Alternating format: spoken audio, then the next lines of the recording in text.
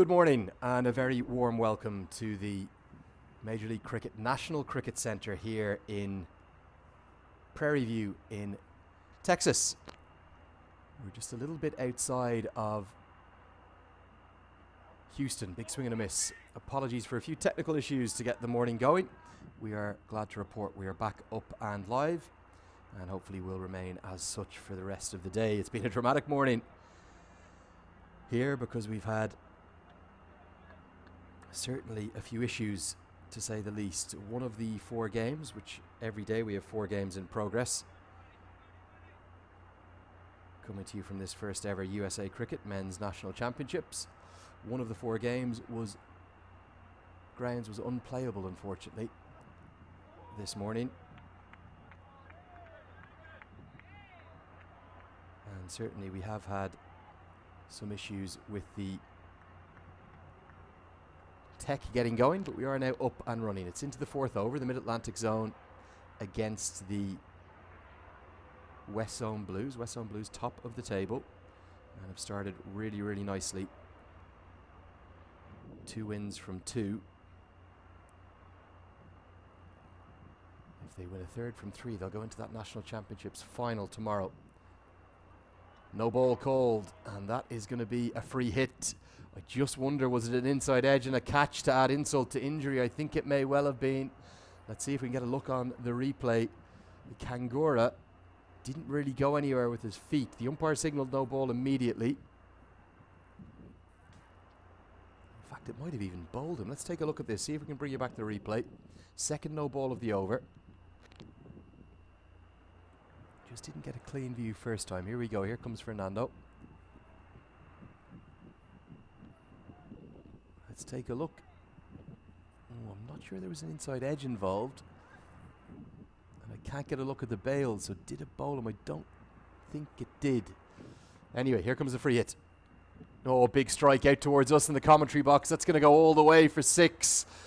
Big, big blow and a great start for the Mid-Atlantic Zone. Kangura goes huge into the leg side. The first maximum of the day. Fernando pays the price for overstepping, and he pays the biggest possible price.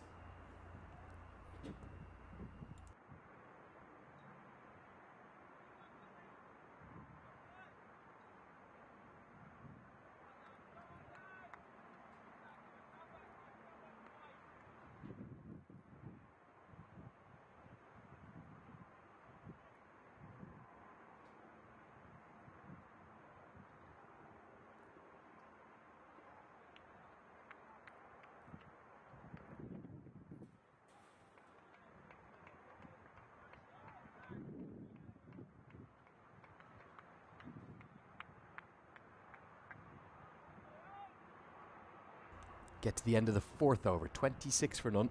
We're bringing those teams and squad selections and all the details at the end of this over. But Kangura's dominated this opening partnership. Just 1 off 5, Ryan Scott. Mid-Atlantic Zone off to a nice start.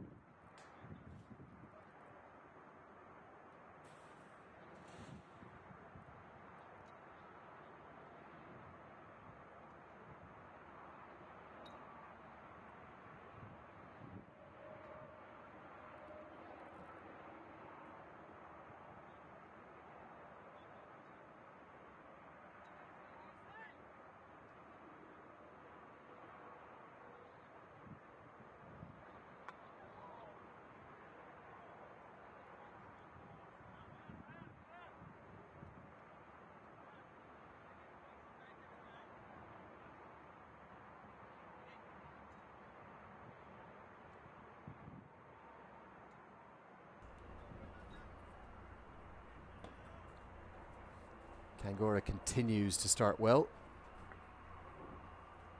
as the highway trucks roll by.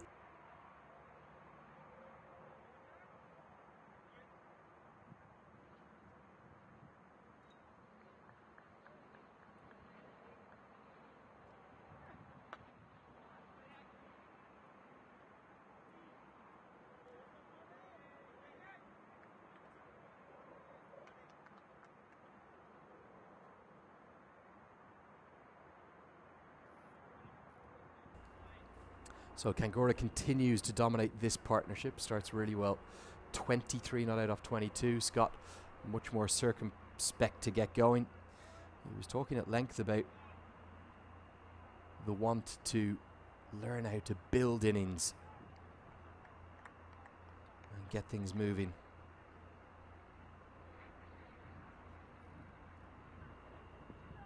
Nicely bowled, beats him outside the off stump. Certainly has the power.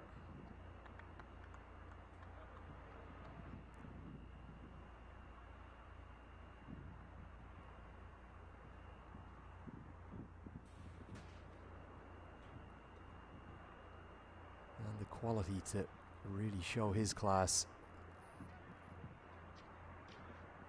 A little bit of talk during the minor league seasons, whether or not Scott might get called into the American senior setup. And with shots like that, you can see exactly why. He's thrown the kitchen sink at that, and that's flown away for 4. A stylish stroke. Real flamboyance and elegance in that shot from Ryan Scott. Over pitch from Van Schwack.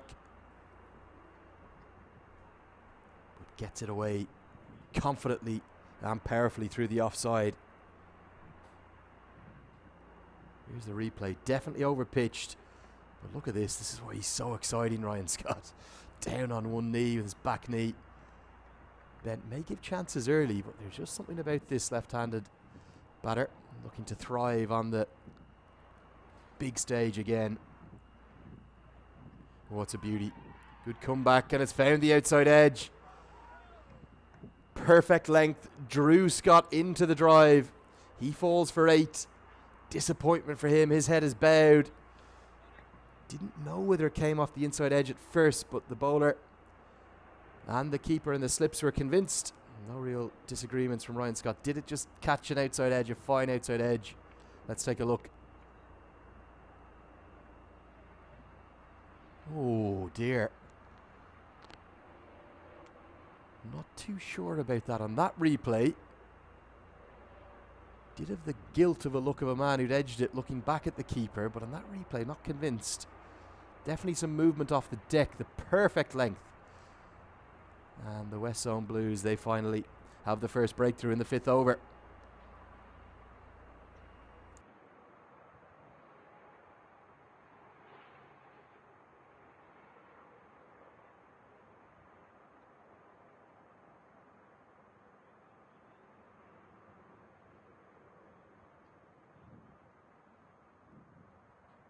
Taking a good close-up on that, and that would indicate, just see if we can get that replay once more with that zoomed in angle. Brilliant work by our tech team here. There's no complaints from the batter, but if we look at that zoomed in replay once more, might have to wait till the end of the over. We won't. Let's take a look here. What do you think at home? Has this found the outside edge? Really nicely bowled by Shadley Van Schwick, and look at this. Here we go. Super slow motion. Great work by the Cricket Club's tech team. Perfect length. That's exactly the length you want to hit. It looks on this certainly like he hasn't got near it, doesn't it? But look at his look back. There's a look of guilt. Obviously some kind of a noise because the finger went immediately up. The keeper and the slip cordon was convinced, but maybe from the angle that we have and the replay, not so sure. Be interesting to hear from Ryan Scott himself if he did think that he got something on it. But for the moment, it doesn't matter. The Mid-Atlantic Zone, they've lost their first. That's a lovely length again. Good from the big, tall South African. End of the 5th, the score 34 for 1.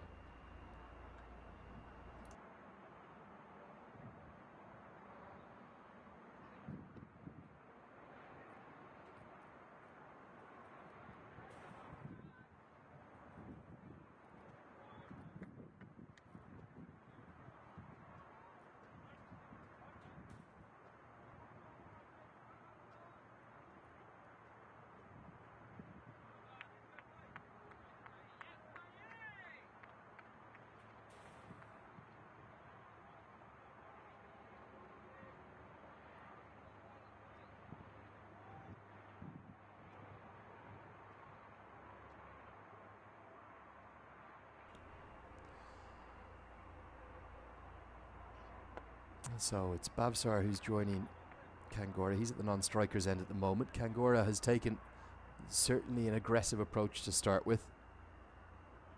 Wesson Blues have been really impressive so far, winning both of their matches. And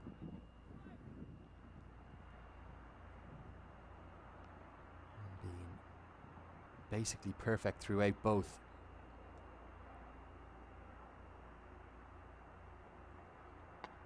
Into the offside. They did need a quite extraordinary innings from a young bowler of real talent, the left armour, who closed the game out against the South Zone.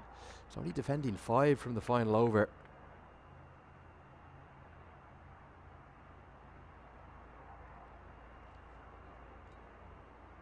But even though that's all he had to defend, Everoy Dyer, the hero from day 2,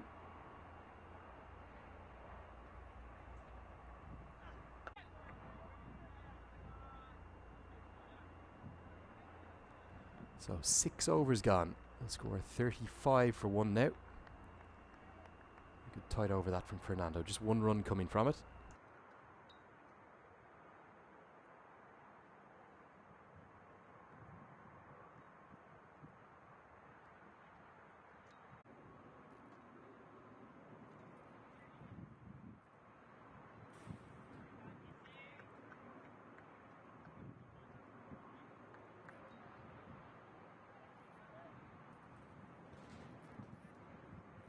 Going to see spin come into the attack for the first time. Nisarg Patel.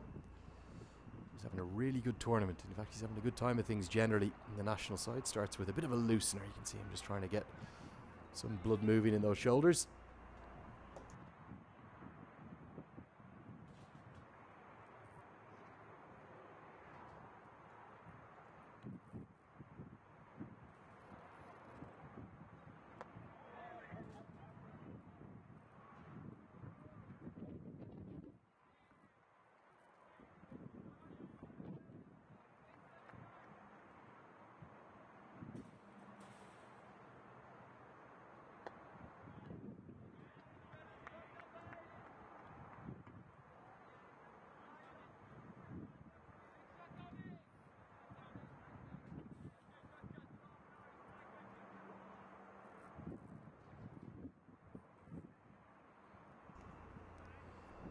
Nicely bowled. A little bit of turn to start with for Nisarg Patel.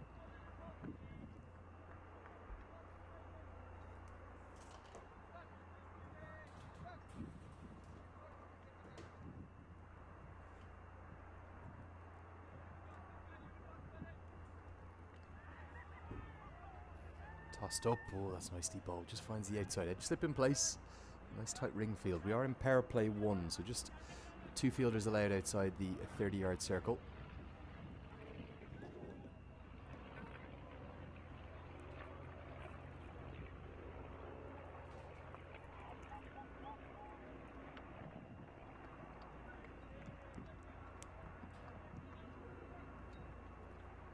As we get to the end of the 9th, 43 for 1, in the mid-Atlantic zone.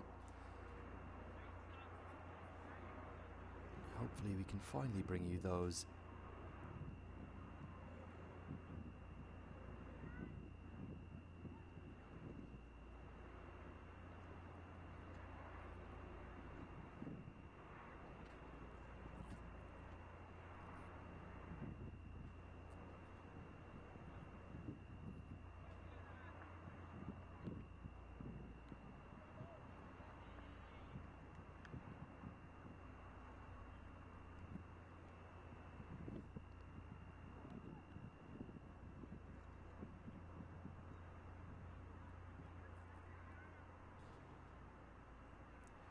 finally have a control panel up. So the end of this over will bring you all the updates, give you the points tables, the squads, the playing 11s today. As Fernando's going to continue. Big, tall, rangy fast bowler, isn't he? Guyan Fernando, one of, I think it's nearly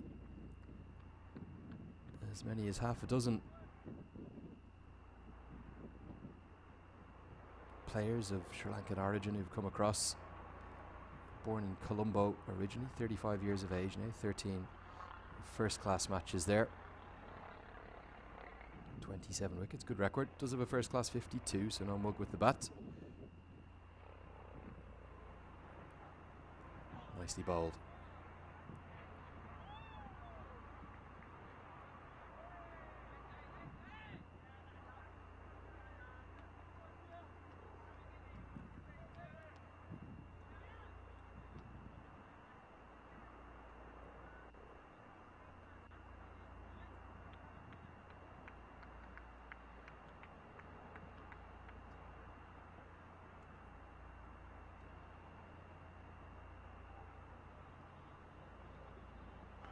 Movement and significant movement outside the off stump. Just gets away with it. Really does flirt with that wide line.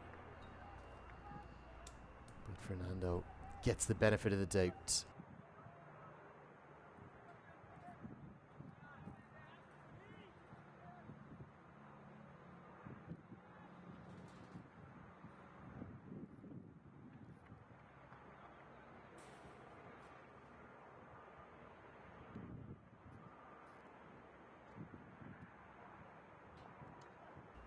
Wide outside the off stump. That one very tight with the wide line again. Fernando, 2 in a row, getting the benefit of the doubt. Umpire's arms stay unextended. Had to think about it, certainly.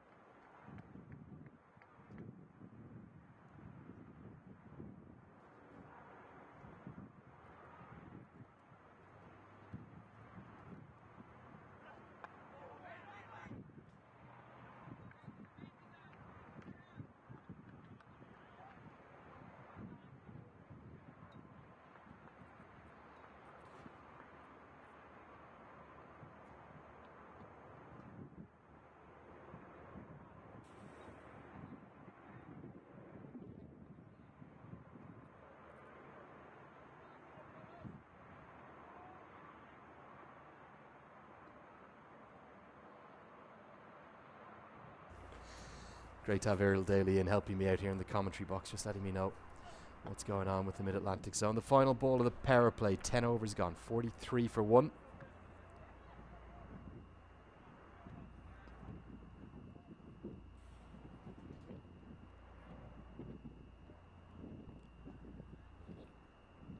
And finally we can bring you these updated graphics with all the goings on. Here we go. So the starting 11, we'll come away from that shot as you bring up these graphics.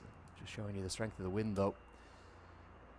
3 players missing out today. Rajesh Behra, he was very expensive in game 2. He's been left out. Milan Kumar sits out. The Delhi-born all-rounder. And the captain of the T20I side for USA, Manik Patel, is still sick. Did play game 2 but didn't look 100%. And he hasn't been able to recover. There's the West Zone Blues side. We'll come back to that in a moment, possibly at the end of the over. There are 3 players missing out. Andres Gauss, Elmore Hutchinson and Vidant Jain. Watchful in defence from Ramratan.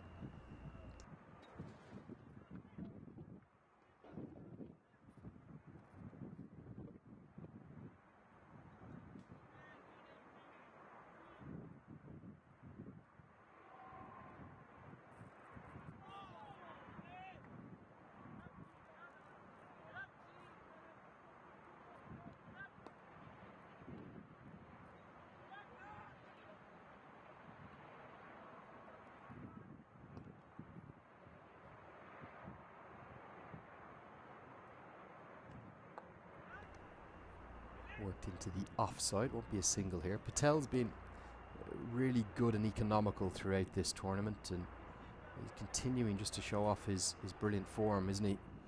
Been so good in recent times for USA, turning into Mr. Dependable in many ways for them in the bowling stakes. Probably their most consistent spinner in recent times. Kareem Agor's had a few issues. Nosh Kenjige actually had quite a good tour of Oman, but he found himself left out for Antigua. Sanjay Krishnamurthy was the 4th of 4 left armers. Again, he found himself left out for Antigua. the youngster.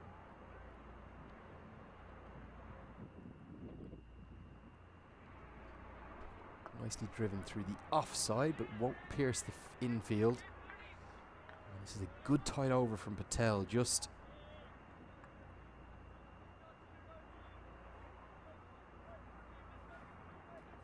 one run, in fact no runs coming off it. Can he close out? One run off his 2 overs so far.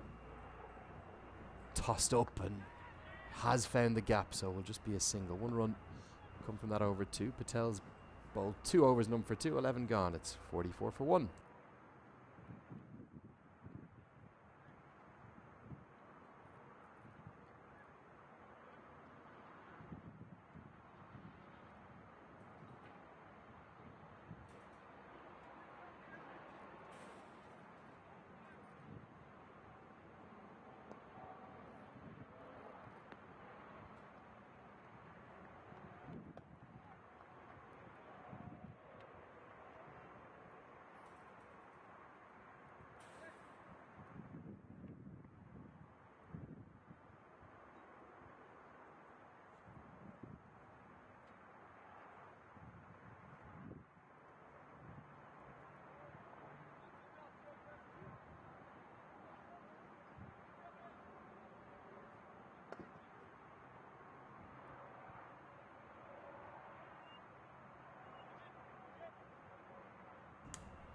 So first change in bowling from the highway end of the ground. We'll see Ayan Desai, the young hero of the game against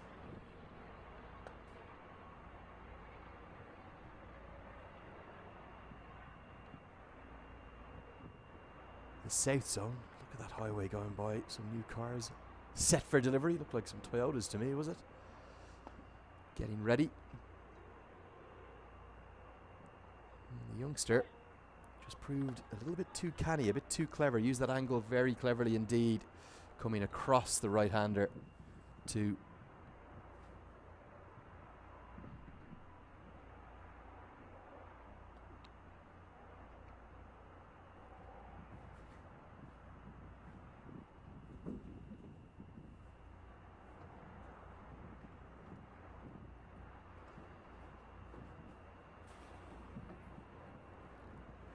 nicely bowled. It is that angle, isn't it? Just slants it across the right-hander. Keeps things pretty simple, the youngster.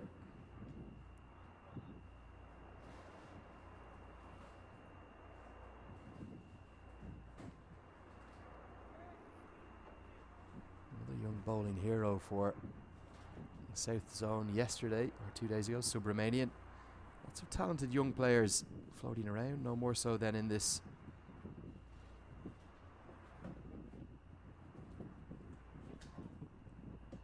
under-19 side. I'm going to bring you those points tables up when we can. Let's see if we can get a look at that now.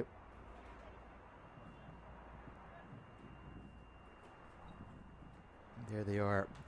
So the 2 sides from the Pacific Coast are in the driving seat at the moment. They win today. Everything's very simple. It will be West Zone Blues against West Zone Reds in the final. If they lose, either of them lose, as the bowler pulls out of his run-up, so we can come back to that graphic.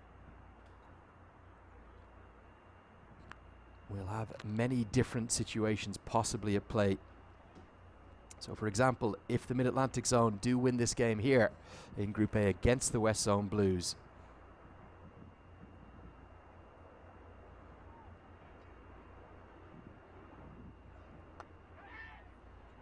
driven through the offside.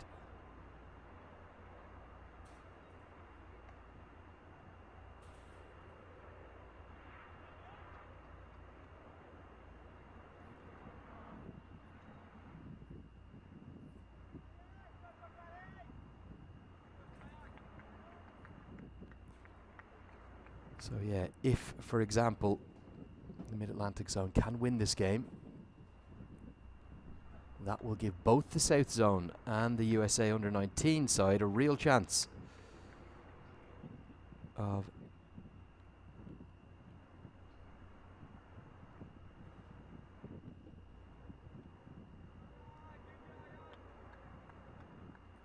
taking the top spot and the qualification through to the Men's National Championships Grand Final, which will be tomorrow.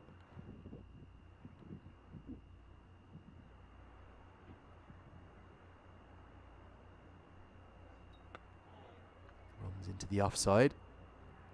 Be a quick single again.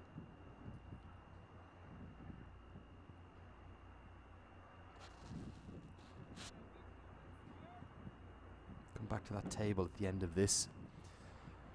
Remember, you can follow the live scores of all the games on usacricket.org. Just click on that Tournament Match Centre when you get into the home page.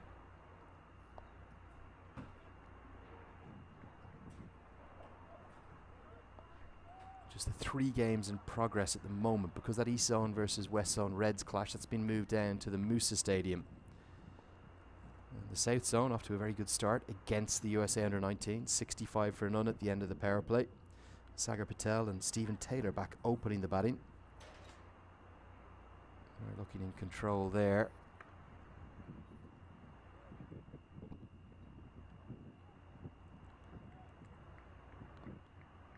And in the Southwest Zone game against the Midwest Zone, they've lost 2 wickets, but they're going at a run of ball.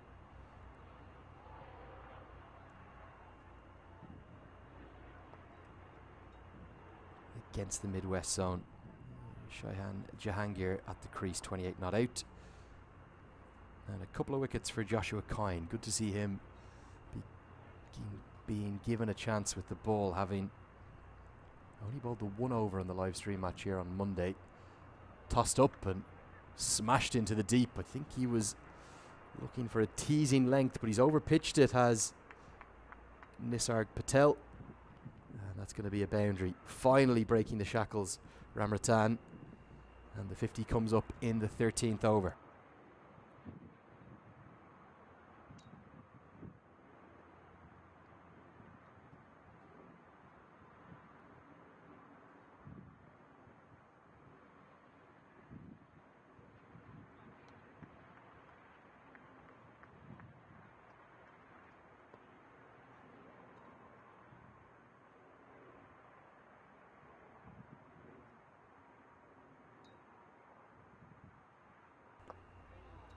Yeah, Ram Rattan, the pronunciation of Raymond Ram Rattan's surname. Might have been getting that a little bit wrong on Tuesday. I had a chat to him back at the team hotel, and he accepted my sincere apologies. 112 players here. Certainly trying to get to know them all has been a real pleasure. This one hit into the leg side again, and a poor effort in the deep. Nisarg Patel disgusted. Look at him. If looks could kill, he's even holding the arms out now. He's saying, what was that?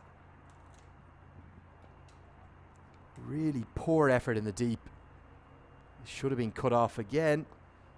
Probably not the best delivery. Too full from Patel. And look at this. Let's take a second look. Just ended up almost leaving it onto the rope. 2 boundaries in the over.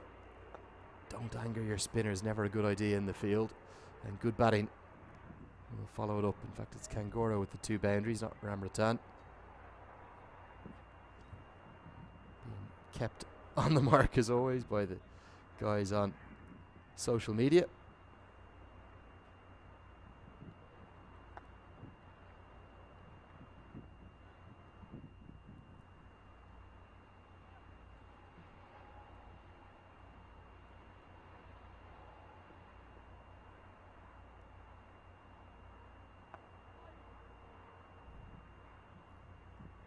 So that'll get us to the end of the 13th. 9 runs coming from that over.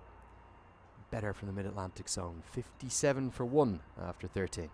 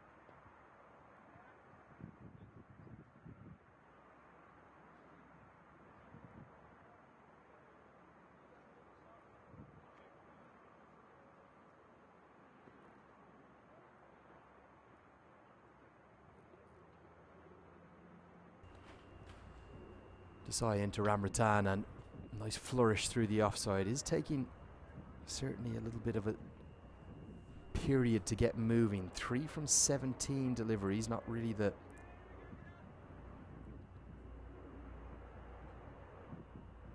kind of strike rate you'd be looking for. Always have time to catch up though in 50 over cricket, which you don't really have in T20 cricket.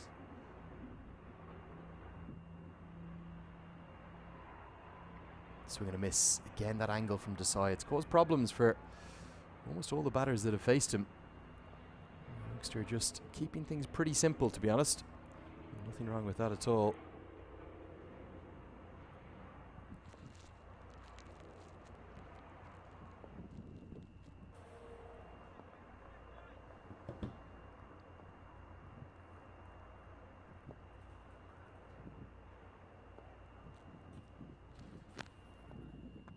Driven straight to the mid-off fielder.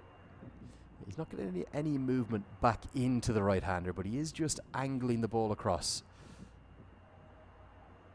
Not doing anything more than that, but he hasn't needed to yet.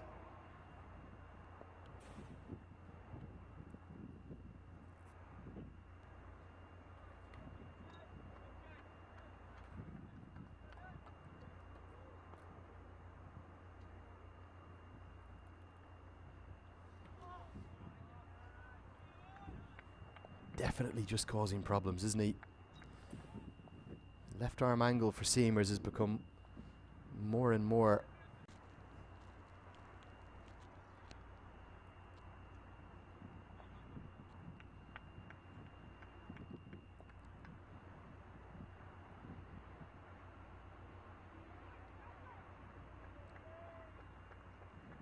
so 14 overs gone. It's a little bit less than 5 and over. 4.29 at the moment.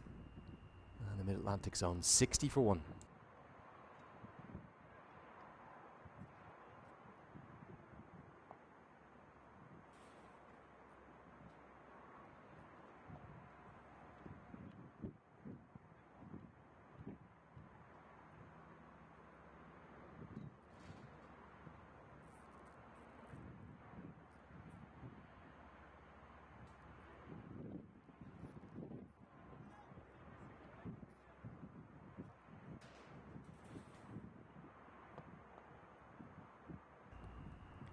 Worked into the leg side. Going to be a quick single this time. Nisarg Patel continuing despite that expensive over.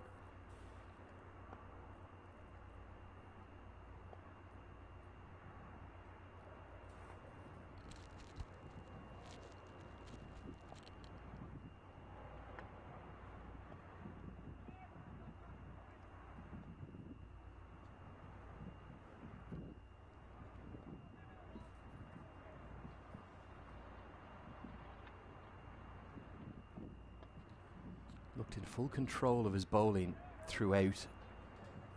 Nisarg Patel. Definitely caused problems out in Oman and then in the shortest format in Antigua. Tossed up, look at that teasing, isn't it? Better length this time than the full toss. The last one was tossed up.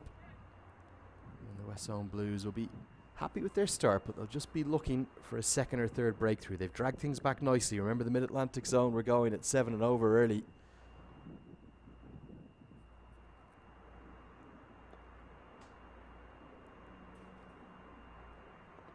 Sweep shot this time, just a stifled appeal, only from the wicket keeper. Definitely going down the leg side.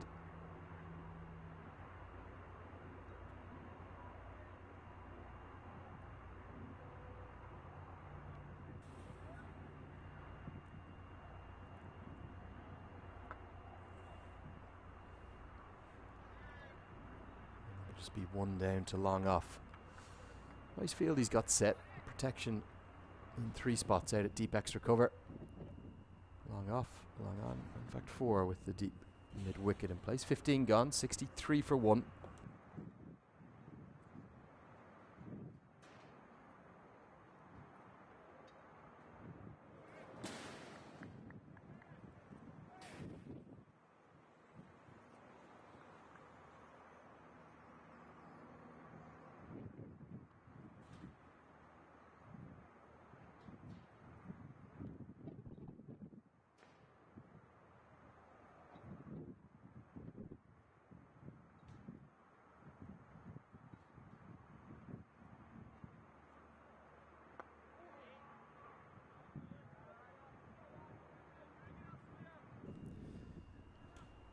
So Ramartan continues to battle. Not being fluent at all. Kangura on strike though. 5 off 21 for Ramartan. That strike rate under 25. Not the way you want to be going. Does he have it in him to catch up? That's the question. Kangura, who has been striking at well over a run a ball for the majority of his innings.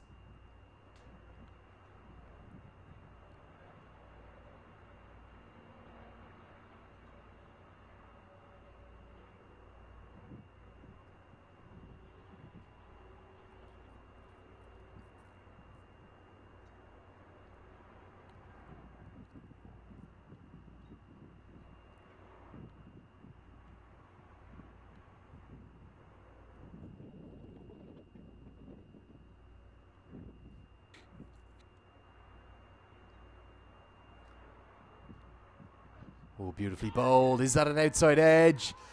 No, the umpire is unmoved. It was full. It was very full indeed. And the youngster was convinced there was an edge. Bat coming close to both the ground and the edge. Let's take a look. Oh, I think that's a good decision. I think the off-cutter has missed the outside edge, and that's a really good decision. Just struck the ground.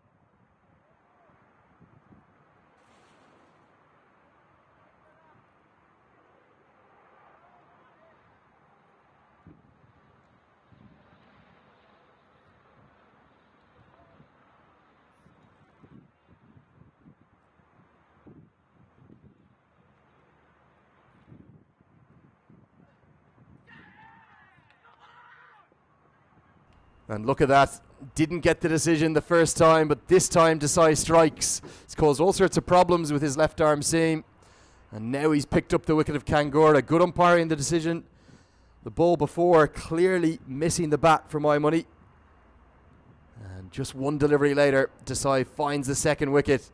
I think the Blues are moving on top of this game now against the Mid-Atlantic zone. Here's the delivery. I think it's the off-cutter. And yes, certainly an edge this time. So not an edge the ball before, but the finger goes up. Great umpiring. Good to see.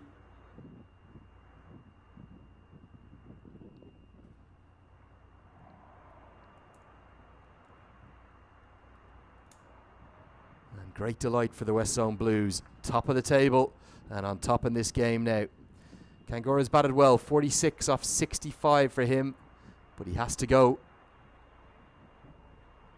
And the Mid-Atlantic zone, 63 for 2 in the 16th.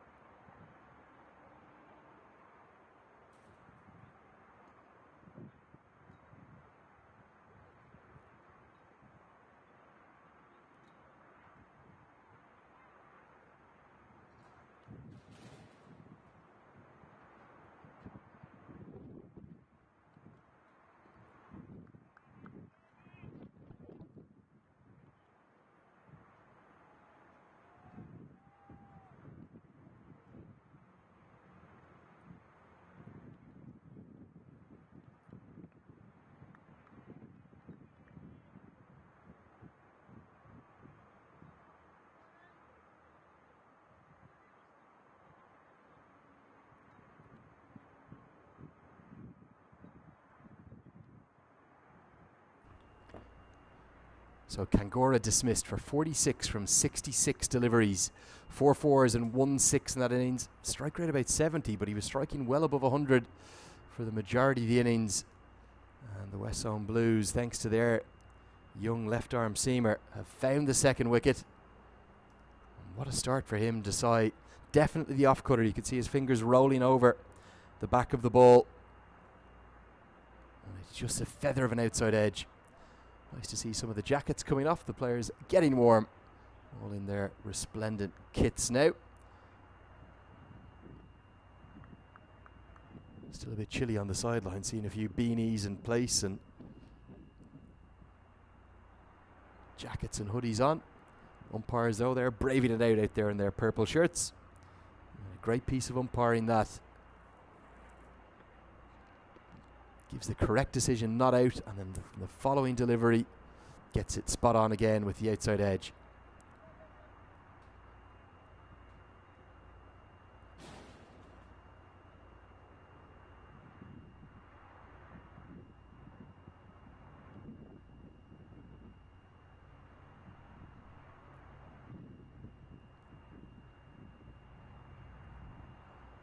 Nicey ball by Desai, just angling into the pads.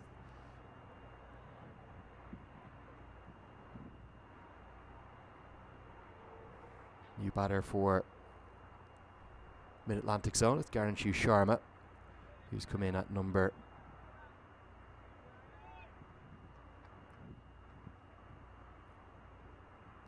4. Issue for the Mid-Atlantic Zone, not necessarily the second wicket, it's just the runs have dried up. For the first time they've dipped under 4 and over. And that's really what has brought about the pressure.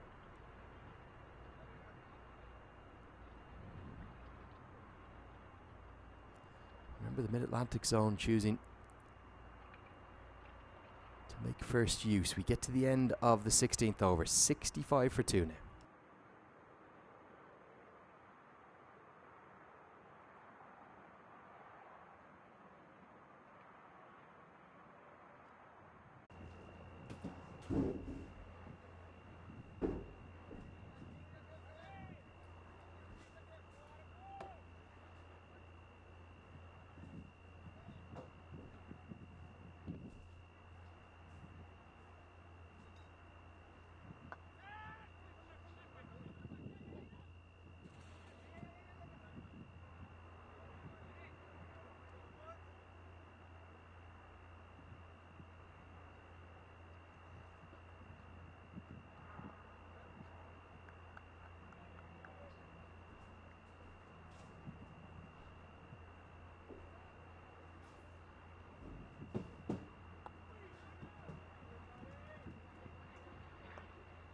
So our sincere apologies for those issues we're having this morning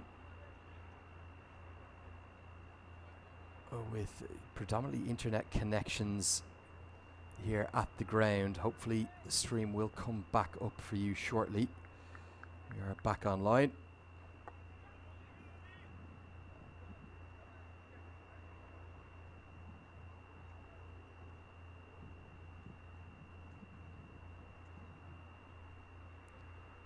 Still yet to take a drinks break, or an official drinks break as far as I'm aware. Perhaps the players and umpires deciding they'll just take the one today with the way the weather is.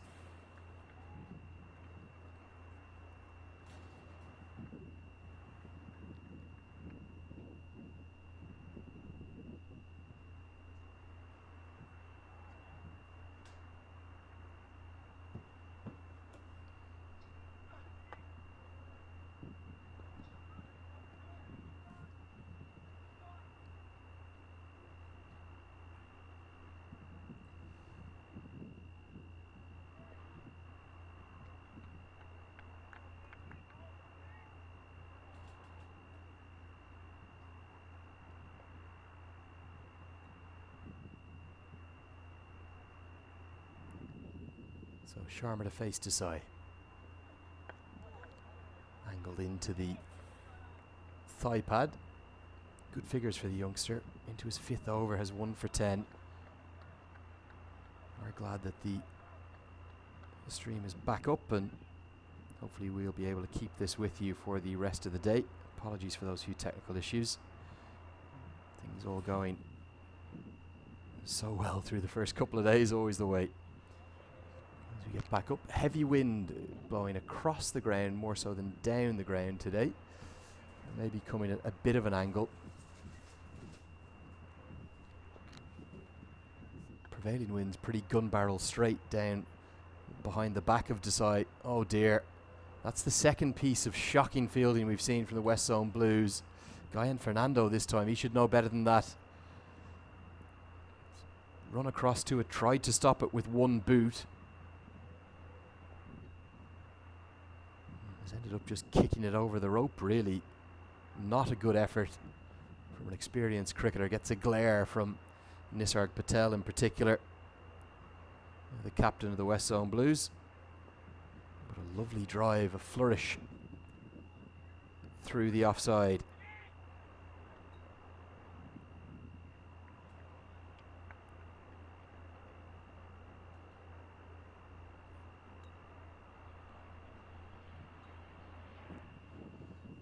Mid-Atlantic Zone run rate, they're going to want to start to get that pushing up towards maybe 5.5 and over if they can. If you look at the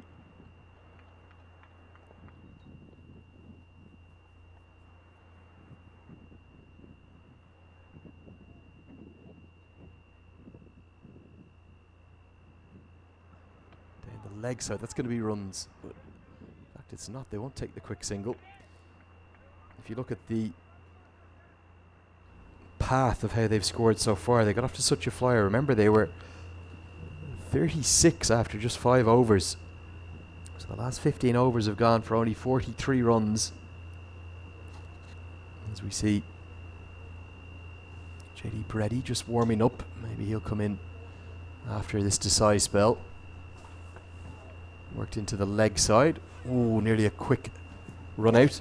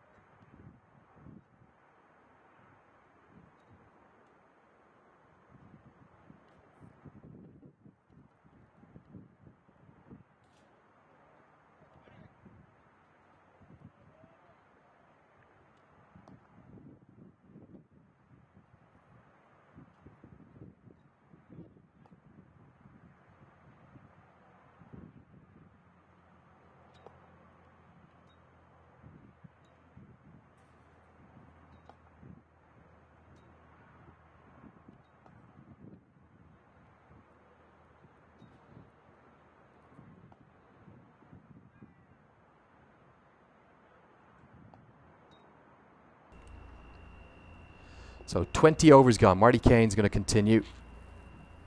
You're watching the USA Cricket National Championships live here from Prairie View in Texas, about an hour and a half outside of downtown Houston.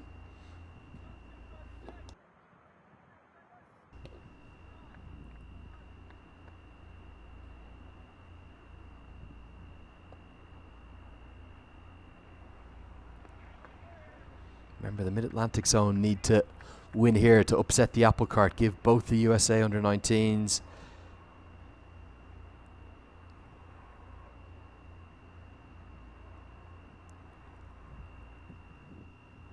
and the South Zone a chance. Good diving stop, but won't be able to prevent the single. Might have saved at least a couple of runs though. Athletic effort from Marty Kane. The New Zealander spends his time up, I think, in Seattle. Someone will correct me if I'm wrong on that. On the West Coast. Does a huge amount of coaching as well. Worked into the leg side. Should be a couple of runs. Ramratan really battling. He's finally got into double figures, but 11 off 32 deliveries. Taking an awfully long time to get any sort of momentum.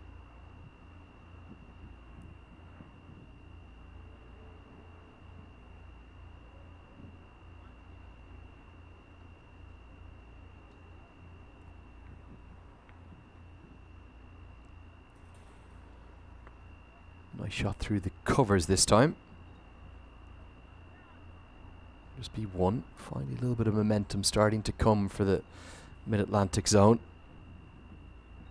I think they might be a little bit disappointed with their efforts in the tournament so far. They really should have closed that win out against the South Zone. That Everoy Dyer innings was something very special. But I think if they reflect,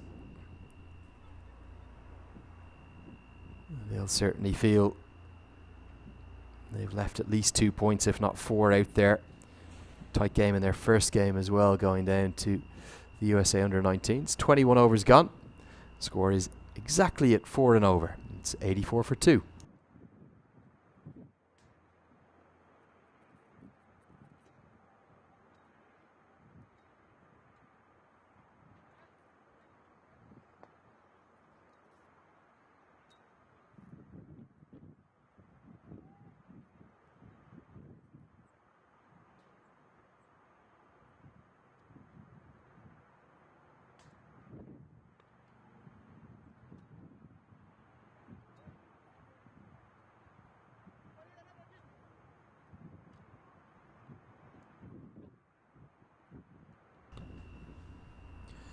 Some action there from between the south zone and the midwest zone. Obus Pinar, big tall South African, he's bowling his left arm spin.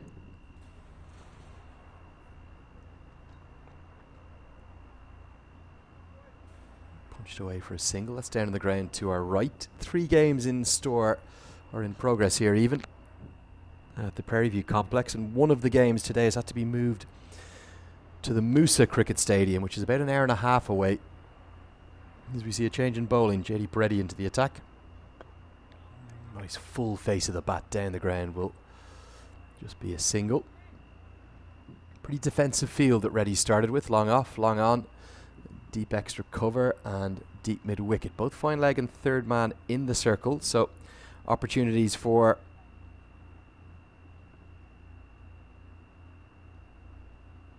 paddles or the ramp shots.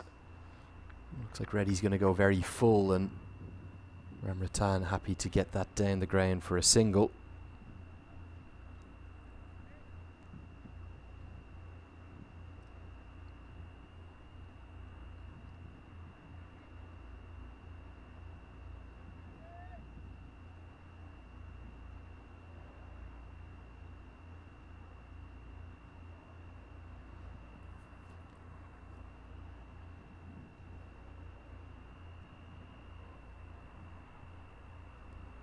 Cut away. It's a nice shot, but it will just be the single. Straight out to that sweeper. That's Guyan Fernando. They'll be keenly looking over the USA under-19s and the south zone at this game. Cheering on the Mid-Atlantic zone. If the Mid-Atlantic zone can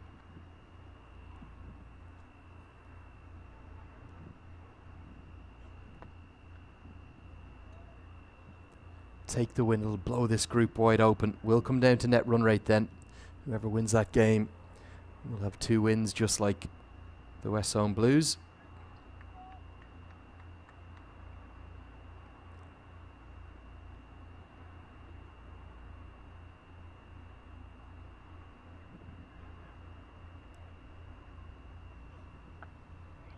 Nice shot, but straight to the man.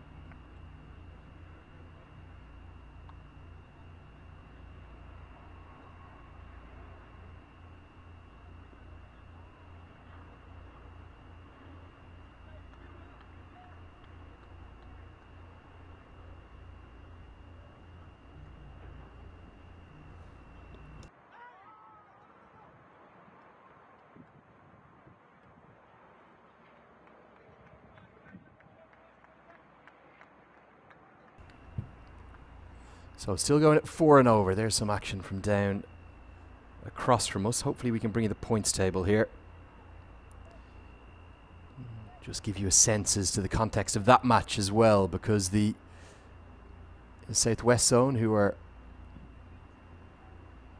playing against the Midwest Zone there, again, they both need a win, and they need the East Zone to do them a favour and beat the West Zone Reds.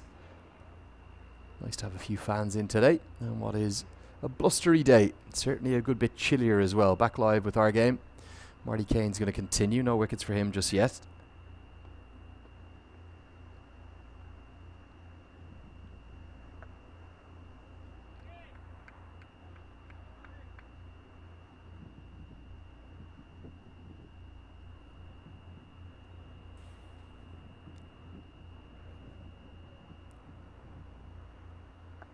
Tossed up really slow through the air and mix up, but they do get through. It was almost a stutter step, wasn't it, from Ramratan? Second mix up between these two, but this time they get through.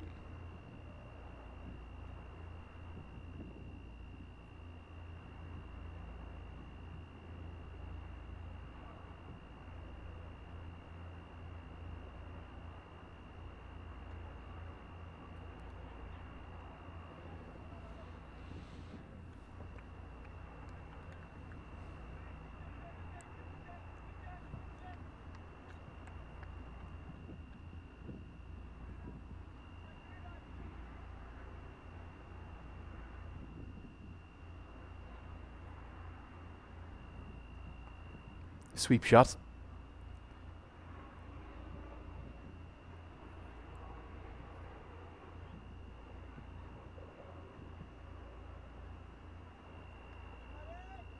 Nice to see some boundary boards being put up. That's the new Corey Anderson cricket project there. See the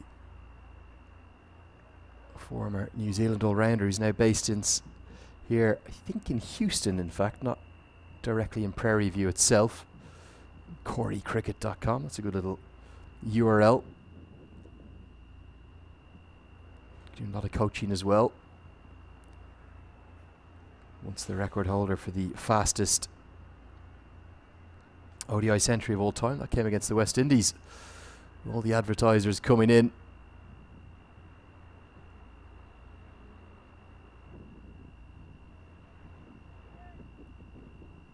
In time for the Men's National Championships final, but not an easy job for these guys with the way the wind is blowing. They'll get them all up eventually. Get to the end of the 23rd, 91 for 2.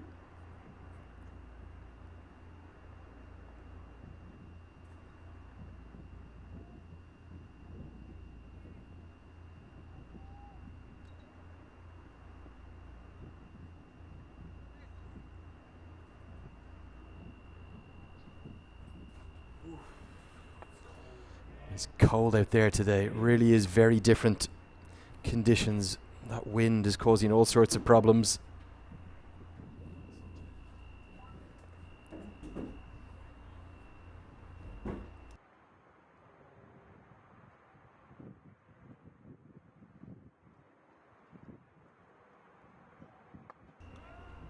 Cutaway, going to be runs here behind square on the offside. Finally, a little bit of movement for Ramratan. 18 off 40, still striking at less than 50%.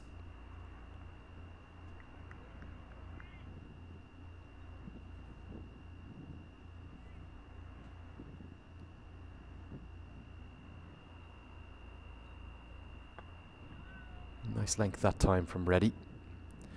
Did leak a little bit too full at stages.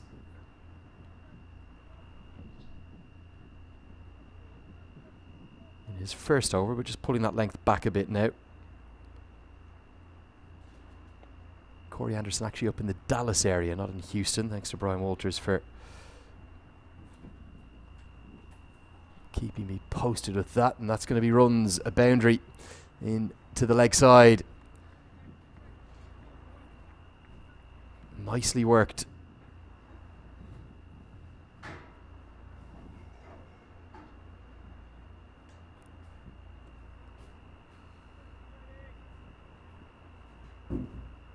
Almost a bit of a pull shot, wasn't it? Just off the one leg.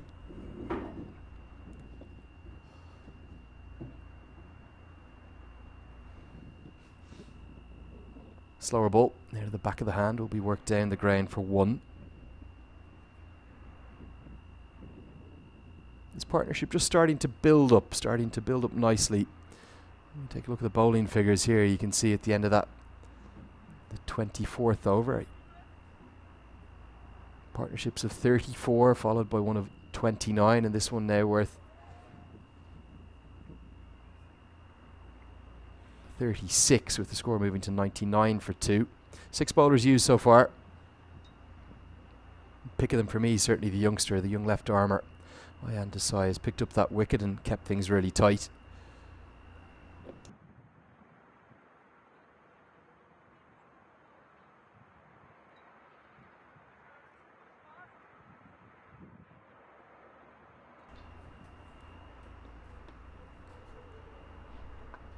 Kane continues with that funky action of his.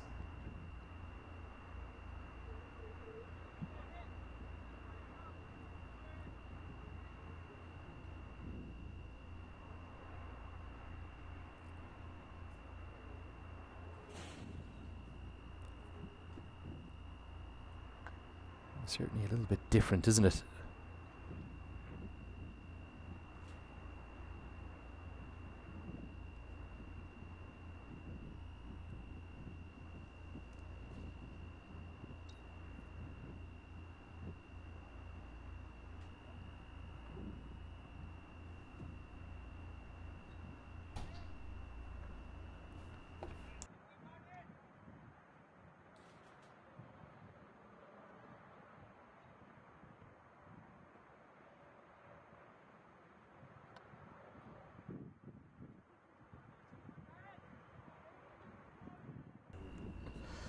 So the 100's come up now in this over, and Ramartan starting to get moving. Picks up another 2.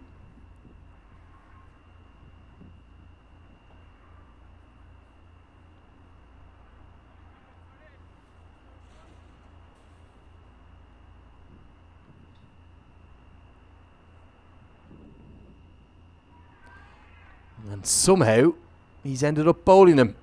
I think this has come off the inside edge. It was wide outside the off stump. Just as Ramartan was starting to get going, the New Jersey man has chopped on. If anything, Kane's lack of spin here has done the damage. But let's take a look at the replay if we can, to see exactly what's happened here.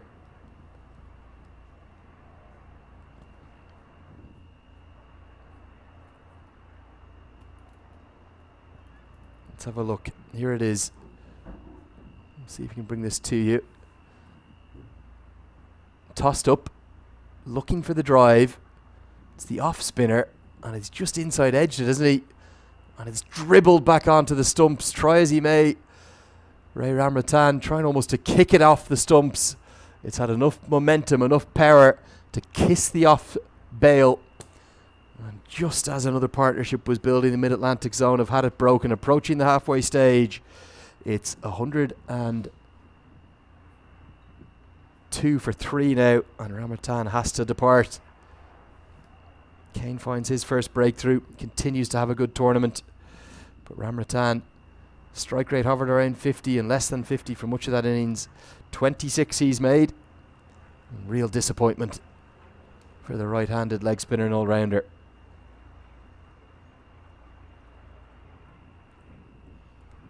As we get to this halfway stage, let's take a look at these state of play in the 2 groups, Group A and Group B. This is game day number 3, moving day, the final day of the USA Cricket Men's National Championships.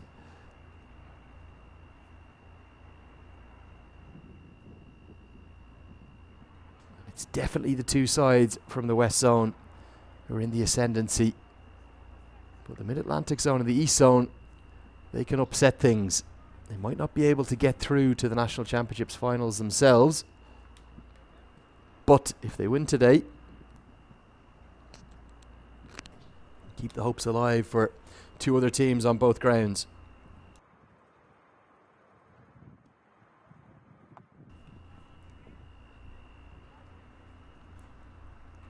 So Marty Kane will close out that over. He's got 1 for 20 halfway through his 10 over allocation. Hiren Patel in now number 5, and the Mid-Atlantic Zone must be thinking up towards the 250 mark. 200, 220 might not be enough.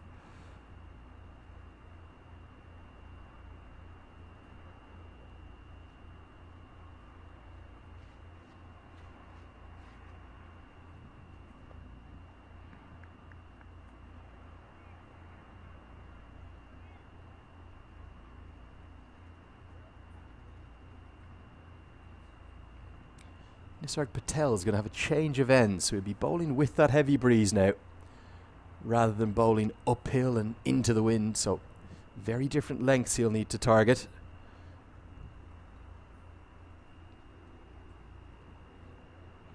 Left arm spinners coming in from both ends, working in tandem.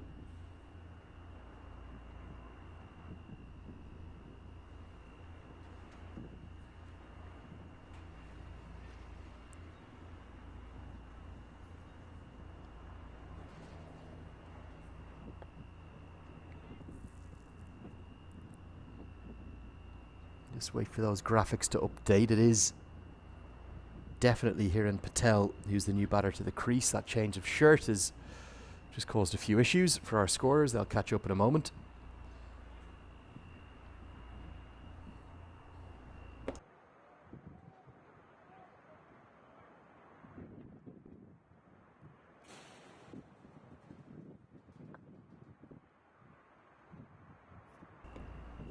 Definitely on the naughty step at the moment, the Mid-Atlantic Zone. All these changes of shirts, changes of numbers. Gotta wear the number allocated to you, surely. Great kit, the new T10 Sports kit. You can see it being worn by all 8 sides here. 7 zonal teams alongside the USA under-19s.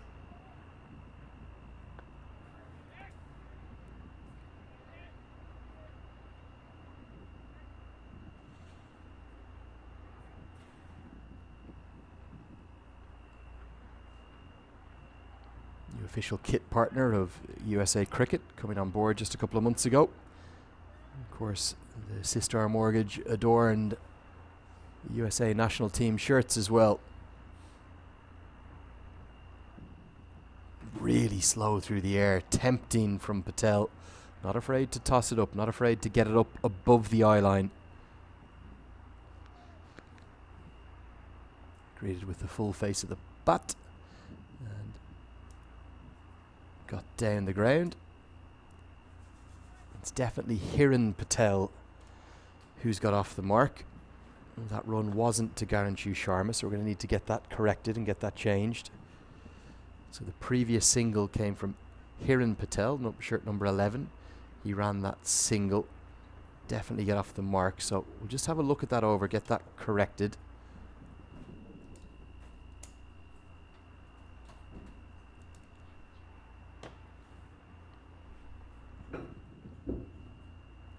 And we'll get the graphics team to catch up in just a moment.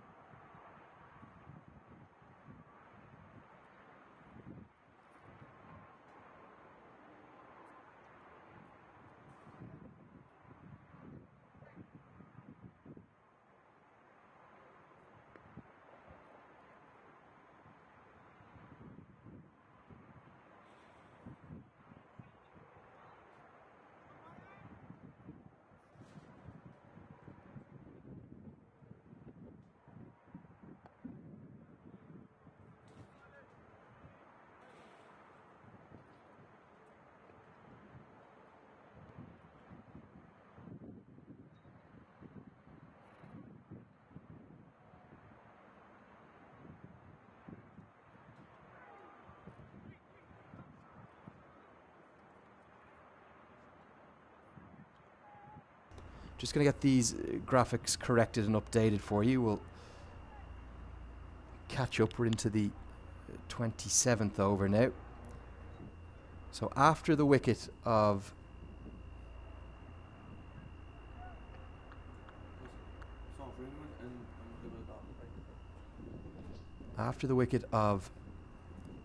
Ramratan, it was the new man to the crease, Hiren Patel. So the first ball after Ramratan was at the crease, we saw a dot ball to start with. We'll just get that checked as we catch up. Here's the first delivery. Our apologies for this, just having a few technical issues, a few challenges today on day 3, driven into the offside, straight to the man. So we'll catch up pretty quickly now.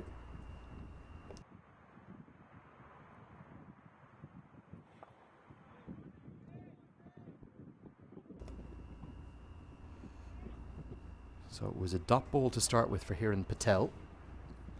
And then from the following over, which was Nisarg Patel back into the attack for his first over from the highway end of the ground. We'll take a look what happened. Just getting these graphics updated as we speak in the 27th over here now. Driven, but again straight to the man.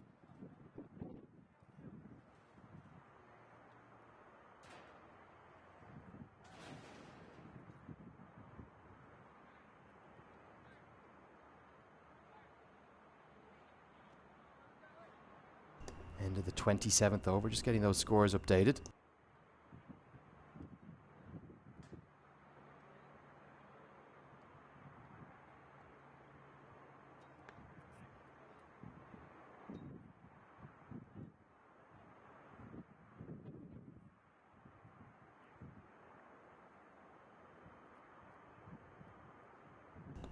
We're just updating these graphics as we speak, which will sync automatically on your screen.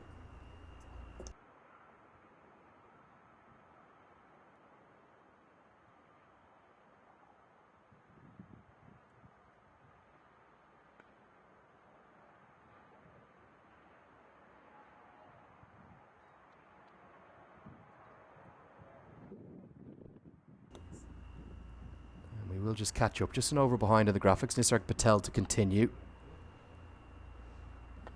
Nicely driven down the ground. That'll be a quick single as well. Two batters just rotating the strike at the moment.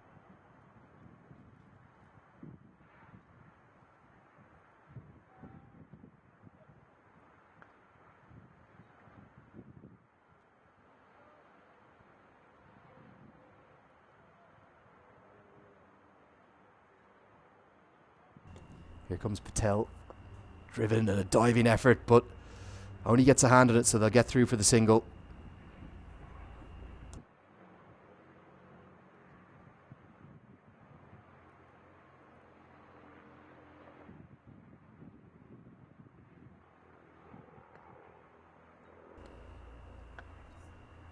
Cut into the offside will be a quick single.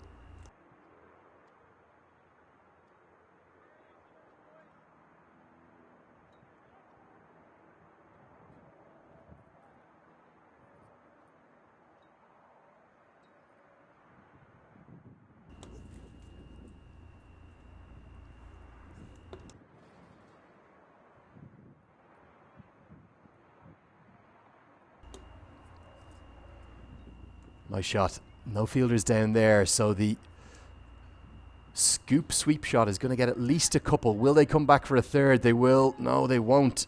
Decided at the last minute not to come back for a third, so 2 runs, good innovative batting. Still getting those graphics just caught up for you now. Nice manipulation of the field from Hiren Patel.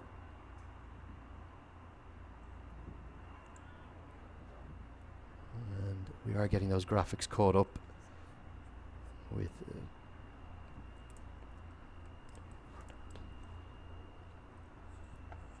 cutaway, going to be runs and just the single out into the offside.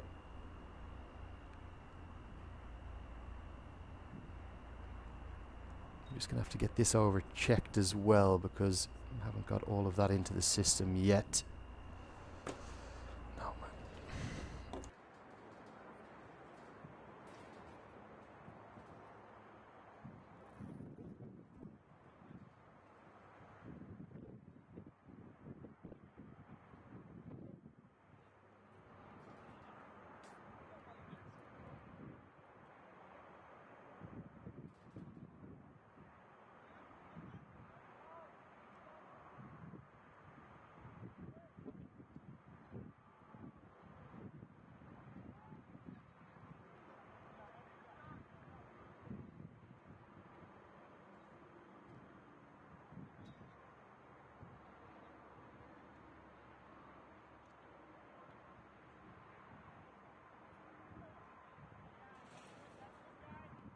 So going to be a change of bowling here. We'll see Shadley Van Schwack come back into the attack from the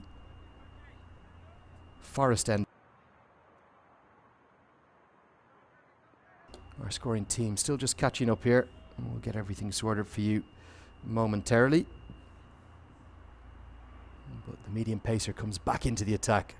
Starts and finds the outside edge, but the slip fielder very deep indeed, so that hasn't quite carried to him. Not sure why Nisarg Patel is so far back there for a slip. It wasn't like that wasn't a proper edge. It really was. But interesting to see the West Zone Blues going back to the medium pace. Medium fast of Van Schwack. That's work behind square on the offside for what should be just the quick single.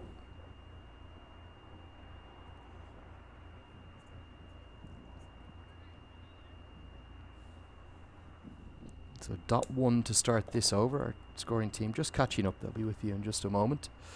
Into the 29th over of the innings here now.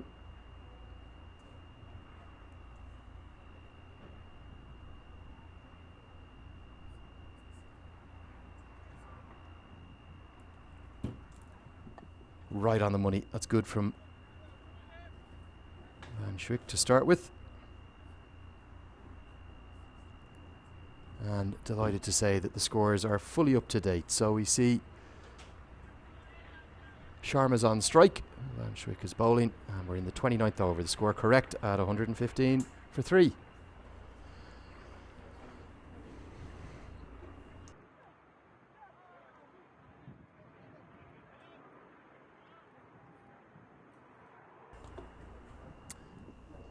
Dramatic start to the day. Lots going on, to say the least. We've had matches moved out of here in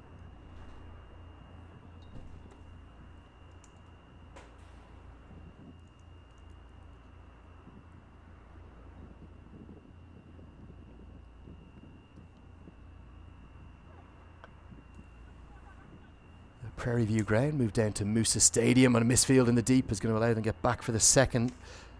West Zone Blues fielding's been pretty poor to start with this morning. Ryan Begani this time it is out in the deep.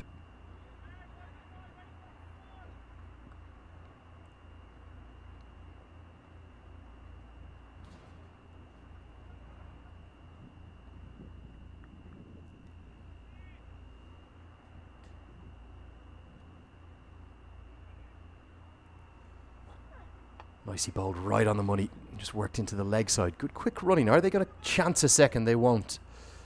Sharma's been busy at the crease since he started with.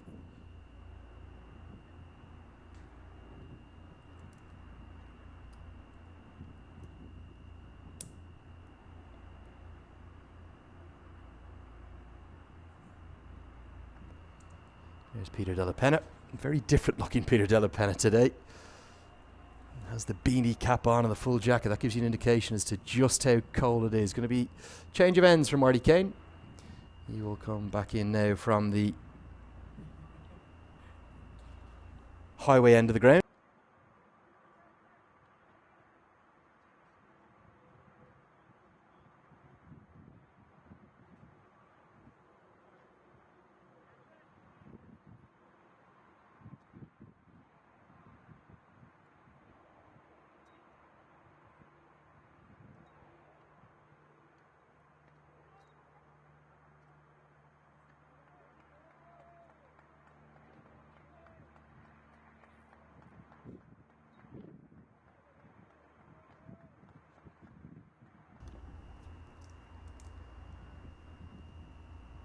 Bit of a hold up in play here. Just seeing, I think it's a new set of gloves being run on for Garanshu Sharma.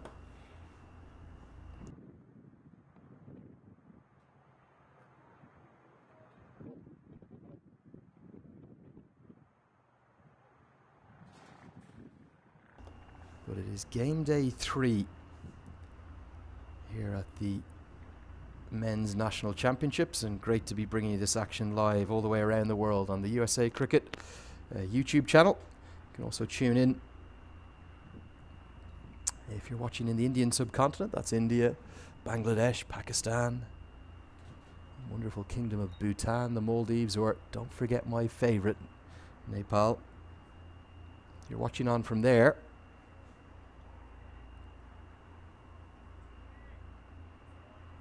You'll be watching on FanCode. That's the Dream 11 app, and our thanks to FanCode for their support. I'm sure some of you watching on enjoying some fantasy gaming as well. Picking out your favourite players, deciding who it might be that you think will star today. Marty Kane, he's been one of the stars of the tournament. Just pulls out of his action. Such an unorthodox action. I hope Marty doesn't mind me saying that. We've seen more and more these days in T20 cricket in particular. Unorthodox is a good thing. It causes problems. Just creates something. Oh, the hat's blown off. Look at that right in the middle of the delivery. Our poor umpire is going to have to go chasing after that. A smile and a laugh from Marty Kane. There he is. Hat goes back on. It's a windy day.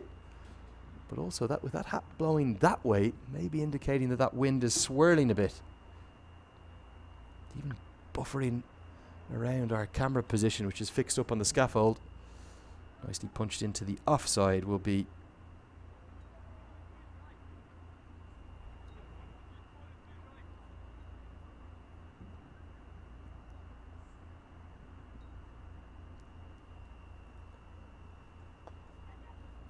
doesn't park good side spin on the ball. Seems to have one that goes on straight as well.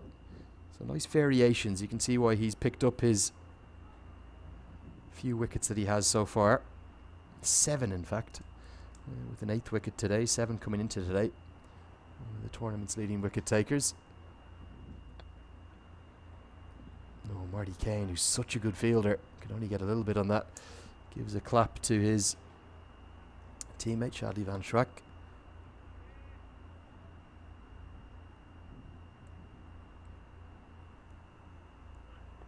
Down the leg side. I think that's going to be given as a wide.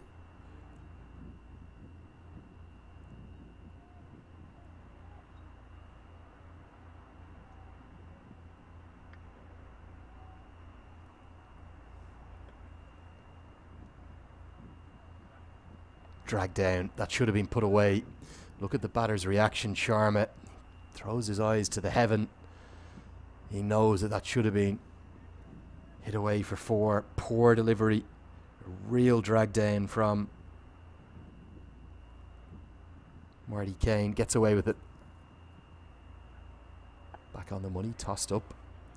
Doesn't really feel like a spinner's kind of day with the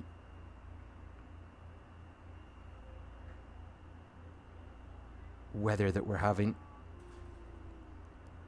Very different. Amazing what a difference 2 days makes. Glorious sunshine and real heat in the weather a couple of days ago. 30 overs gone. We're 3/5 of the way through the first innings of game day number 3. The umpire may be just calling in time for drinks. We do need a drink at some point, surely. 121 for 3. There are those 2 umpires. Colin Edwards, who's standing at the Forest end, and Partha Pathak. I was having a chat to Partha back at the hotel last night. He was, get his surname correct in a moment, Partha Patanik, who was talking to me about how he idolised Simon Teufel, the famous Australian umpire, growing up.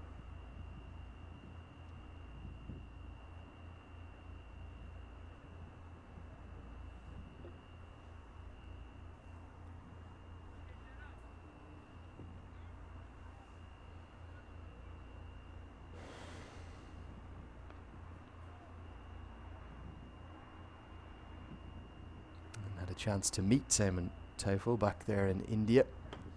Oh, nicely bowled. That's right on the money, isn't it?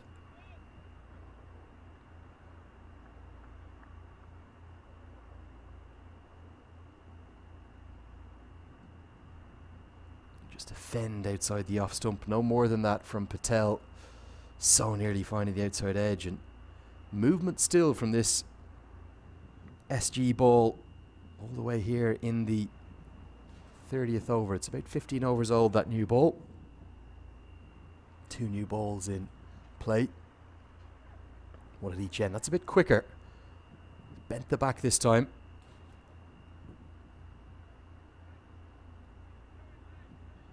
We'll try to get you some updates from around the grounds, maybe at the end of this over. See if we can check in with that game that we can see here behind us.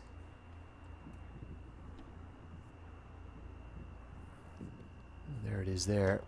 It's the Midwest zone against the Southwest zone, the home side. Southwest zone batting first. Nicely played. Gets it down to 3rd man for a single. Patel, he'll move into double figures. And we'll give you a bit of a score from down there. Across to our right. Good to report that all 4 games up and running. East zone are in trouble in Musa Stadium. They're 30 for 3. The Southwest zone, though, in a great position. William Luddock's just moved to 50. Being joined by Sushant Madani, who's 37 not out. Sujith Gowda made a duck in that game. Worked into the leg side. Sharma continues to impress here in this game. And the other match, the South Zone against the USA Under-19s. They also continue to impress. 3 wickets they've picked up. All 3 going to Ali Sheikh. He's picked up 3 big scalps. Stephen Taylor for 29. Sagar Patel for 37.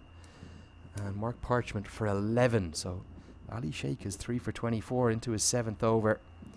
Good stuff from the 19s. They've shown they are more than worth their place here. Remember, if they win here and the Mid-Atlantic zone get across the line against the Blues, they're going to be in the game. A big hit finally. We see The shackle's broken and it's gone all the way for 6. Just slightly misdirected the bouncer. Probably wanted to keep it more outside the off stump than that. But a nice pickup from Patel. Gets his first maximum. Always love to see a batter batting in spectacles, being bespectacled myself. And one of my bespectacled brethren has picked up that length early. Gets the hook shot away for 6. And maybe this partnership will grow to put the Mid-Atlantic zone on top. 31 gone, 1-3-1 for 3.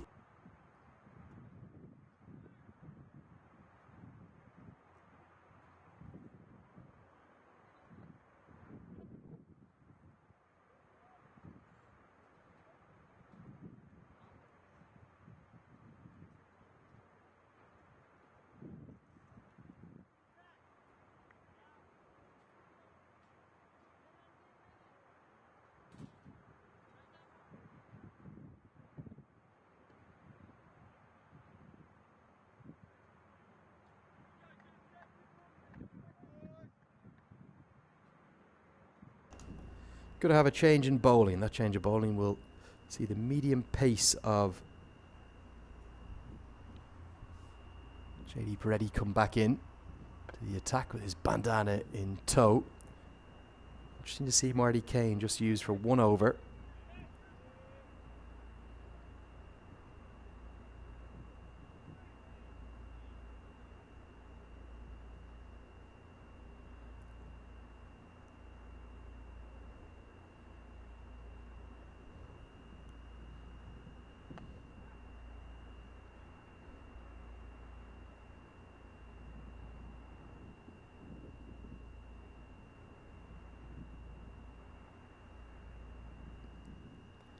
A lot of threes up on the board there. 1-3-3 for 3. Who is going to take those 2 National Championships final spot tomorrow? No ball signalled. A shock from the bowler looking back. He can't believe he's overstepped. But Partha Padanak has seen the front foot go over and the free hit will be signalled. Will be Patel on strike, so they can change the field. Let's see if we can get a look as to if he's overstepped here. Terrible angle to tell from, of course, straight behind the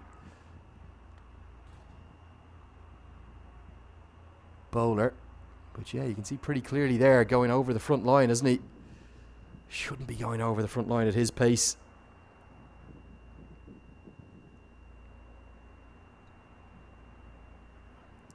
Oh, big hit attempted. He hit the block hole.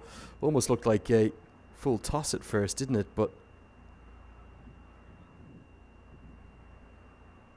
did manage to deceive the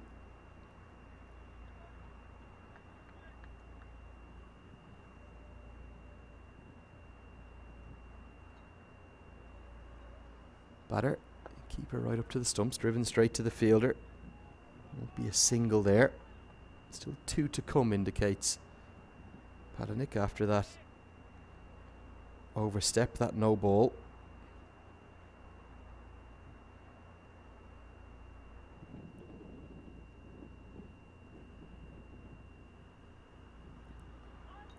Thuds into the, maybe the thigh patter. Is there a little bit of bat on this? Let's wait for the signal. Yeah, giving us runs, maybe an inside edge or a bit of glove. Has kept that in check. Trying to bowl that stump to stump line, isn't he, Reddy? You can see exactly what he's attempting to do. But at his pace, you've got to be incredibly consistent in terms of your lines and your lengths down the leg side. And that's not an accurate line or length. A freebie. All he has to do is get something on it. And real disgust from the fielders in the deep. You can see it there, Ryan Bagani down on his haunches. This is a poor delivery. All he has to do is whip that away for a boundary. Good finish to the over for the Mid-Atlantic zone. They're looking well and truly in the game now. Good 4th wicket partnership, this one. It's 140 for 3.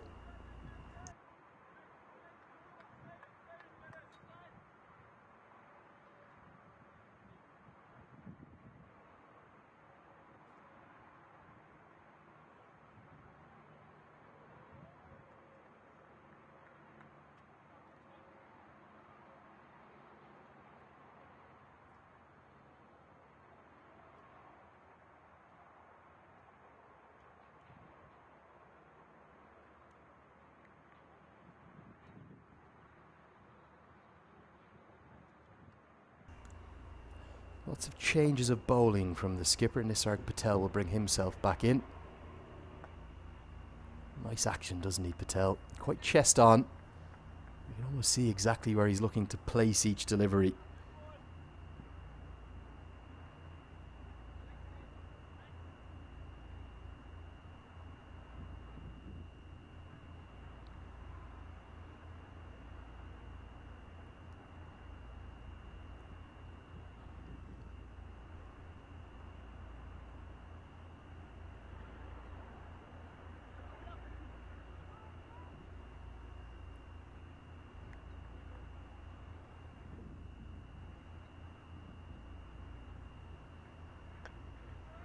Work back to the bowler this time.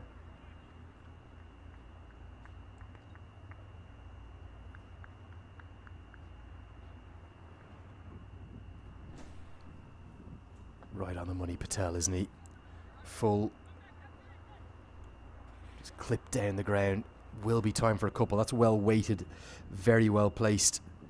Just got enough of it to not hit it too deep. So it would only be the single, and Sharma and Patel communicating well to get back for a couple.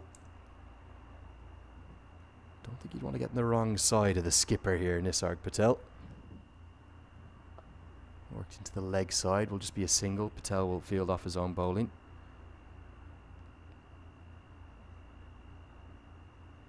I'm glad to report that after a dramatic start, some issues with the pitches, the scoring, with all sorts.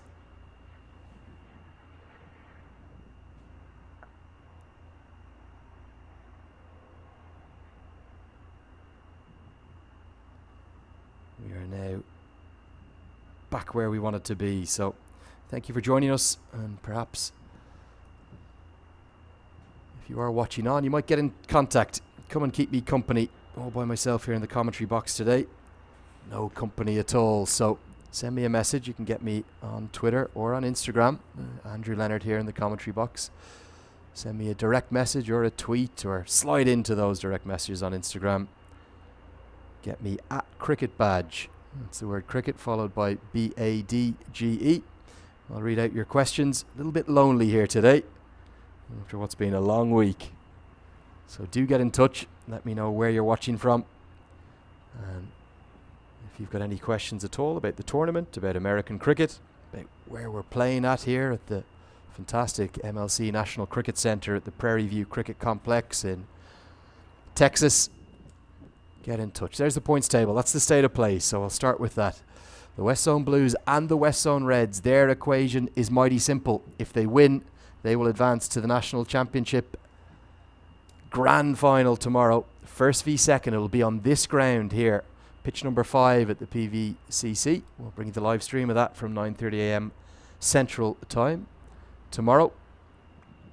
But if they lose, they could still have a chance depending on the net run rate situation, but I think you'd probably fancy some of those sides in second or third.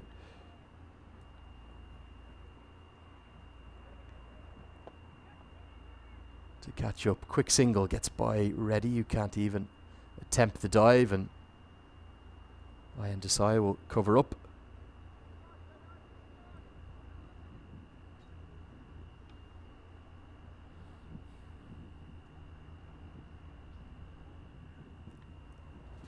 See the fielders there almost shivering in the deep, aren't they? Poor Ian Desai.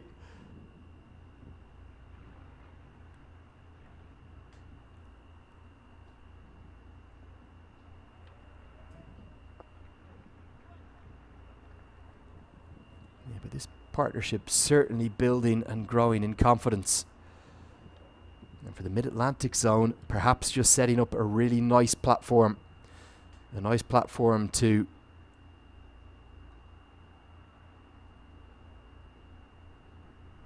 build from.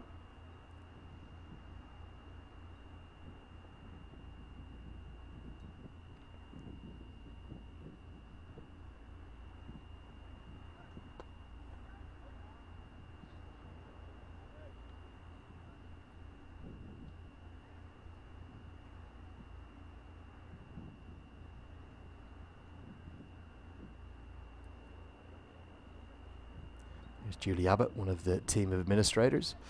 Peter Della Penna. Someone needs to go and have a word with Peter. Where's all the photos, Peter? What are you doing? You can't be sitting there having a chat all day. Might have to go crack the whip now when we get to the second drinks break, which is going to be given this run out. Didn't think it was at first, and the Mid-Atlantic Zone have just found a way to lose a fourth wicket after, again, a partnership that was building. All of these partnerships 30, 40, 50 in value. Peter Della Penna gets a bit of abuse from me. He's missed out. Mix up. Throw comes in. Good work from the keeper. Acrobatic work. Whips off the bails. That's going to be the fourth. Every time a partnership builds, they keep finding a way to losing a wicket. The Mid-Atlantic Zone. 34, 63, 102 and 147. So all of those partnerships almost imitating themselves. First partnership worth 34, the second worth 29, the third worth 39, and this one a little bit bigger, 45, but real disappointment for the Mid-Atlantic Zone. Every time they look like they're getting into a position to go on top, they fall away. We're going to take a drinks break. I can finally get a comfort break. I think it's a drinks break, I'm not really sure. Maybe it isn't. And in the 34th over, it's 147 for 4.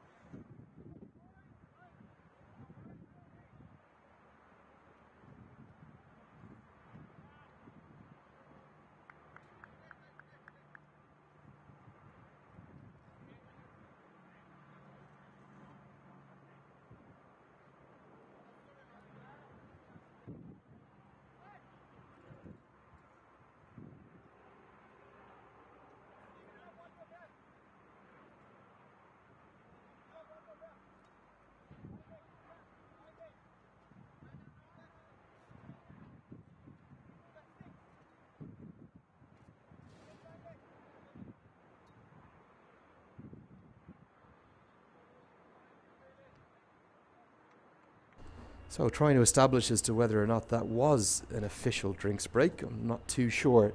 Definitely different conditions and different weather as Guy and Fernando comes back in. Thanks for your messages starting to come in.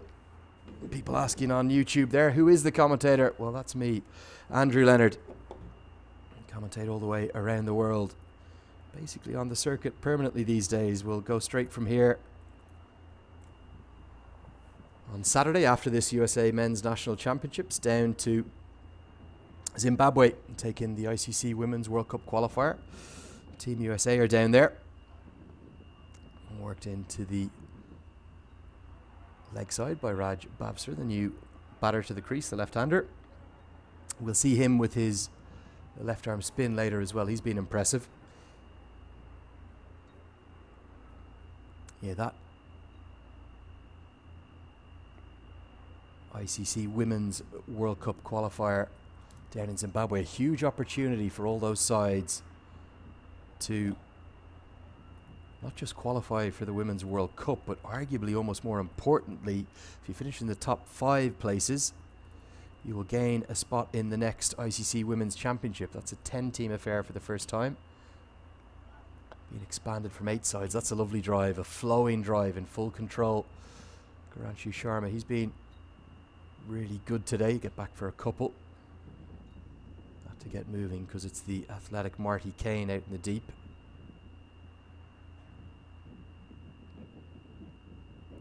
Yeah, those squads have been confirmed. All 10 sides now in Zimbabwe. Action will get going, I believe, on Sunday. Just check the dates on that.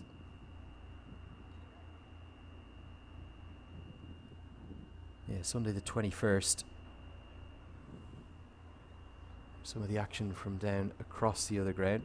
9 sides, not 10 of course. Unfortunately, Papua New Guinea women dealt with a really significant COVID outbreak.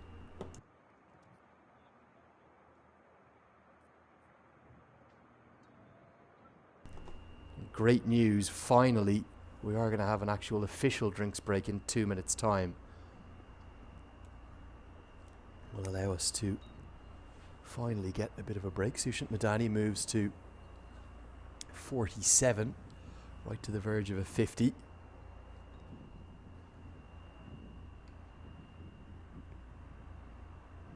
Down in that game for the Southwest. Tossed up and smashed, but smashed straight to the fielder. Yeah, 9 women's sides will play out for 3 places in the Women's World Cup 2022 in New Zealand from that qualifier in Zimbabwe. Dragged down and not punished by Bavsar. Group A will now consist of Ireland, Netherlands, Sri Lanka and the West Indies. 3 test nations in that one. Oh, big hoik attempted. Just an inside edge, it's come off. And in Group B, it'll be Bangladesh, Pakistan, Thailand, Zimbabwe and the United States under their head coach, Julia Price. Seem to be making great progress with their young side. Wind continuing to buffet those boundary boardings. Tossed up, and the bait is taken. It's going to go over the head of the third man fielder. Going to be runs here. I think it's going to get all the way for 4. Never really looked like hunting it down to Devon Srivastava. And Nisarg Patel has the teapot out again.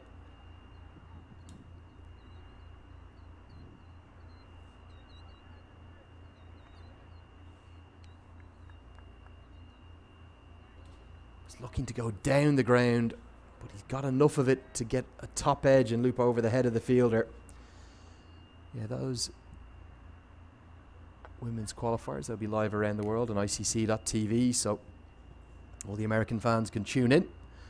Really appreciate you sending your messages on and getting in touch. Lovely message here. I'll read this one out. Maybe we'll save it till after the drinks break. We'll get that corrected. If you ever say anything wrong on commentary, people are immediately onto you. You say anything right, not so much, but we do appreciate you reaching out. Got some nice messages to read out after the drinks break, which will come up at the end of this over. So 35 overs gone, and the score 157 for 4.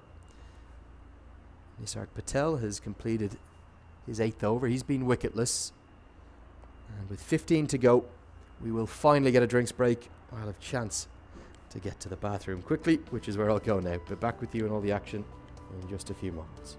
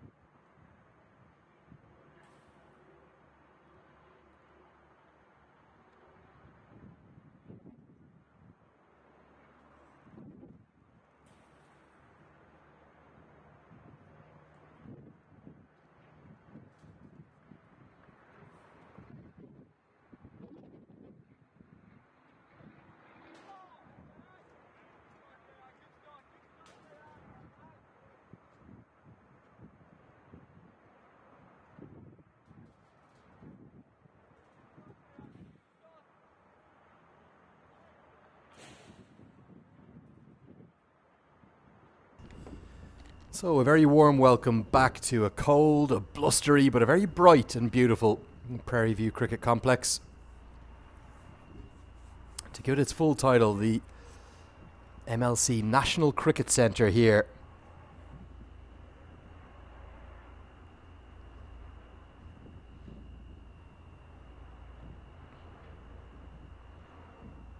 The Prairie View Cricket Complex in Texas. Just had time for a drinks break, and we also had time for a quick comfort break, which is badly needed, I can assure you. And also snuck in a banana, so finally might have a little bit of energy after what's been a tumultuous start to the day. We had to have a game moved, would you believe? There are, I think, 7 ovals here at the moment. But 4 of them have turf wickets, and unfortunately one of the 4 was left unplayable.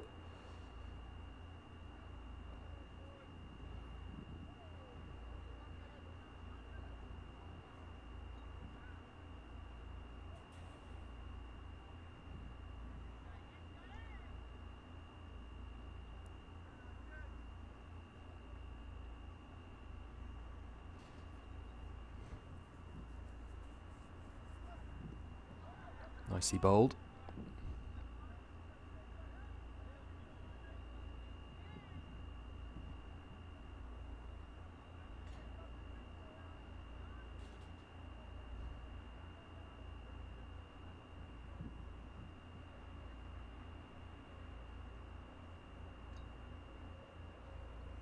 By Fernando. Good comeback spell this from Fernando. Yeah, do get in touch if you can. Send me a message into @CricketBadge on Instagram or Twitter. Read those out coming up. Got a nice one to start with, which will bring you at the end of the over. Bhavsar and Sharma going to try and push the Mid-Atlantic zone up to probably in and around the 250 mark.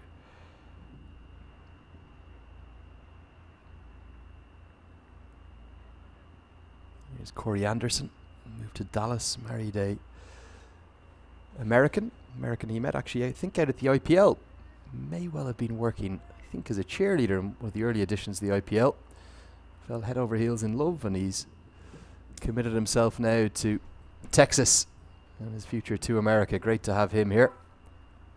Oh, it's a nice shot, isn't it? Lovely flourishing drive. Sharma has been so good through that area in particular.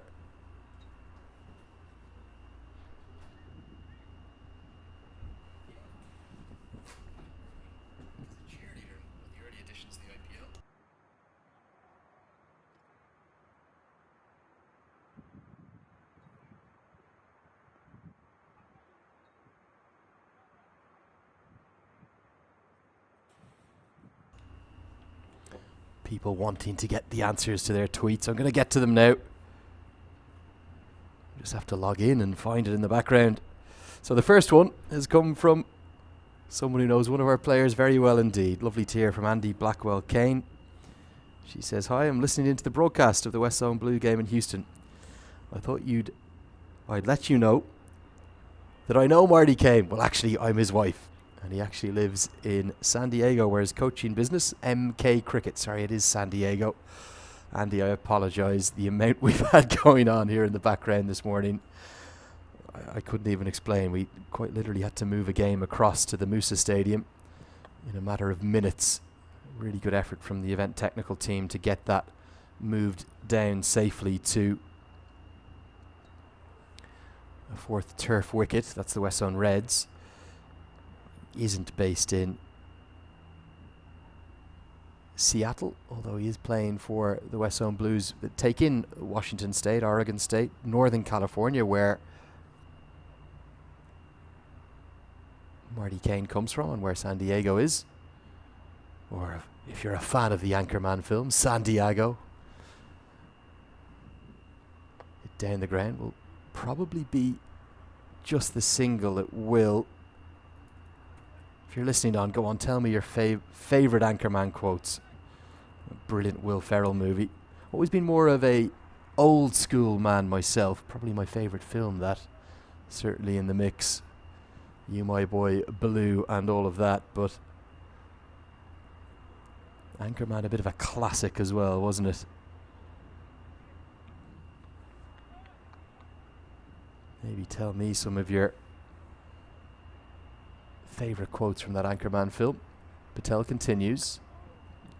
I think my favourite's probably the old, well, that escalated quickly. And those tweets coming in. We're going to get to those as well. Some on Instagram too. Get in touch with me at Cricket Badge. Great to have you viewing on in such numbers. I'll read out those coming up.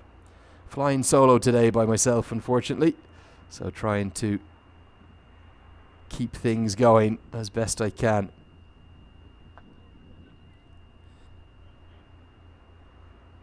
Here's an interesting tweet from at nonstriker12. He's asking me at Cricket Badge, how can two batters get out on the same ball? Good question. There's always some little strangeness in the laws. I don't know if they can get out at the same ball. Well, that's a poor delivery and it's smashed right into the gap. It's going to be 4. A drag down from Patel to close out his 9th over. Babsar has picked up the length quickly and that's heaved high and handsome away for 4. At non-striker is trying to claim you can be out of 2 people out on the same ball. He's saying when one is out and then the next batter's timed out, don't think they're really out off that ball. And then he's saying when one is run out and the other is obstructing the field. Again, I'm not sure about that. You might have to check in with my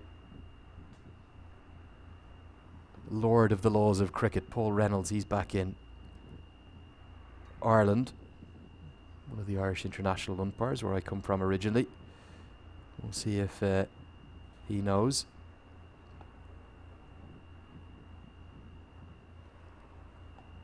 Yeah, big news coming out of Irish cricket, of course. Graham Ford has resigned, moved on from his time in Irish cricket after a disappointing T20 World Cup. Here comes Fernando to continue. Good shot. Picked up into the leg side. Now the Mid-Atlantic zone are starting to move. They're starting to move with Bhavsar and Sharma. Back-to-back boundaries. The first one for the left-hander. This one for the right-hander. Poor line from an experienced cricketer. And just smashed away into the leg side.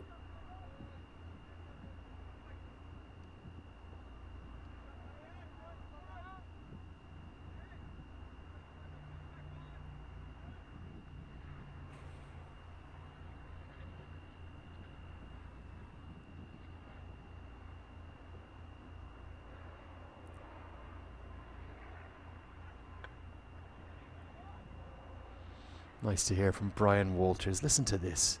What a great man he was. Watching on from my relatively warm office in Austin. Wishing I was still there keeping you company. P.S. Do I at least still get a Guinness the next time we meet? Well, Brian, since you're watching, I still have that piece of paper with your 4 predictions. I think I said you needed 4 from 4 for a 6-pack, didn't I? You said the West Zone Blues would beat the USA Under-19s. They did. That's 1 from 1. You said the Southwest Zone would win their game. They did. You said the Midwest Zone would beat the West Zone Reds. You got that one wrong. But I have to give you credit. You got 3 from 4. Correct. Good shot into the leg side. Will be a couple of runs. Because you got away with it by the skin of your teeth. South Zone. I think you owe Everoy Dyer a Guinness, perhaps, Brian. Because it was a miraculous knock. 56 not out from 56 deliveries. A knock of real quality. It dragged his side, almost kicking and screaming across the line the way I described it. And it was a case of real redemption for him after losing by just 1 run the day before. This time they won by 1 wicket on day 2. We've had really thrilling, compelling, competitive contests throughout. All 3 game days. And look at that. We'll keep on that shot. The white jumper is on over the coloured kit. Who's that? God, they're going to go into the naughty book as well. Oh, big shot into the leg side. Just going to be a couple, I suspect. Almost a sweep shot, wasn't it? Off the front foot from the medium fast of Fernando. Won't be too happy with that. Who is that batting down there on pitch number 6, I think it is. I know who's bowling. I think that's Luke Schofield bowling. But who's batting with the white jumper on? To get onto the USA Cricket Match Centre and find out. Nicely bowled. The attempted dab down to third man doesn't work. 12 overs remain. The score 177 for 4. Let's take a look. The Southwest Zone. Who are they playing? I think it's Ahmed Butt who's got the white jumper on top. All right, Ahmed Butt, you're going into my naughty list. The Mid-Atlantic Zone manager. He's on the naughty step as well. I know Thanksgiving is coming up. Oh, we got a free hit here. Stay on that. Let's see where the man with the white jumper over the coloured clothing is going to hit. Here comes a free hit, I'm pretty sure. Oh, had to be, yeah, big hit into the leg side. We'll get a couple out to there. There's Michael Voss, the USA Chair of Selectors, watching on. Keeping a tight eye on everyone.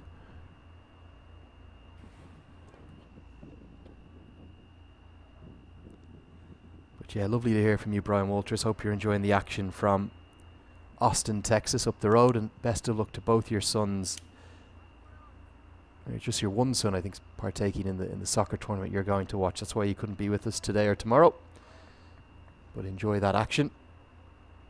Can't say I'm a soccer fan though, Brian. Not for me.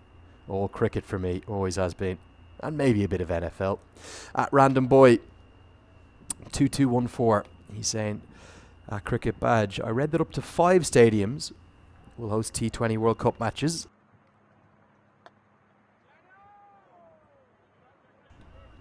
As that one's driven down the ground for a quick single. He's asking, what are those 5 stadiums apart from the one in Florida and in Grand Prairie, Texas? Well, there's no real stadium here. I'm not certain that they'd host T20 World Cup cricket here. But the question you're asking, Random Boy, is all about that amazing announcement, the historic announcement from the ICC on Tuesday. Dragged down again by Patel, shuffled around the corner. Should be 2 more to the total, it will be.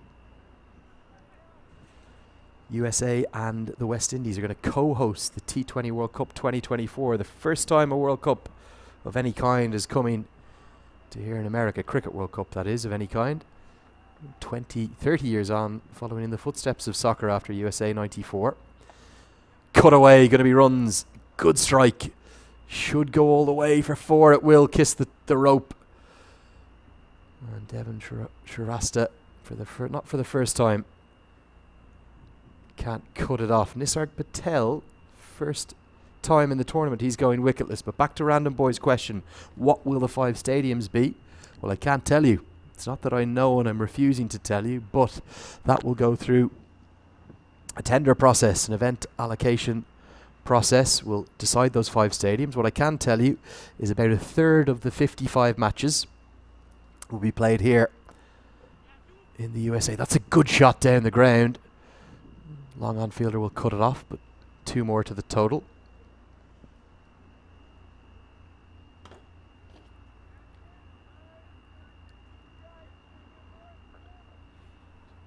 Brian Walters getting back in touch. He's getting a bit cheeky on Twitter. He's saying that I committed a 12-pack of Guinness if you got 4 out of 4 right. I think I did. Getting 3 out of 4 right should mean that I get 9 Guinness. No, I'm afraid not, Brian. The accountancy doesn't work like that. You had to get 4 out of 4. It was a gamble. You needed to get them all to get the 2 6-packs of Guinness. He's promising to share 3 of those Guinness with Mr. Dyer. I think you owe him a couple of Guinness anyway, my friend. But the next time I see you, one thing is for certain. You'll get a big hug from me, mate. And I promise to buy you a drink. The very least I can do for all your brilliance and your thoughts on Monday and Tuesday. And I can't explain to you how much I, and I suspect all our viewers, are missing that hearty laugh of yours. So great to share a commentary box with Brian. Such a passion and an enthusiasm for the game. Hugely involved in all sorts of administrative capacities in Texas cricket, Texan cricket even. And I'm going to go back to that question about the stadia. 5 stadia will be used, so it will be about 20 games that the USA will host.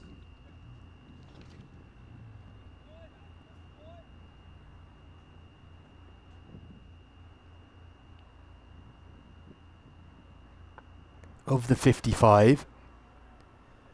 And those 20 games will be split across 5 stadia. I suspect the 35 in the Caribbean will probably be played across about 8 stadia, maybe even 8 different islands, or if you, of course, think about Guyana being on the continent of South America, 8 different countries anyway. You'd think of the likes of Trinidad, Antigua, Guyana, Jamaica, Barbados, St. Kitts, St. Lucia, maybe Grenada. Probably the most likely candidates there.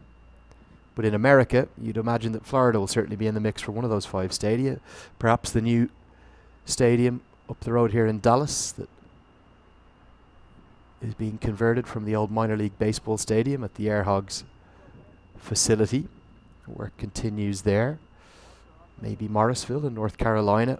That ground getting ever more impressive, and I think there's some continued work's going to be put in place there. And then there's talks of maybe a converted NFL or baseball stadium or 2 being in the mix, but it will go through a tender process, and 5 stadia will be used. What an event that's going to be. It all starts in June 2024, about 930 days away. Van Schwack back into the attack. He's been a little costly today. But to answer the question that came in from non-striker asking how can 2 batters get out in the same ball, I didn't think it was possible off the top of my head. You don't have a double play like you do in baseball, where you can remove 2 batters from the same delivery. Oh, that's a good shot. That's going to be runs. Fine legs up in the circle. Van Schwack continues to be expensive, and Bavsar is playing a great little cameo here. In the final over the second power play, the Mid-Atlantic zone have moved to 191 for 4. They're giving both the sides in this Group A a real chance, because if the West Zone Blues lose today, I'd be pretty sure that they'll probably end up finishing second.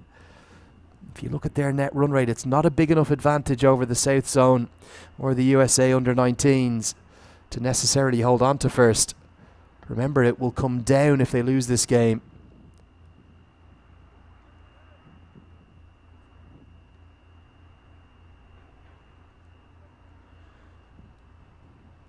Shake of the head from Van Schwack. He's not happy. So, going back to non-striker's question, I'll come to it after this delivery as we move into the 3rd power play after this ball, where 5 fielders will be allowed outside the 30-yard circle. Got one of the oracle of the laws of the game telling us why it's not possible.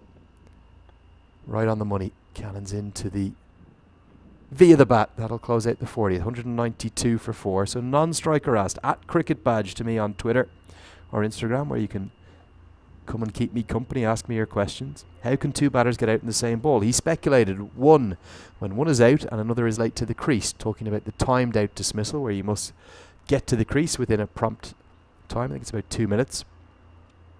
Or he's saying 2 when one is run out and another is obstructing the field.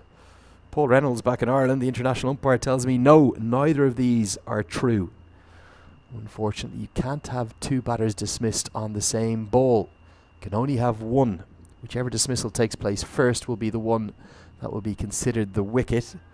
He's also saying you could, in theory, have a batter being out in any way, and then the other batter at the far end does something bad enough to be sent off the wicket, maybe punches another player or the umpire even, could then be dismissed and sent off. That was, I think, part of the 2018 update to the laws. But certainly not from the same delivery. You can't have 2 batters out from the same ball. That's why when the scorers are marking things up, there's only one space for a W, isn't there? Thanks as always to Paul Reynolds, the great oracle, one of the great umpires from the emerging world of cricket.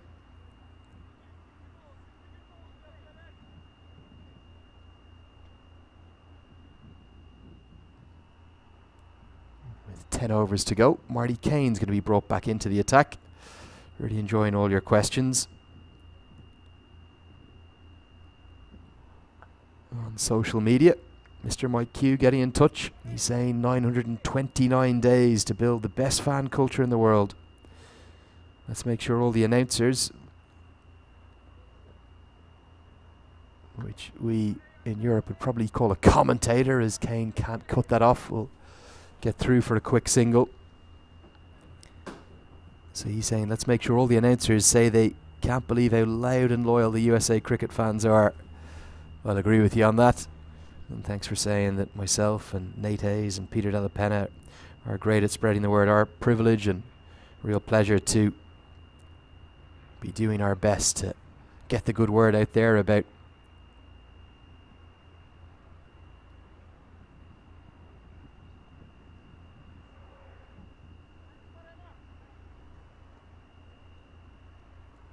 American cricket. It's growing in stature. Swish gets in touch on Twitter. Great commentating, Andrew. I always watch USA cricket on YouTube. You've done a great job commentating. I really appreciate that, mate. That's very kind. Hasn't been easy not having any company so far today. I'm going to see if I can tempt someone in. Who am I going to get in? Might have some guests in the second half of the day. Going to be runs here. And it's going to be a boundary. The extra pace of Kane with his left arm spin. He speared this one in. Doesn't look too happy.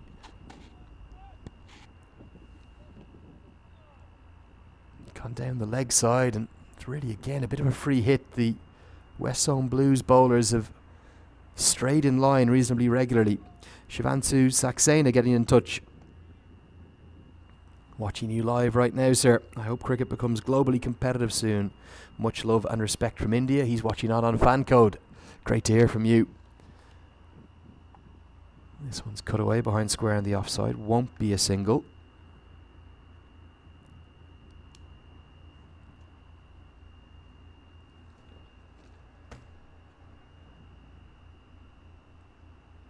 Comments coming in YouTube as well.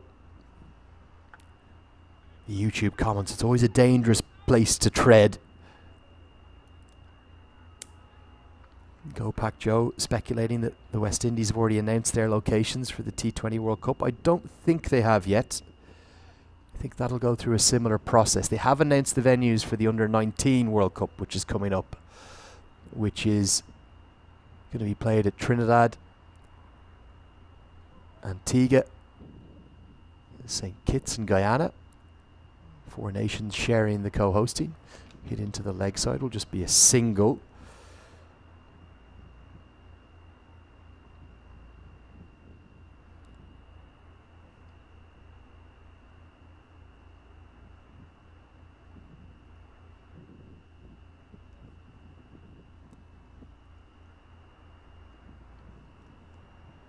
There's the action down below. Let's get to the end of the 41st over. 199 for 4. I'll get you an update from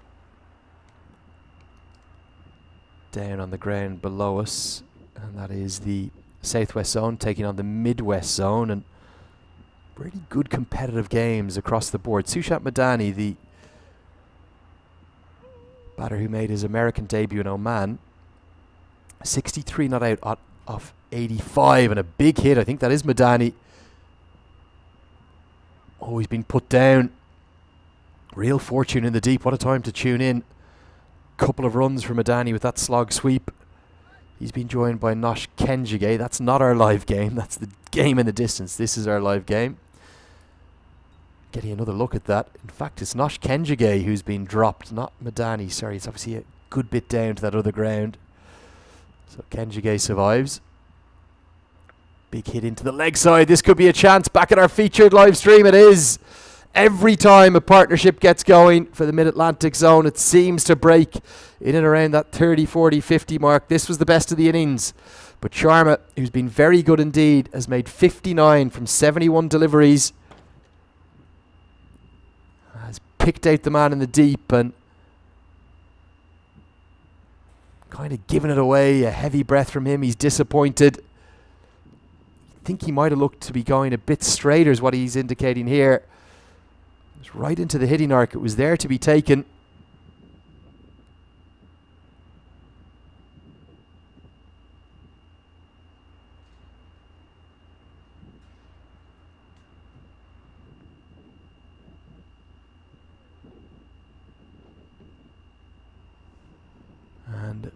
fifth wicket comes. Game is ebbing and flowing, continuing to go back and forth. The guts of 9 overs remain. Bhavsar is going to be the key man remaining, and he's going to be joined now by Deep Joshi. 199 for 5 the score.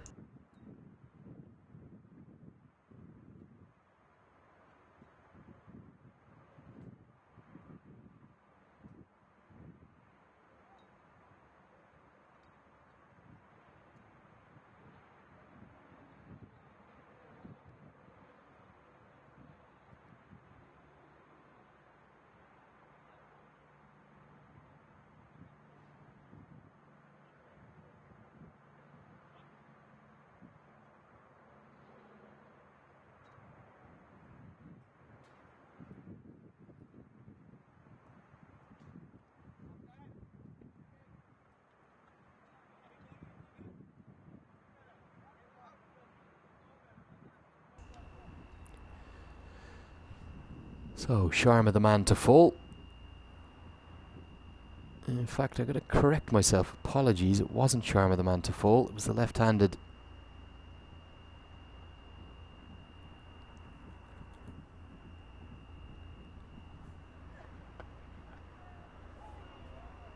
batter,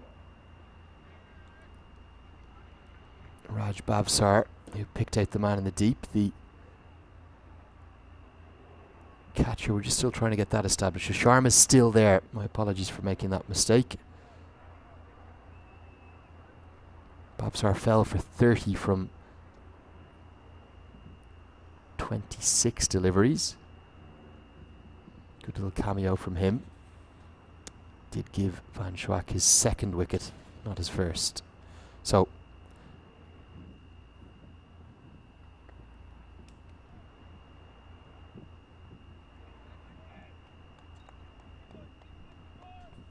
back on the money, and messages coming in. Kyle Phillip watching on from Florida. Made his USA debut, man. He's saying, get some energy in the commentary, brother. I'm trying, mate. I am trying. More runs down on the ground behind us. Need you here with me. Big Kyle Phillip, what a talent he is. Bowls with raw pace. Extreme movement there for Van Schwack. Gets it going outside the off stump. Yeah, Kyle Phillip, I think he's a bowler that may excite USA fans more than anyone. The pace that he can get going up to probably close to 90 miles an hour. Has had a few issues with his run-up. Unfortunately, he can't be here this week due to some work commitments. One of about just less than a dozen players who've missed out due to various issues, whether they be personal or playing commitments. Of course, Jaskaran Malhotra, he's out at the T10 league in Abu Dhabi. You won't believe what I've just been gifted in the commentary box. A few grapes, just what I need maybe to give me that energy, Kyle Phillip. Don't want to go on my naughty list now, Kyle. Be nice, be kind to me. Trying to hold it together here. 200 up. Joshi's not looked too confident so far. Oh, so nearly a sixth wicket. I think this might have come off the pad. Yeah, it is going to be given, in fact, as runs. Maybe an inside edge onto the pad. And he's going to get off the mark, Joshi. A little bit fortunate to do so. 42 gone. It's 201 for 5.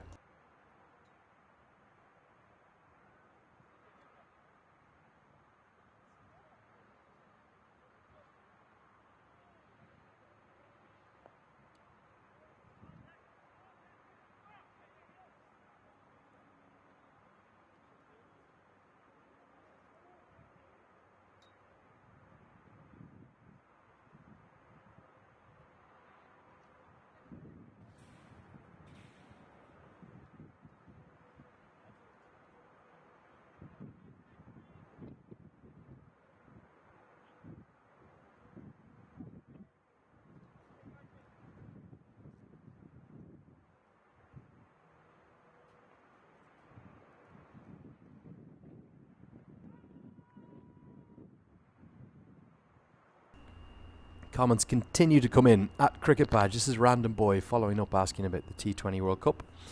Asking, where do I think USA Cricket will be in 20 years' time? Are the locals getting engaged?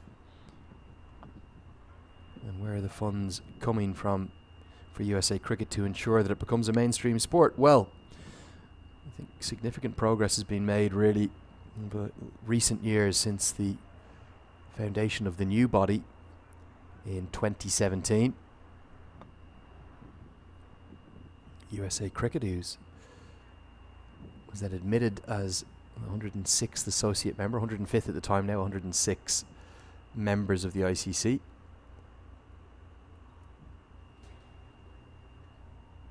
They've made really huge strides. 4 national championships being held this year, the champions of the 2 ICC Americas events, men's and women's, a historic Irish tour. As this one's hit down the ground, will find the boundary. Probably not right out of the middle from Sharma, but he got enough of it to get it away for 4 off the bowling of Kane. He's going to look to go big in these last 8 overs. What are the Mid-Atlantic zone hunting down? 260, maybe 270 if Sharma can continue to get as much of the strike as possible. Batted really nicely, isn't he?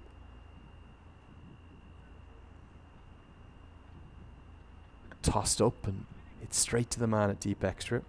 So yeah, to answer your question, Random Boy, I think the game is going to grow really significantly. It's already making big strides. There's one of our team there up adjusting the camera. The wind's blowing everything around today, making sure it's clamped down.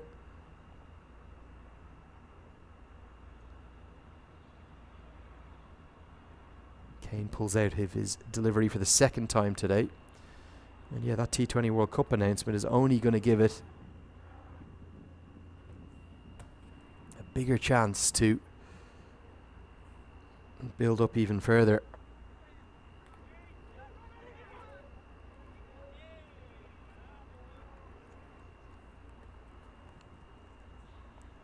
Part of our 2-man Cricket Club's team doing all the work here. The guy's doing a brilliant job.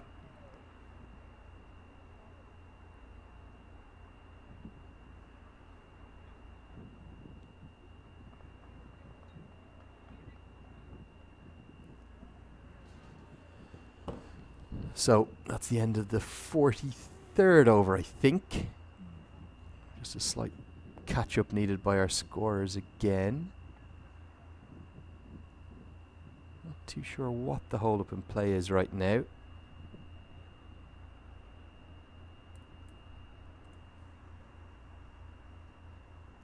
We'll have to take a look back at this to see exactly what's happened. I think we've ended up with a wicket. Nobody seems to know why, but we've lost Joshi. Let's take a look what happened here. The ball's hit out to the fielder, and Nisarg Patel has cannoned it in. I just presumed it was a dot ball, and the run wasn't completed, and the finger's gone up, so Joshi's been caught short. And 5th wicket goes. It took a while to come about. Nobody really too sure as to exactly what's happened there. None more so than me. Let me see if I can find out.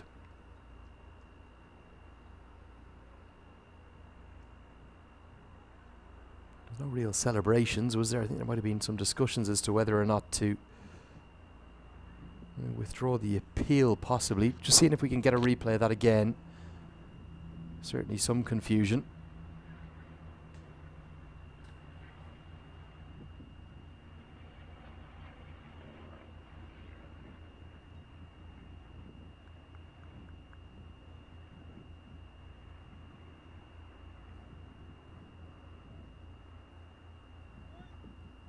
Yeah, there it is.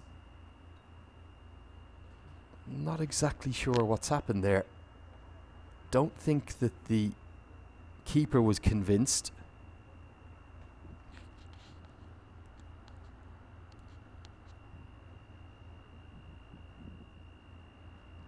And it is indeed a run out. You're spot on. 207 for 6 after 43.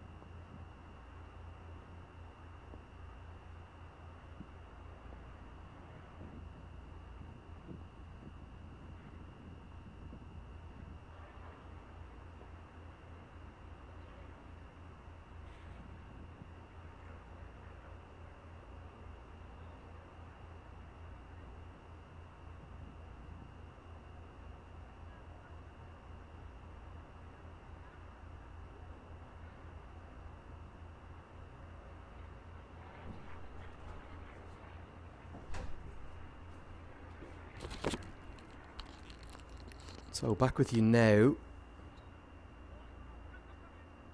As we see, finally the left armour brought back into the attack. Probably should have been a little bit earlier, shouldn't it? Ayaan Desai was trying to establish what was going on with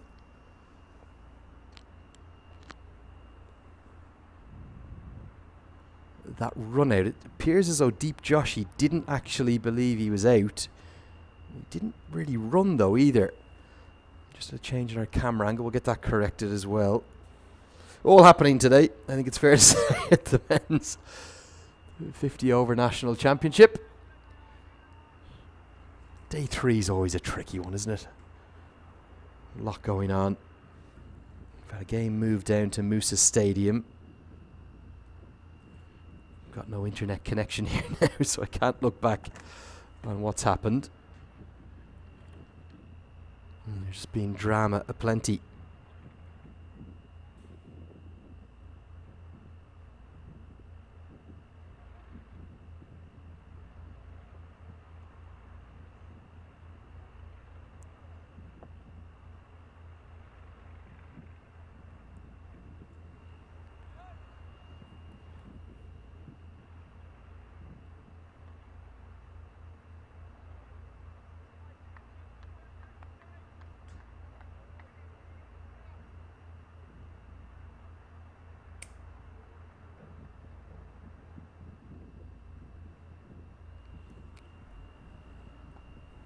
Nice little cutter from Desai this time, right on the money.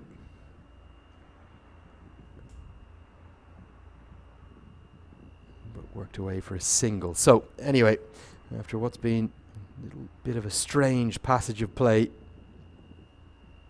we are in for a entertaining final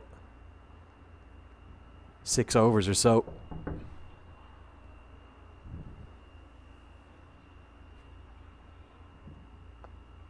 Worked into the leg side. That'll just be one.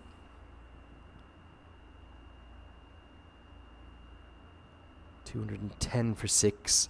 6 overs remain after this delivery. Justin Dillard is in with Sharma right now. Dill, the big, tall South African all-rounder. Does have a first-class century to his name, remember. Works it into the leg side. Probably just will be the single. So Sharma's going to keep the strike. 44 overs gone. 211 for 6.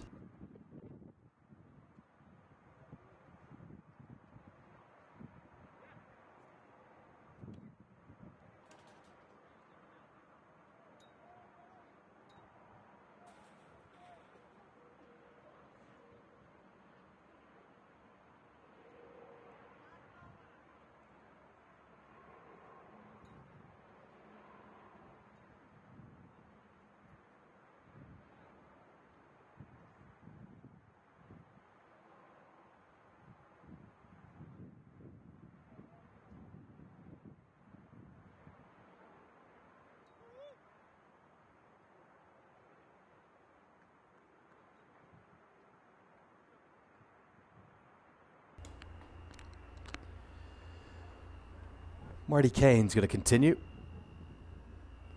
I think this might be his final over. Of left arm spin. Continues with that rather brilliantly unorthodox action, isn't it? Definitely a little hint. I know a completely different bowler. Paul Adams was the famous left arm wrist spinner from South Africa that was described like a frog in a blender action, but just that sort of rage that comes there. Kane whips that left shoulder over. Going to come back for the second. Good running. Good physical fitness shown by big Justin Dill. Just stretches out after he gets home for the second. Significantly colder morning. 64 degrees Fahrenheit right now. For those working back on Celsius, I think that's about 17 degrees or so. Oh, big hit. Has he got enough of this? Of course he has. That's gone huge. The biggest hit of the day. Fantastic strike from Sharma. Has got that really, really well. The fielder is exactly on that line out there. It's just been darted in by Kane and picked up by Sharma, who moves into the 70s. Been an impressive innings from him. And despite the wickets falling regularly, this big hit, big six. Look, it's cleared the fielder out there. That's not a small boundary either. By maybe 25, 30 yards. About a 90-yard hit, I suspect. A little bit of pressure now on Marty Kane with just 3 deliveries remaining for him.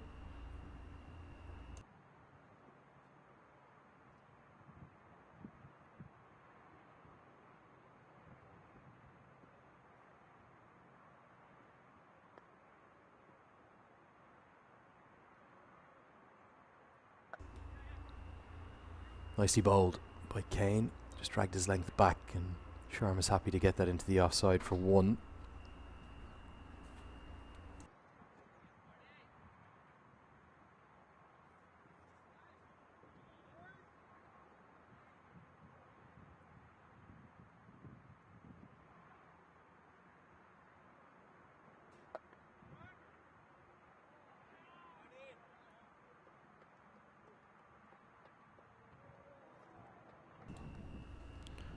Just had a hot chocolate delivered to me now. Though I think hot might be pushing the boat out a bit. A tepid chocolate delivered by Julie Abbott and Richard Doan. My thanks to them. Trying to keep me warm here in the commentary box. Chilly day. Marty Kane's going to finish his spell. Just the 1 wicket for him today. Continues to impress with his left arm spin. 5 overs to go. Mid-Atlantic zone. 220 for 6.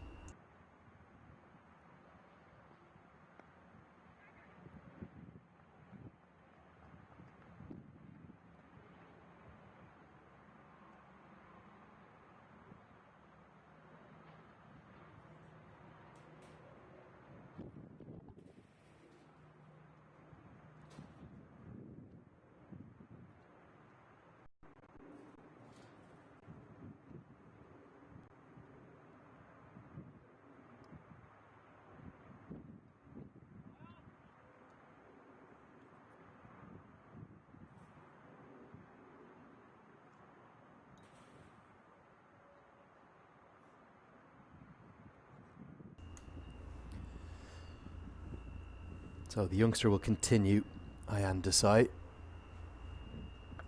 We might have a wicket here. He's completely deceived. A batter who's on 75. The slower ball. Clever cricketer, this young left armer. I think it's the off cutter. Fielder Shadley Van Streck right on the edge of the 30-yard circle. And Sharma has been completely deceived. He's been out there for a very long time. But the young left armer's proved too good for him. I suspect it's the off cutter from my first viewing. Let's see if we can confirm that on the replay. More joy for the West Zone Blues. They have been taking wickets. The game just keeps eluding the Mid-Atlantic zone in terms of any real dominance. Let's take a look. Yeah, it is the off cutter. Desai was celebrating before it was even caught. Such was a faith that he had in his experienced colleague. Was never going to drop that, really, in fairness. And the 7th goes down. They've taken wickets regularly, and that's kept that scoring rate in check.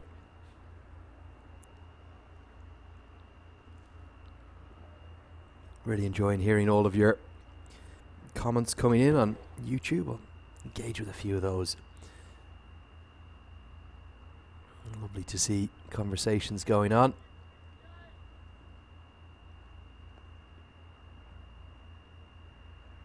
People watching on from India. Questions from Nepal.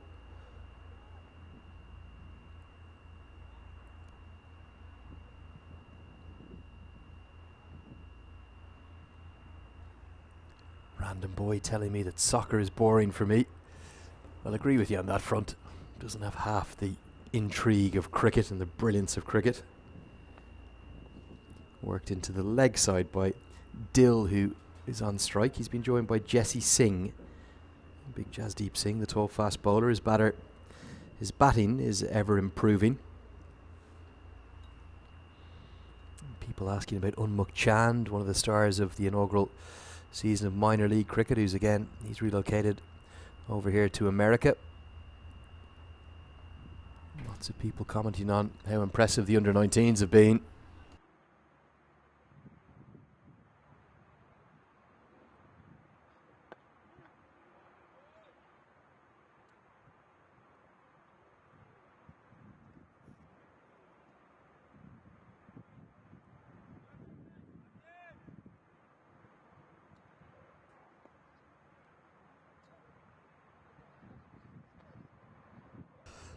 Two for 7 now.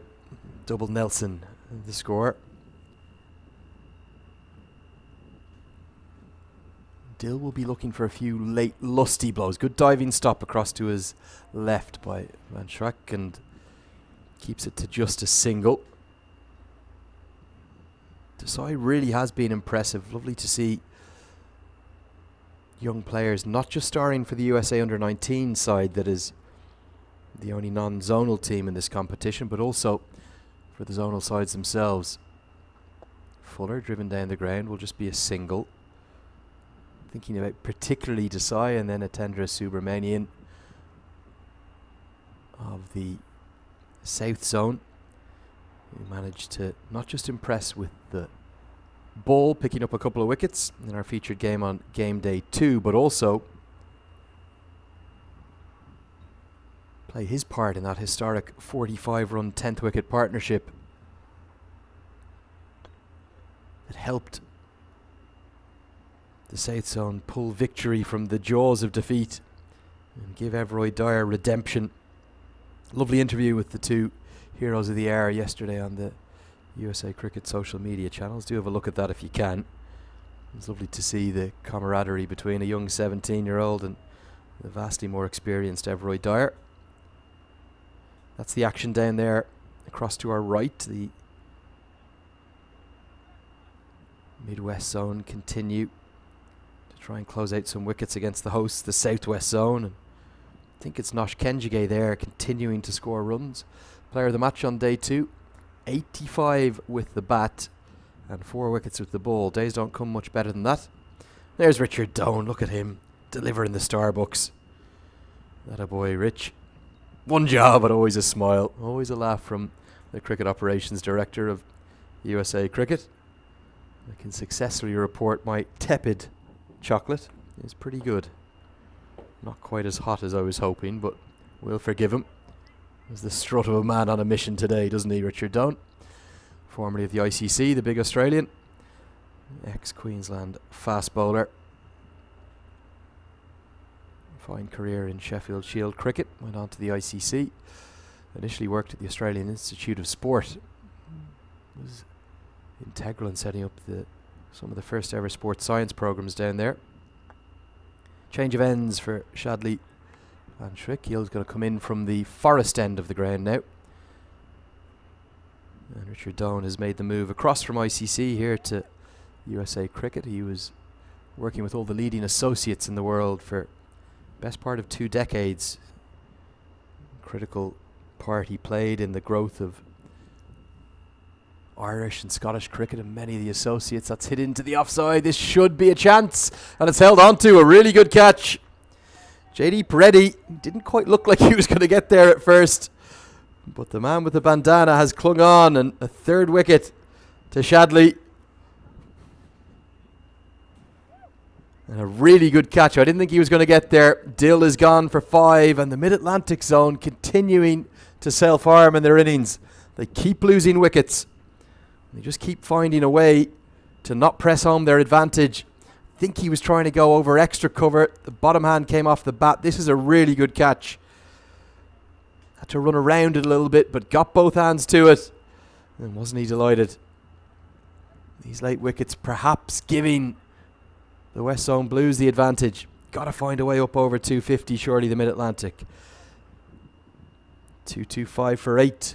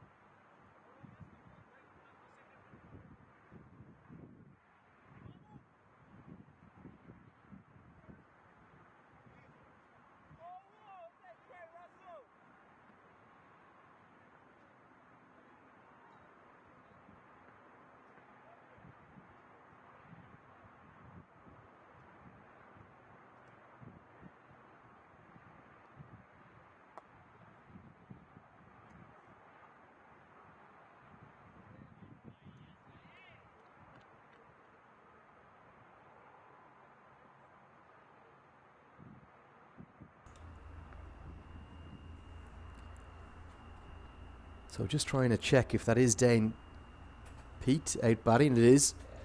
Didn't quite recognise him. Maybe he's been enjoying some of the home comforts of America. He's made the move across, the former South African Test cricketer. Applying his trade now on the east coast of the United States. Very fine off spinner. We'll see him in action later. Difficult with the old helmets on always to tell, but didn't recognise him from afar. The event ops team dragging the goodies for lunch that have come in.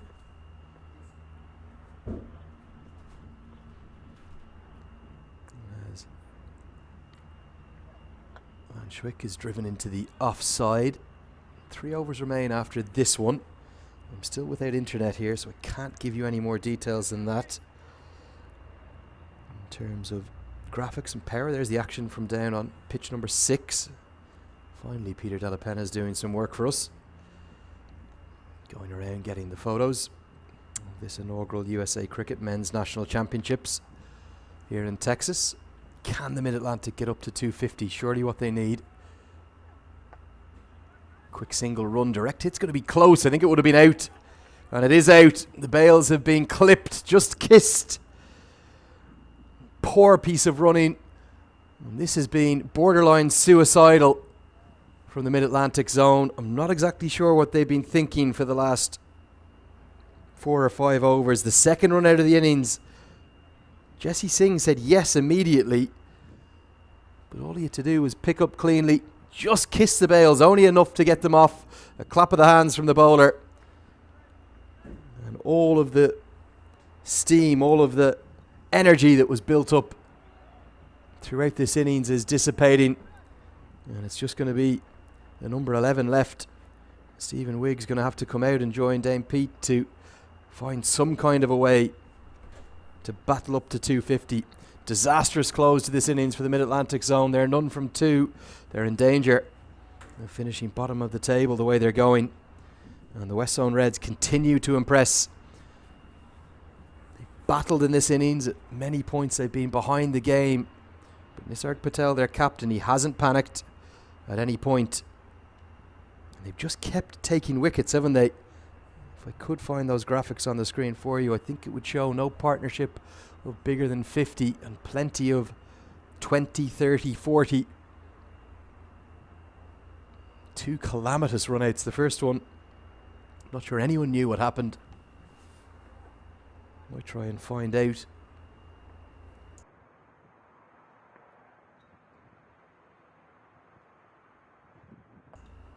Cut away behind square and the offside. Another mix-up. Is this going to be another run-out? Oh, a direct hit would have been there. But they'll get through for the single. End of the 47th over. It's 229 for 9.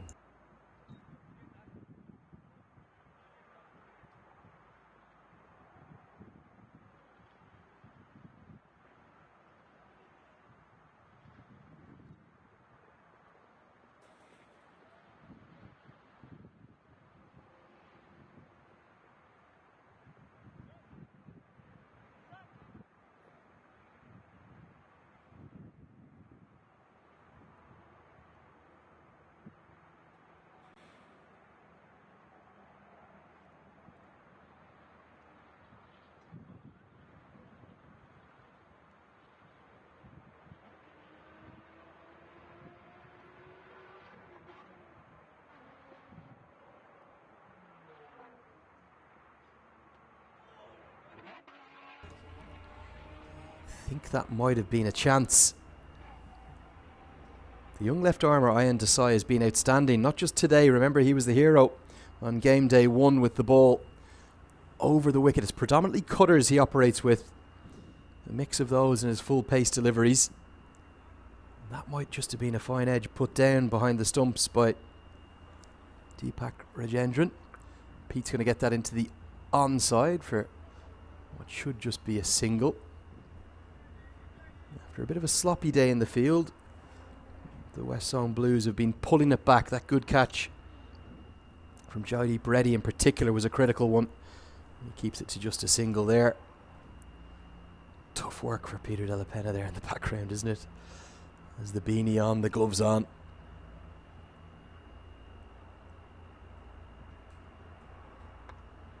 driven into the offside.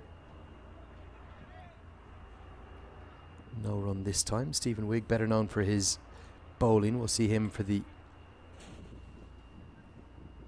Mid-Atlantic zone later on, but he's going to try and boost his side's total. Can they find a way up to 250?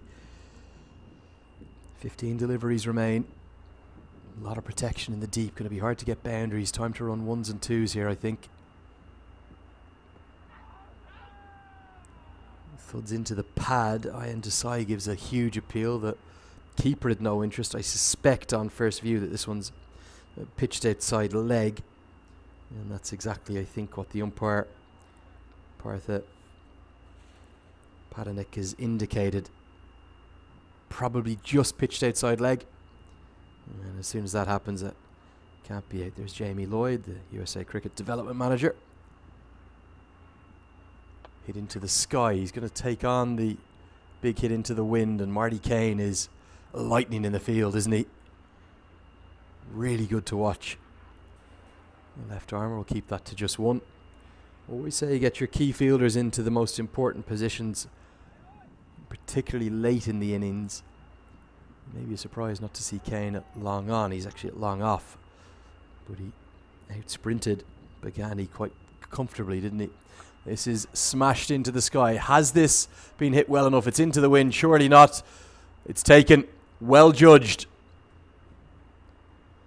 by Begani. And a clueless piece of cricket sums up the tail end of that innings from the Mid-Atlantic zone. You cannot hit into that wind and clear the ropes. It's only been done once this week. That was Everroy Dyer. Everyone else who's tried taking on that boundary straight has been dismissed. Got it pretty well, Dane Pete, but he's picked out the man.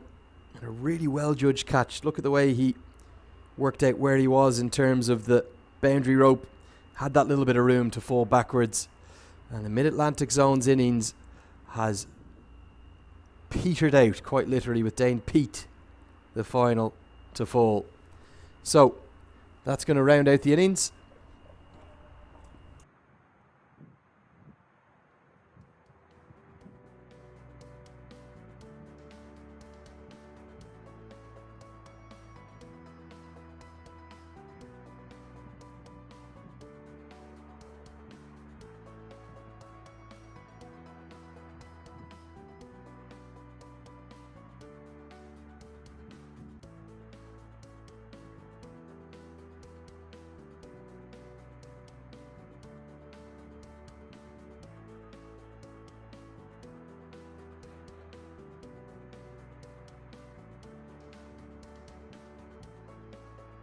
So that's going to round out the innings. 231 all out. What a calamitous end to the innings from the Mid-Atlantic zone.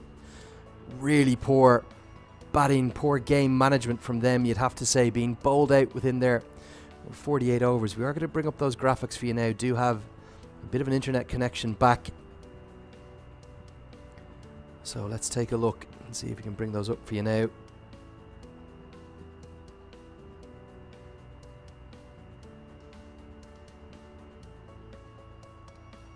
There is the match summary. 231 all out. They're just trying to work out who caught the last wicket. I believe it was Ryan Begani. Might be able to tell the score there. Number 11, Ryan Begani, has taken the catch. And let's have a look at the batting card. There it is. Disastrous end. Wickets fell at regular intervals. Granshu Sharma certainly the pick of the batters. Ryan Scott can consider himself pretty unlucky, having being given out to one that I don't think he necessarily got near. 3 wickets for Van Schrak, and also 3 for Ian Desai, with him taking the final wicket. 3 for 25, brilliant from him. Marty Kane 1 for 48, but look at the fall of wickets. They were 199 for 4 at one stage, and they've collapsed in a heap. 2-3-1 all out, and that means it'll be 2-3-2 to win. We'll be back live with you from here in Texas with all the action in about 30 minutes time. Thanks for all your interest, your support. Here's the match summary. It'll come up on your screen now. Please do come and join us then.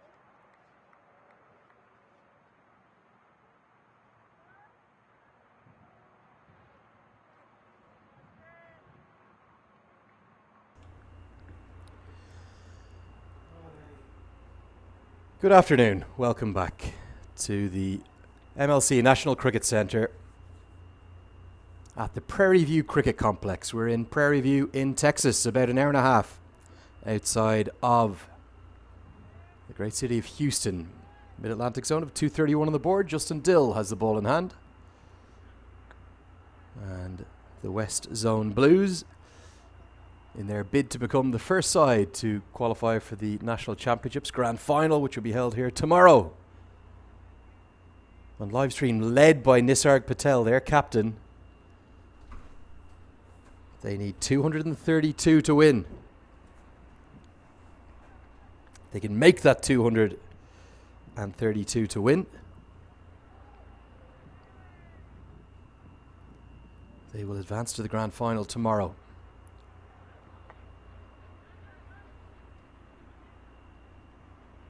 Opening the batting for the West Zone Blues, Prajeeth Muddy, who has got off the mark from his first delivery. He's joined by Deepak Rajendran.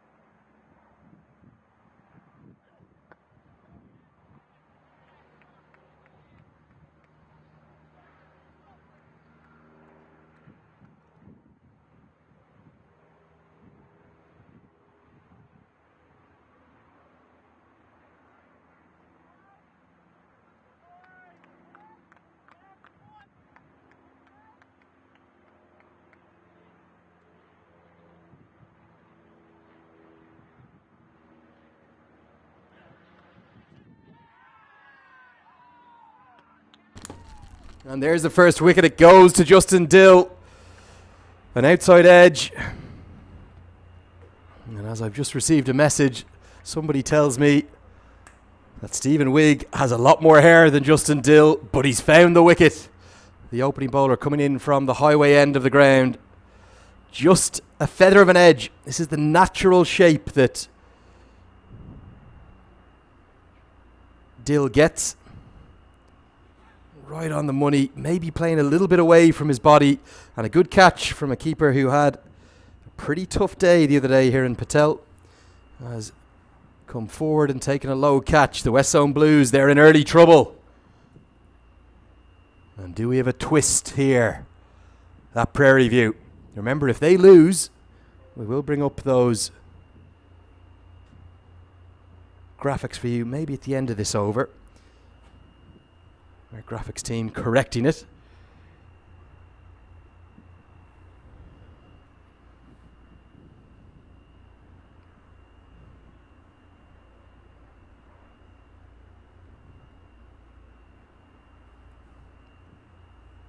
Justin Dill definitely strikes. So striding to the crease, Cody Chetty, in one of those players that is working through their qualification process for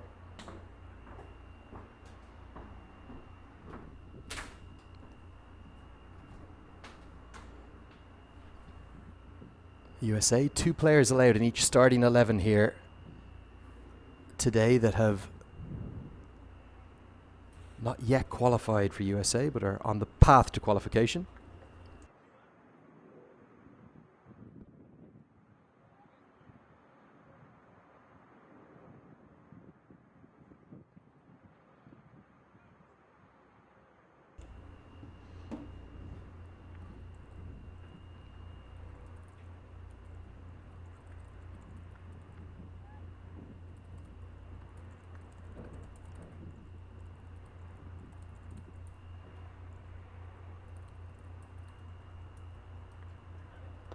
watchful to start with from Chetty.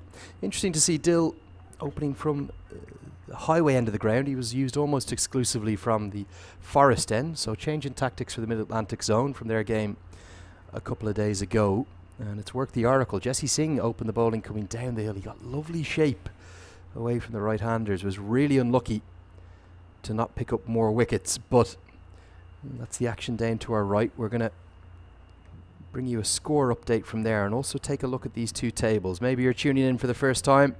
You're very welcome along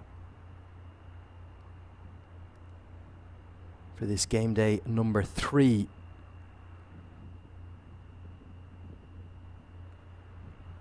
Here at the USA Cricket Men's National Championships. We'll just zoom out and take a look at the points table as we come out. There's the action ongoing down on the field across to our right. That's the state of play. The West Zone Blues and the West Zone Reds, as of right now,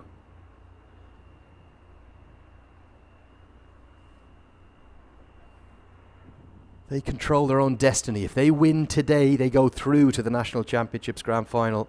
Tomorrow would be an Old Pacific Ghost affair. But if they lose, the South Zone, the USA Under-19s, the Southwest Zone and the Midwest Zone will all very much keep their hopes alive. Whichever one of those 4 sides that I mentioned, whichever 2 of them win, will be in with a really good chance of toppling the side above them. It's Jesse Singh to open the bowling. A single from the first delivery, but the reason for that is not a huge net run rate advantage, particularly the West Zone Blues have. There is possibilities that if the West Zone Blues lost very closely and the South Zone or USA Under-19s didn't get a big win, the West Zone Blues would stay on top. It'll come down to net run rate. That's probably a more realistic scenario, though, for the West Zone Reds, who have a bit of a better buffer with their net run rate. But we'll give you those scores from all 4 games that are ongoing. One of them had to be moved this morning. A lot of water got onto the wicket on one of the 4 squares here, so it had to be moved down to Musa Stadium. Good line and length from Singh, right outside the off stump.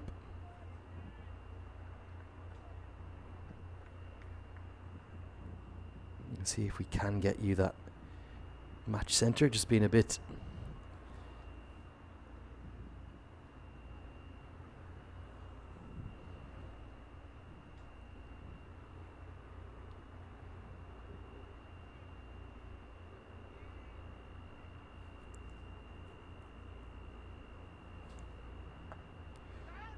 without internet connection at the moment, so not able to bring you those scores immediately. Can give you an update though from the Musa Stadium. The East Zone there, 139 for 7. Batting first across in Musa. In real trouble. None of their big stars have done the business, although Gajanand Singh has made 40 from 54 deliveries. He's now been removed, and Aryan Joshi is trying to help the East Zone battle up to something. I'm not sure whether or not that is a 40 over game. We'll get that checked.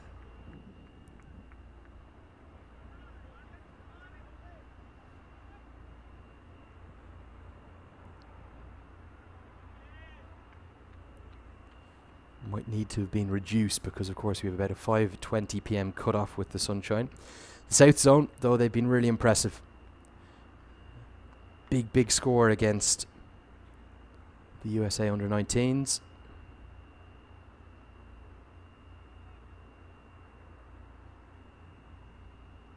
Watchful outside the off stump to start with for Chetty.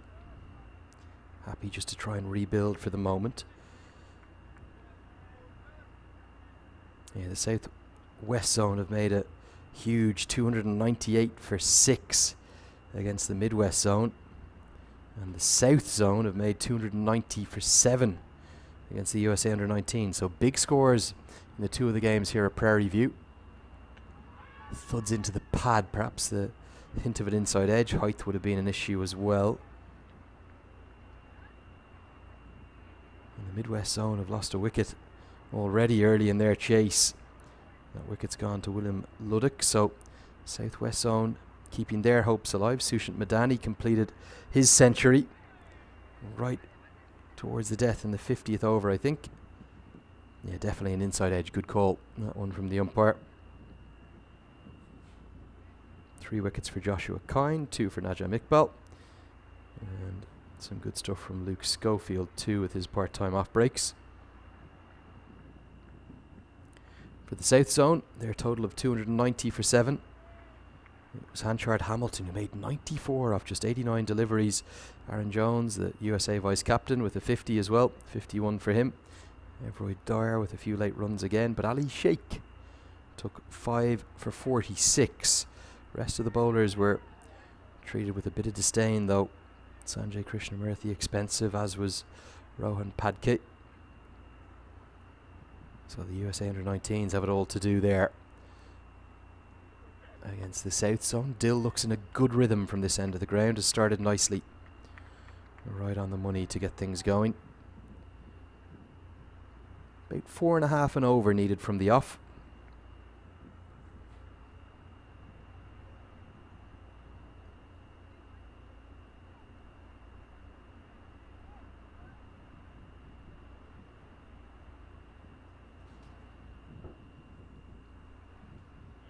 Nicely bowled. Squares up Muddy, but he gets what really is a leading edge into the offside and will get through for the single.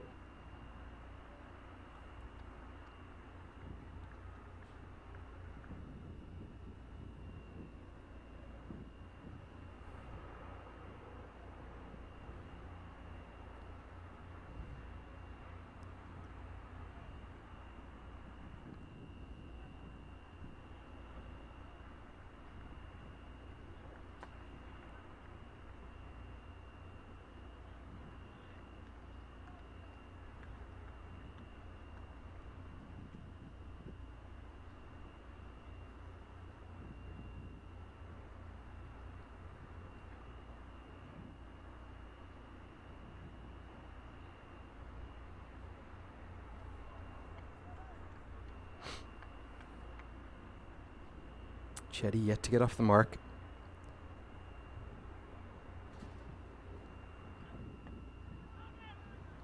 Nicely worked into the offside.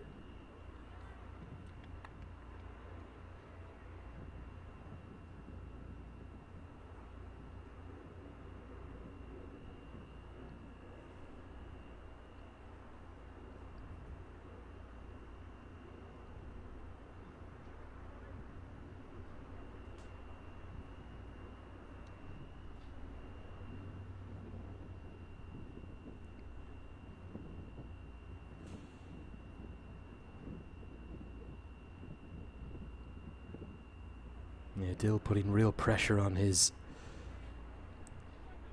South African rival.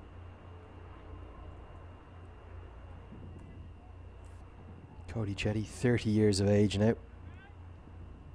Good first class record, nearly 5,000 runs. Born in Durban in Natal.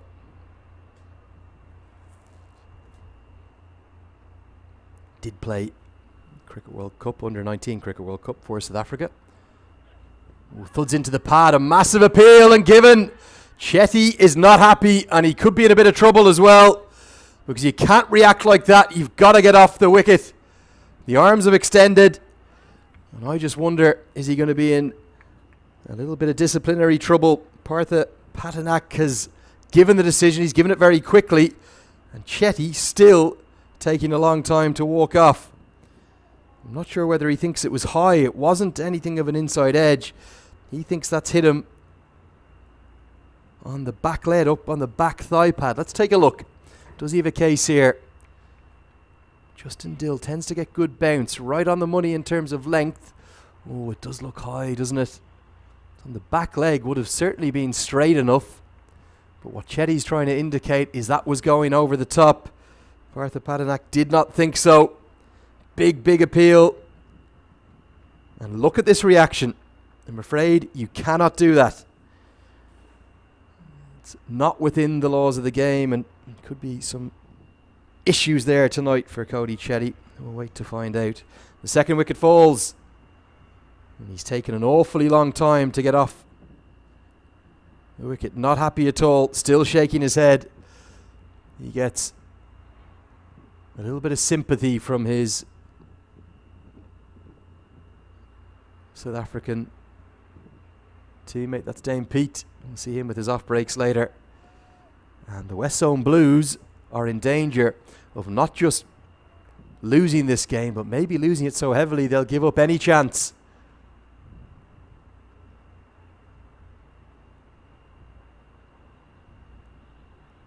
of getting to that National Championships final. Justin Dill has 2 for 2, would you believe? And Jesse Singh is steaming in now from the forest end of the ground.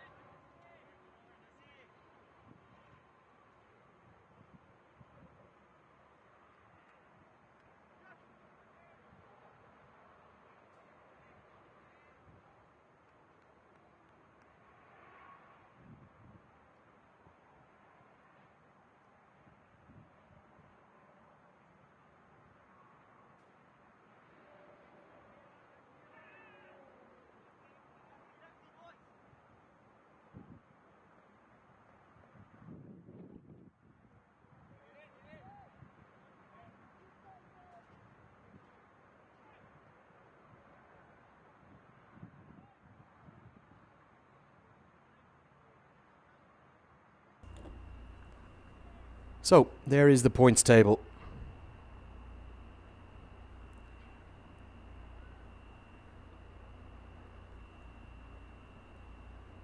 the state of play. 6 sides still battling out for the 2 places in tomorrow's grand final. And the reason there's 6 places, or 6 sides battling out for those 2 spots, is because the only 2 teams that can't advance to tomorrow's National Championships final are the Mid-Atlantic Zone and the East Zone, who are both no wins from 2 games. They could get as high as up into context for the 3rd v 4th playoff if results go their way.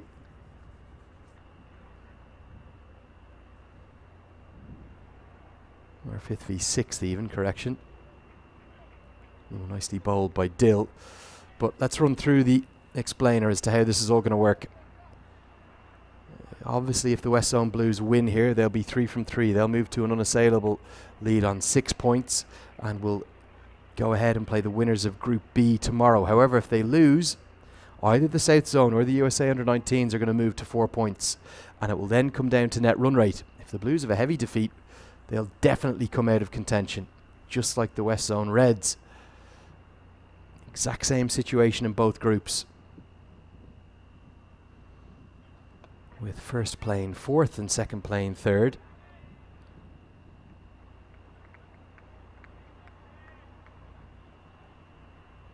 There were the bowling figures from earlier on.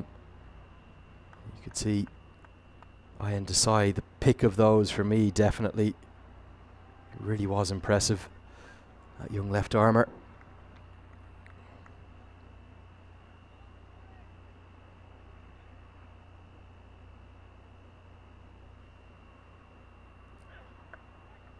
Good length from Dill.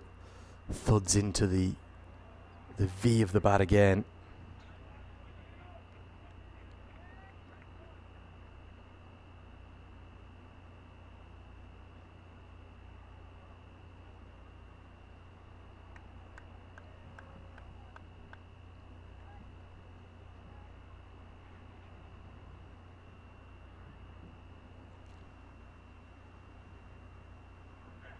Oh, beautifully bowled, so nearly. Finds the outside edge. The feet didn't go anywhere from Marty Kane. Again, just that prod. But this hard length that Dill is bowling is causing real problems. Just wonder if he'd been bowling from this end yesterday, really enjoying the wind at his back.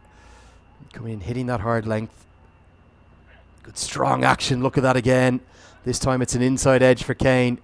He's going to survive, and he will take on the arm to come back for the second. Quick between the wickets, very fit indeed, Marty Kane. But fortune there.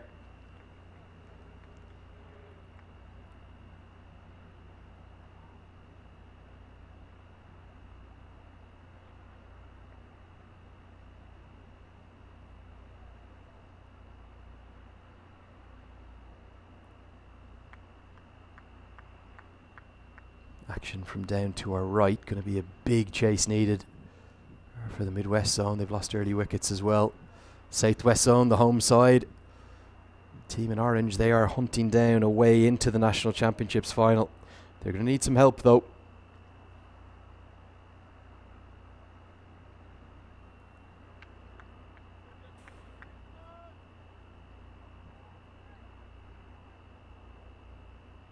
They need help from the East Zone.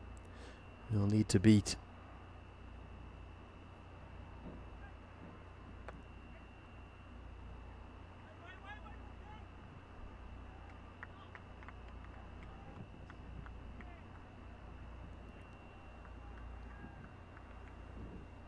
the West Zone Reds across there at the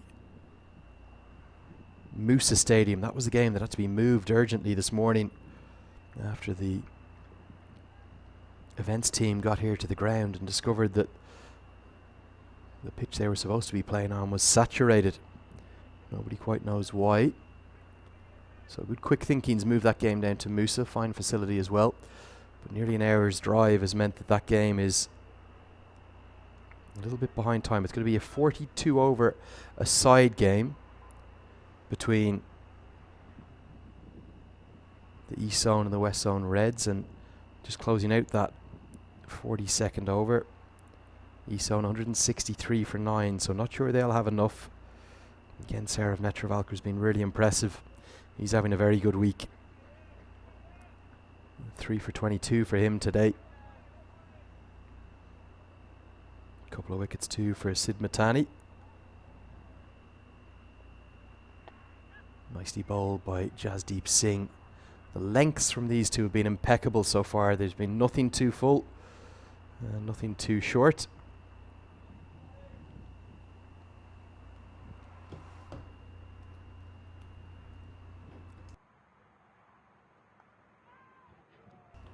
Just a bit of a chat between two South Africans down on the outfield.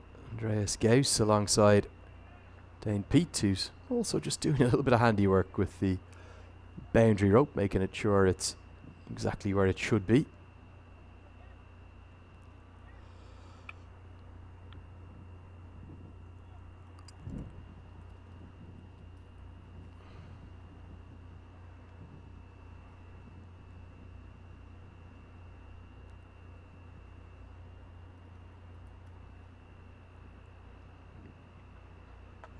Oh, finally over pitched. Just as I said, the lengths had been impeccable.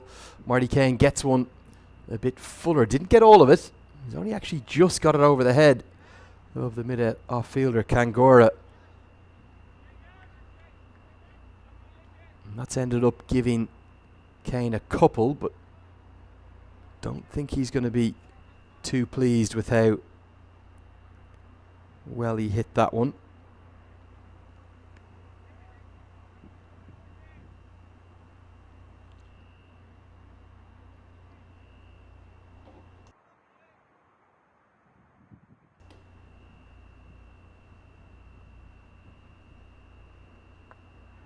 Right back on the money from Singh. That's more like it. It was impressive yesterday. Really unlucky just to pick up a solitary wicket.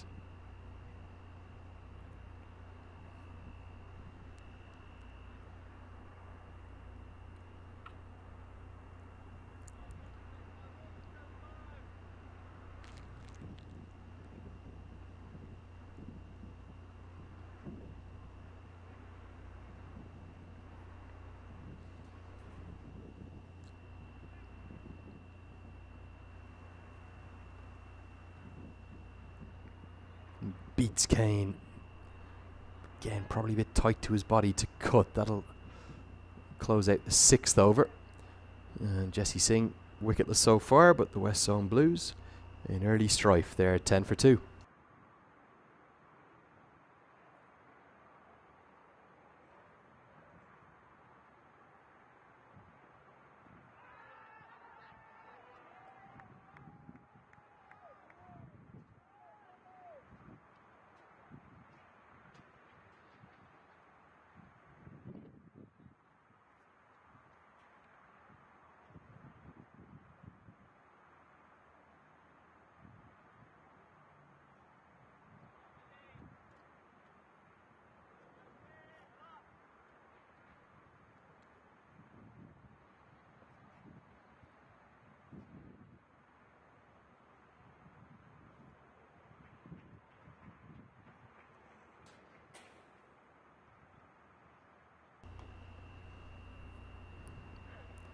Oh, Justin Dill again beats the outside edge.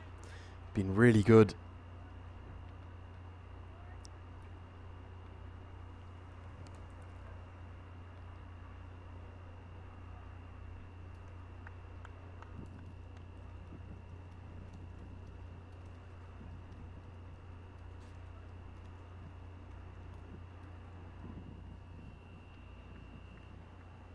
Picked up the 2 wickets to fall so far. Down the track and gets just enough of it to get it behind square on the offside for the quick single. You could see a slip still in place. Still is extracting movement. Has the advantage of that bounce as well.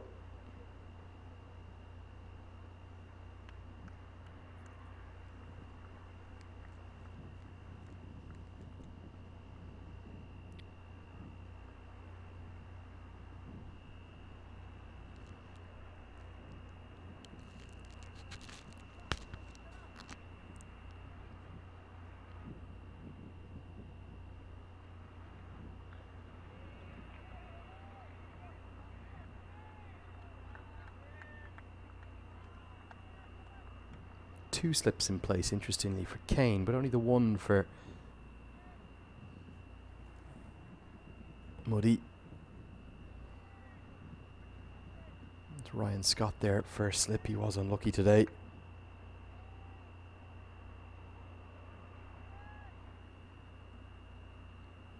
Nicely bowled. Look at that, lovely lengths.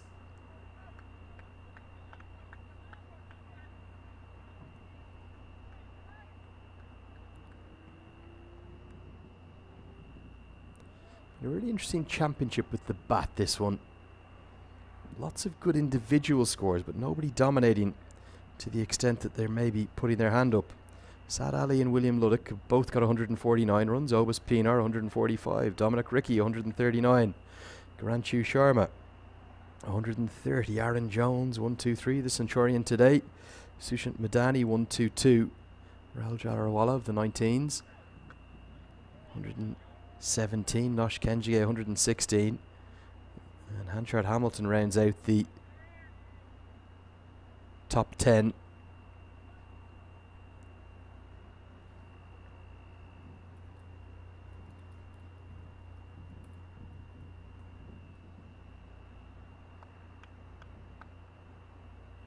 But nobody's really pulled away in that list. No one's got 3 consistent scores. Lots of good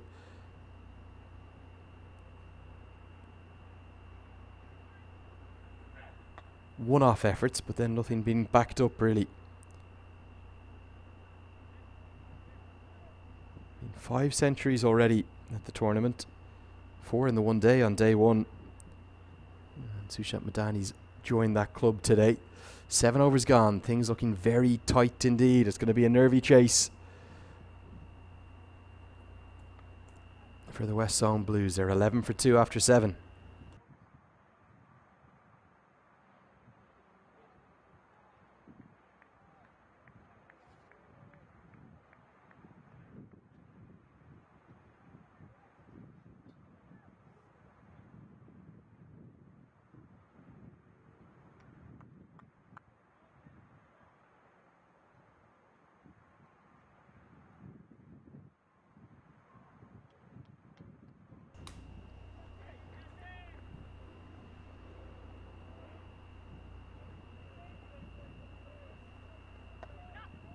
Quick single attempted. Direct hit's going to be very close indeed. And it was Justin, correction, it was Stephen Wigg, who's picked up cleanly with his left hand. He was quick to the ball. I think he anticipated this pretty well. And I reckon on first sighting, a direct hit's going to be out. Let's take a look. Roll that through. Oh, yes. I think he would have just been gone. Now, whether it would have been given or not, I don't know. Great work from Stephen Wigg. He did everything apart from pull the direct hit off.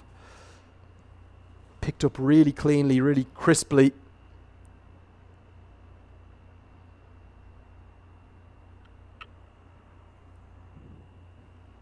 So nearly affected the 3rd wicket. The last thing the Blues need in this run chase is a run out. Remember, a couple of run outs for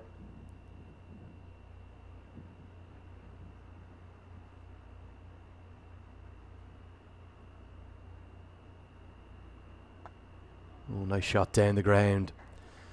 Kane got one delivery like this the over before from Singh, and he chipped it really over the head of mid-off. This is a much more convincing stroke. Straight down the ground. Held his shape nicely again. He's not completely orthodox, is he, Marty Kane? Gets himself into some funny positions, but this was a nice punch. Happy to capitalise on the delivery that was too full this time from Singh. And his first boundary.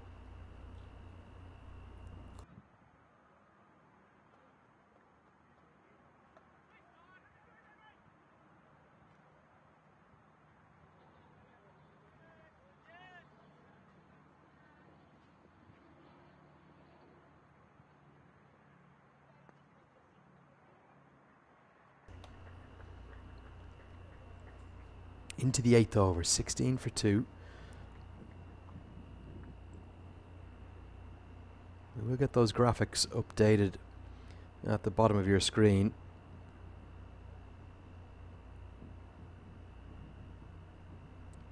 so that we can follow the required run rate as well as the current run rate. Only going about 2 and over. Been a difficult start for the side from the west coast. Bit of an east v west day, isn't it? Yeah, you can see those graphics.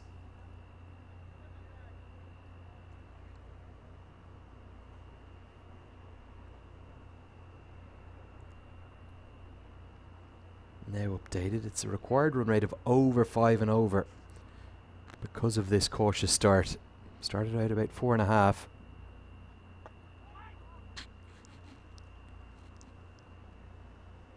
Justin Dill has been the destroyer in chief thus far.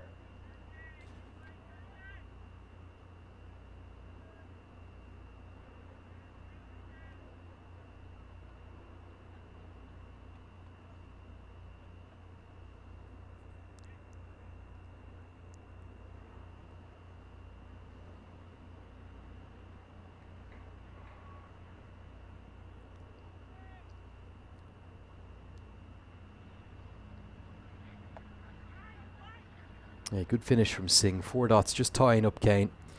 He can't get to double figures just yet. 8 gone. It's exactly 2 and over. It's 16 for 2.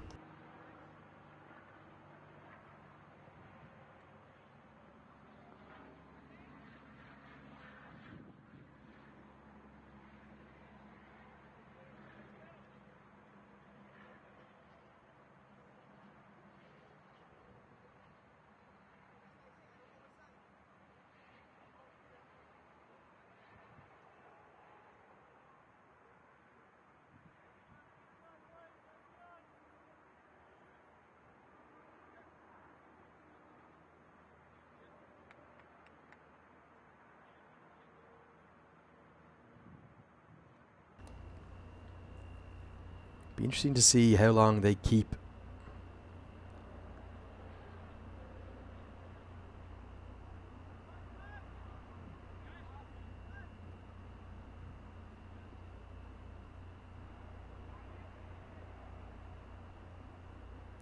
Dill going from this highway end. Oh, that's beautifully bowled. Gets a nod of appreciation from Muddy. Just keeps things really simple, doesn't he? Good traditional old school bowler, reminiscent of... Trying to think of who. Big, tall, languid action. Very fluid, isn't it? His rhythm looks noticeably better today than yesterday. Causing all sorts of problems. The away swinger followed by the inducker. The thuds into the thigh pad. Just like watching a master at work.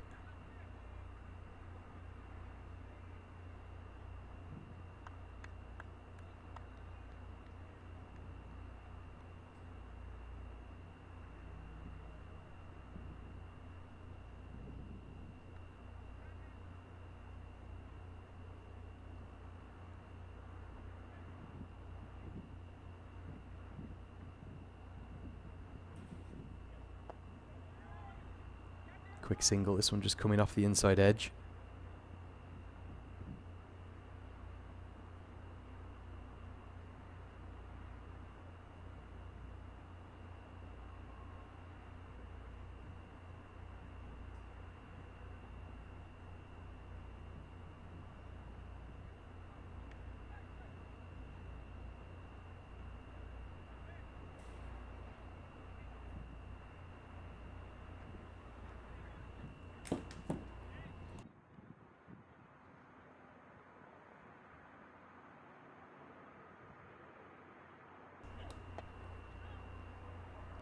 On the money again from Dill around the wicket. What would you do here if you were captain? Would you keep him going for a 6th, 7th, even maybe an 8th over? How many do you hold back? Doesn't look like being in any way expensive at this stage of his spell. He looks in complete control.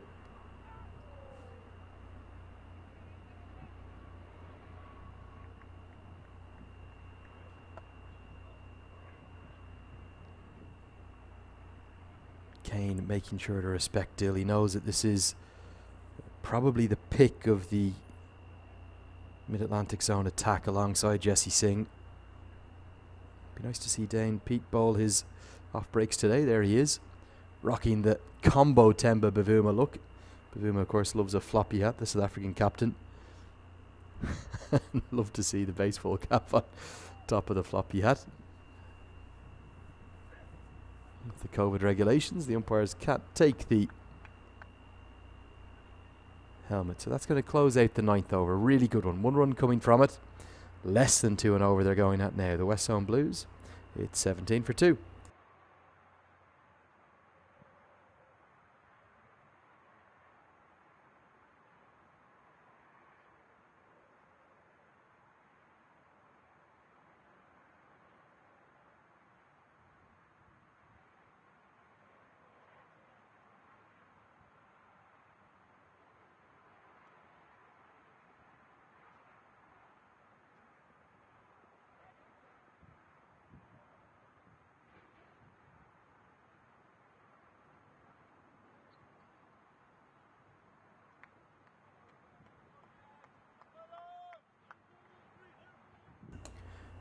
There's the action across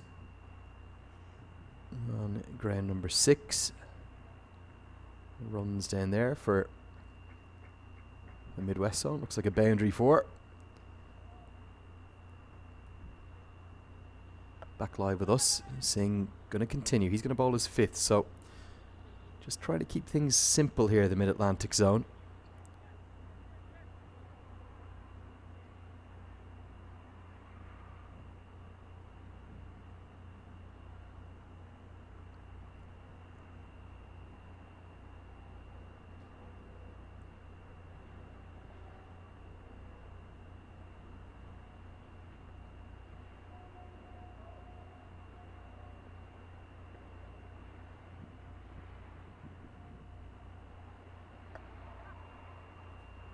Quick single this time into the offside again. It was to Stephen Wigg. This time he can't pick up cleanly though. We'll see him probably come on first change, the left armour.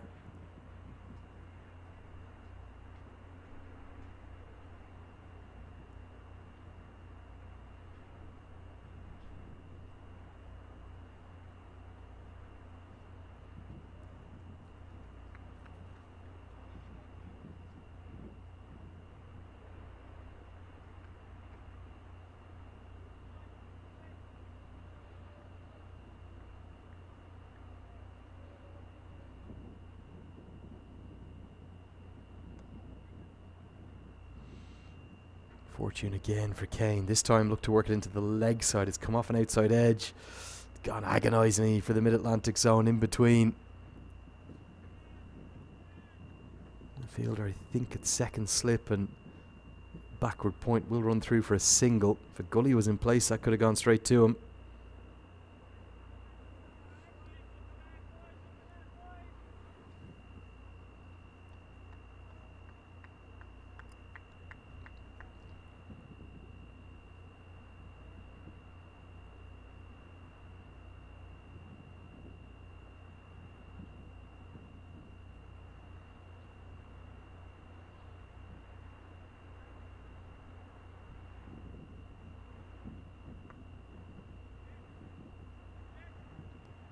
Nicely bowled by Singh. Again, getting that bounce right up towards the V of the bat.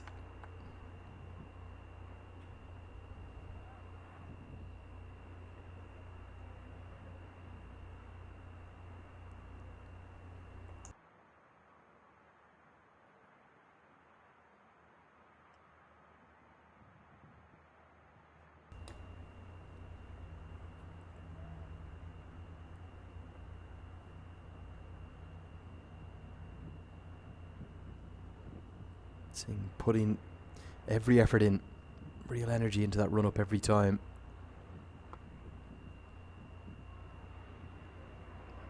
This one just run through for a quick single outside of that solitary.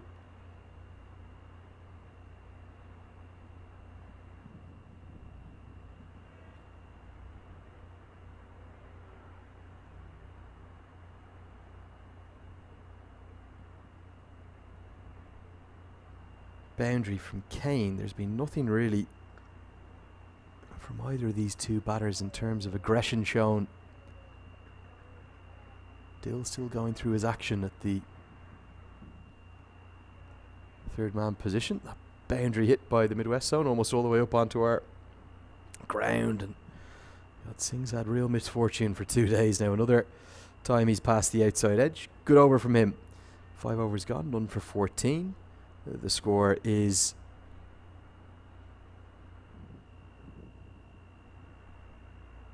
20 for 2.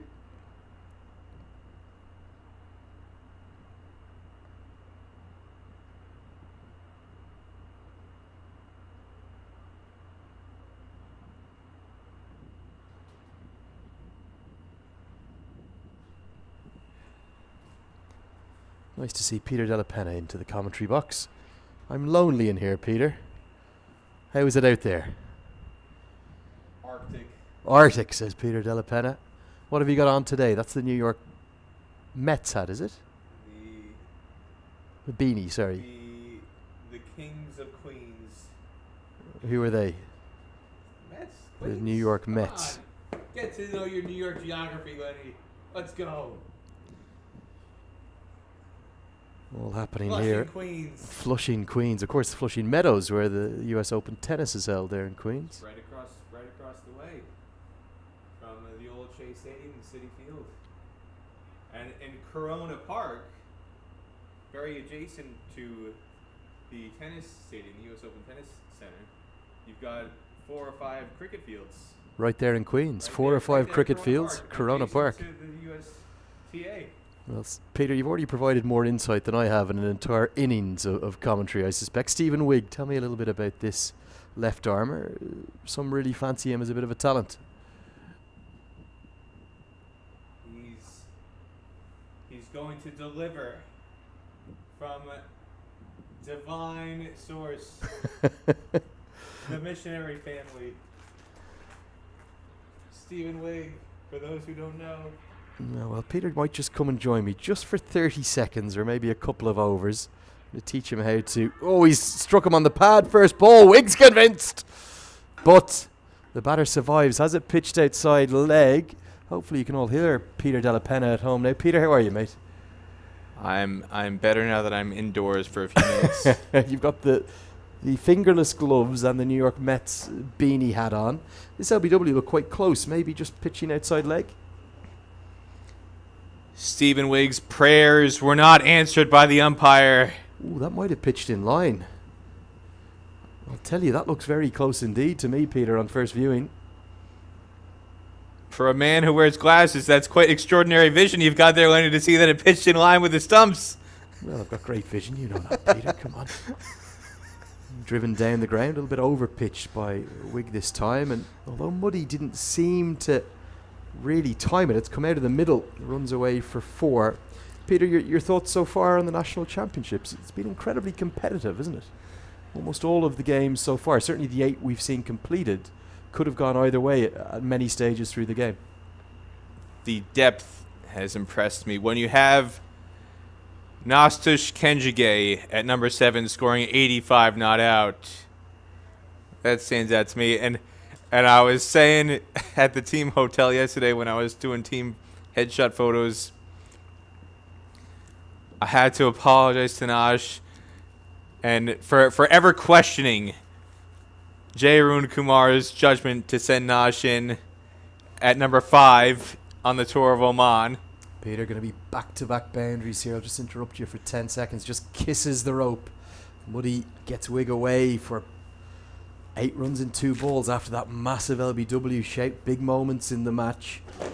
But yeah, Kenjige, one of the stars of the tournament. But we've seen 5 centuries inside the 20 innings of cricket completed so far. Saw another one today on the same field. Includes that one, yeah. Sushant Modani, excuse me, scored century number 5. Saw a 5-wicket haul with the US Under-19's Ali Sheikh. Took a fantastic catch off his own bowling, running back over his shoulder. And for once, Lenny, I did get a picture of a catch. Oh, look at this. 3 consecutive boundaries. Wigg has been treated with real punishment. I was speculating by myself, Peter, that surely you just keep Justin Dill going. Do the Tim Murtagh. Don't bowl him 5 and take him off. Give him 6, 7, 8, 9, maybe even bowl him all the way through. Are you questioning the tactical nous of the USA national team captain, Monak Patel? He's not out there, Peter. He's not out there. No, he's sick back in the hotel. It shows how much I'm paying attention to this game. What are you watching, Peter? Not this game, obviously. Quite clearly, no. Unfortunately, Monak Patel not active. Jasdeep Singh is the stand-in captain, the vice captain of the Mid-Atlantic Zone.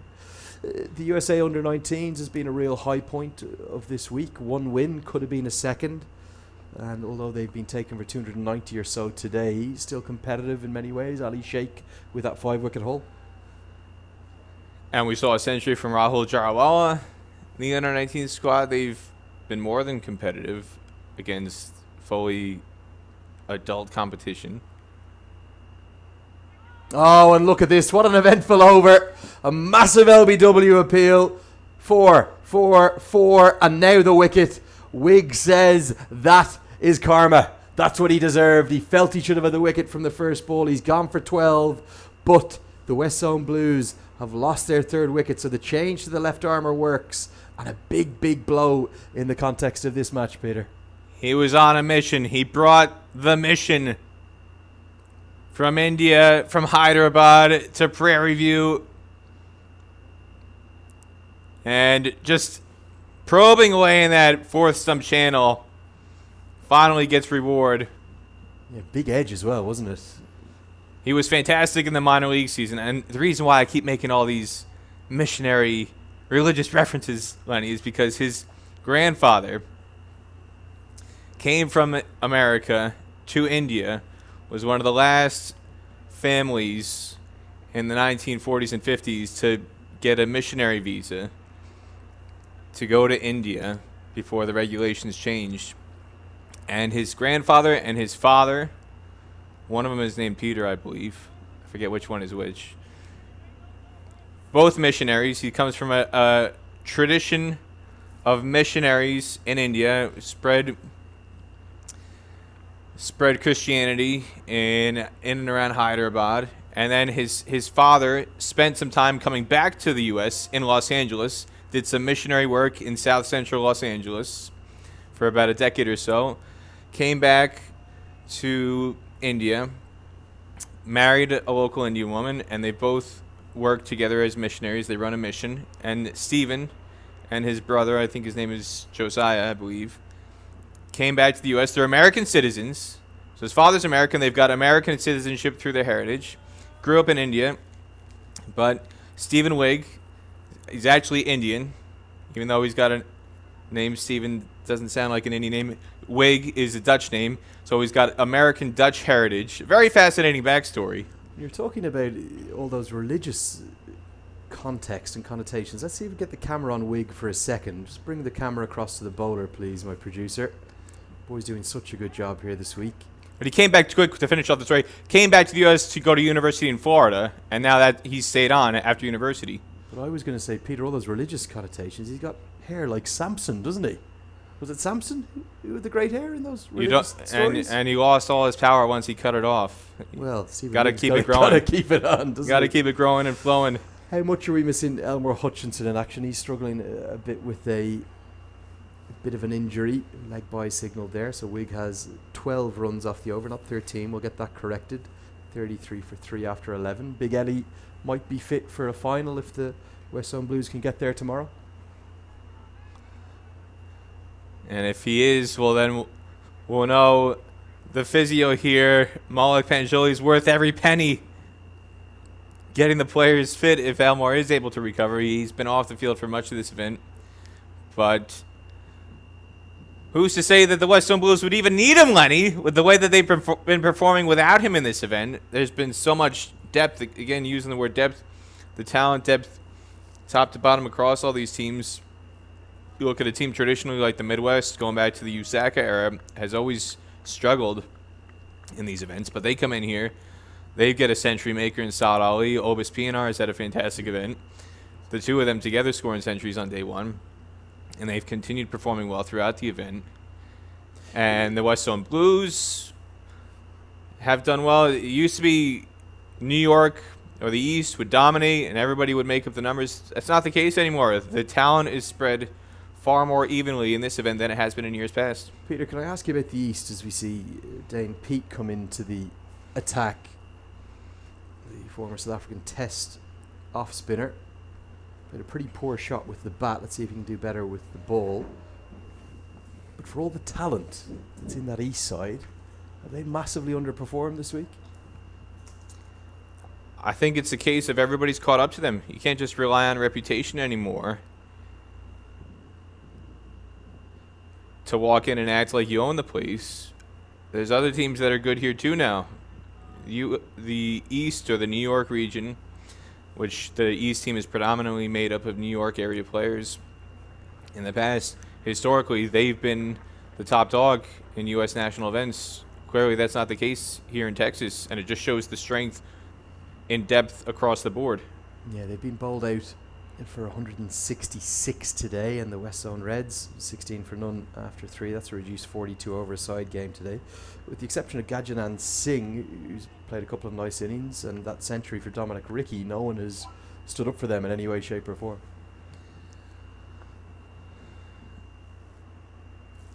And it's not because of lack of talent. You've got Xavier Marshall there, who missed the first couple of days, but he was back as captain today. Bhaskar Yadram, former West Indies under-19 player.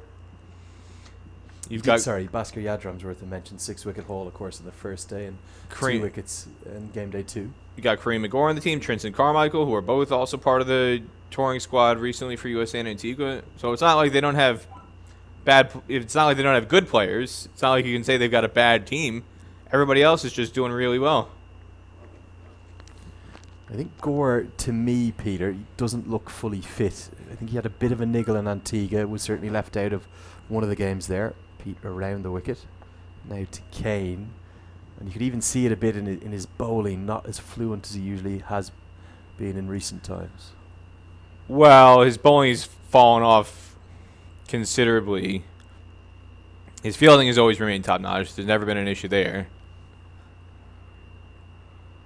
His batting has helped compensate for his lack of output with the ball, but I don't think it was an Antigua Tour issue alone. There's been something not quite right with his bowling dating back several tours.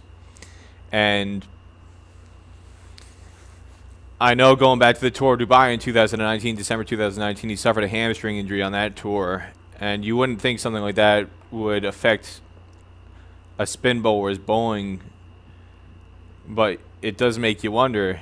Those kind of injuries can linger, and has it affected his action in terms of getting leg drive? He's lacked that bite that he had when he first came onto the scene for USA, that's for sure. Give me a couple of names, Peter. Don't want to keep you too long. I know you've got to get back to your photos. Might keep you till the 15th, but give me a couple of names from this week that you think might be bolters. Who could be a bolter for an American squad against Ireland? An amazing 5-match series coming up down in Florida, 2 T20Is and 3 ODIs. Has there been someone this week that's just caught your eye and you've thought, he's worth a roll of the dice? Maybe a youngster, might be a more experienced player. Who might it be? No more excuses from the selectors, Lenny. Rahul Jarawala scores a century. You can't hide him anymore. You can't bury him away in Northern California. Get him down to Florida over Christmas. Get him in the team. He's a big boy, isn't he, for his age? Boy, quotation marks. He looks like he's a bouncer, Lenny. I saw him in April. I hadn't seen him in 2 years when he was here for the U.S. Under-19 Championships. He's only 17 years old. He was a 15-year-old when he made his debut for the U.S. Under-19 team in 2019 in Canada.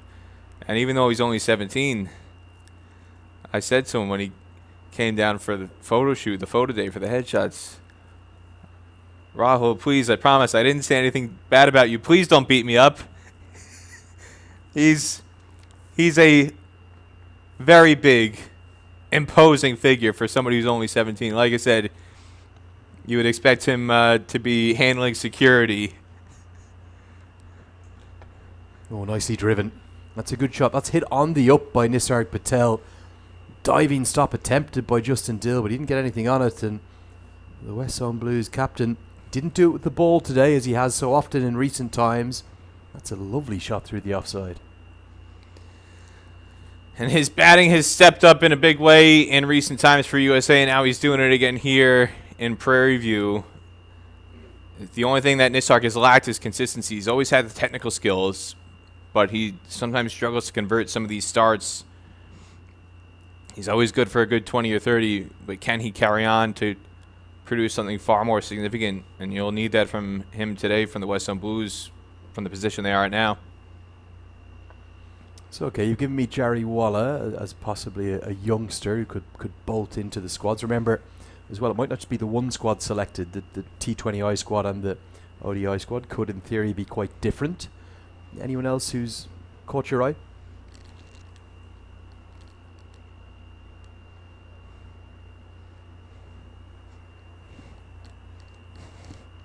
For once, I'm speechless, Lenny. I'm racking my brains here. Stephen Wiggs? I like him. I liked what I saw out of him in the minor league. He's probably somebody who his biggest obstacle is the fact that USA has an abundance of left armers at their disposal. You've got the captain, Sarbnet Javalkar, and the ODI team, Elmar Hutchinson, who's still hanging around the scene. Abhishek Paradkar made his debut in Oman.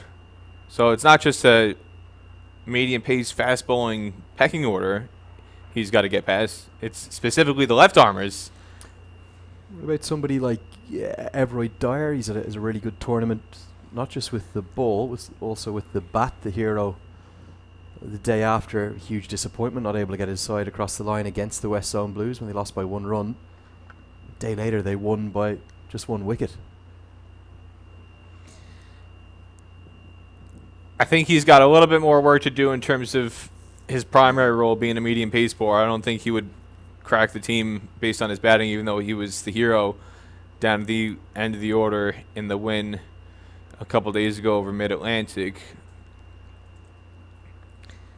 I would say somebody who's also stood out, who I believe has qualified on residency now. He's hit the 3-year mark. Marty Kane, right here. He's been impressive with the ball. He's got a slightly unorthodox, unusual action with his bowling action. Well, I was describing it. It's almost, I know it's a completely different action that Paul Adams had, the left arm wrist spinner, but there's shades of the frog in the blender, isn't there? He really does reef it down at the last minute. Cut shot, gets it behind square. Going to be runs here. And it may well have enough pace to just get to the rope ahead of the fielder. It does. So a second boundary for Patel. The second boundary of his innings. Good touch there from Nisarg. Just the wind is blowing that way. It's been blowing that day all in that direction all day long. And he's just very cleverly using the conditions to his advantage. The wind is blowing that direction. All he's got to do is use the pace on the ball, use the wind to his advantage, and the ball going down the slope with the wind. It's just going to carry to the boundary. So very clever shot selection there. Yeah, Marty Kane has the joint leading number of wickets. He's got 8. Bhaskar Yadram has 8 as well. Nosh Kenjige is at a brilliant tournament. 7 for 50 from 22 overs. Economy rate of 2.27. But again, the issue with Marty Kane, Lenny, is he's a left-arm spinner. You've got a gazillion left-arm spinners in this country, and I've been harping on about why is Vatsal Vagela being overlooked, another 20-year-old who he's had a decent tournament here as well, but coming out of minor league cricket was one of the leading wicket takers in minor league cricket. He got overlooked. Now Marty Kane is a left-arm spinner, is doing well. So that's his obstacle, because you've got Carmichael, you've got Gore, you've got Nisarg, Kenjige. There's no shortage of left-arm spinners in this country. And if he can sneak in as an all-rounder, that might be his avenue. He's done well with the bat as well. On his bowling action, though, Lenny, I remember I did an interview with Emily Reynolds earlier this summer, who's one of the volunteer coordinators for U.S. cricket based out on the West Coast. And she actually goes to Marty Kane's academy for cricket lessons. I sure hope Marty is not teaching that bowling action to Emily or any other academy student out there. You don't want to be replicating that. Well, you'll enjoy this, speaking of Marty Kane, because I got a few things wrong today. I haven't had my best day in the commentary box, Peter. I think I'm missing Brian Walters that badly. We've had a few technical issues. It's all been happening. Let me finish. Well, at least you know who the captains are on the field. I do know that much. But, Peter, I got a lovely message on Instagram, that crazy platform, from Andy Blackwell Kane, who, of course, is Marty Kane's wife, telling me that Marty does not live up in Seattle, where I said he lived. I knew he lived in San Diego. My mind went... Starts with an S. You got the first letter right anyway. On the West Coast.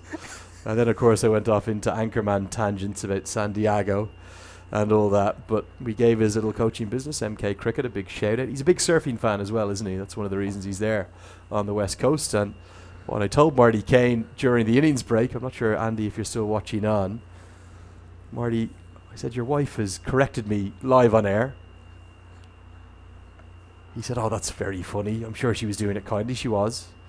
He says, oh, if you read her out her message again, just tell her she should have been working. She shouldn't have been watching the game. So I don't know if, Andy, you're watching on now, but your husband is at the wicket. He's not off to the most strongest start with the bat. He's been in a bit of trouble. He's 10 off 31. And he has been playing and missing quite a bit, but he's still there. He's putting in the hard yards. And just like that, just as we say he's struggling, he's pongoed one high and handsome. And that's gone nearly all the way up onto Highway 290. That is a huge blow. The first maximum of the chase for the West Zone Blues. As if he could hear us from here in the commentary box. I'm going too slow. Time to catch up. That's a great shot, Peter. That was a thumping blow. Just a pendulum swing. Bringing the bat up and down. Easy motion. Clocking it over long on. And again, using his brain.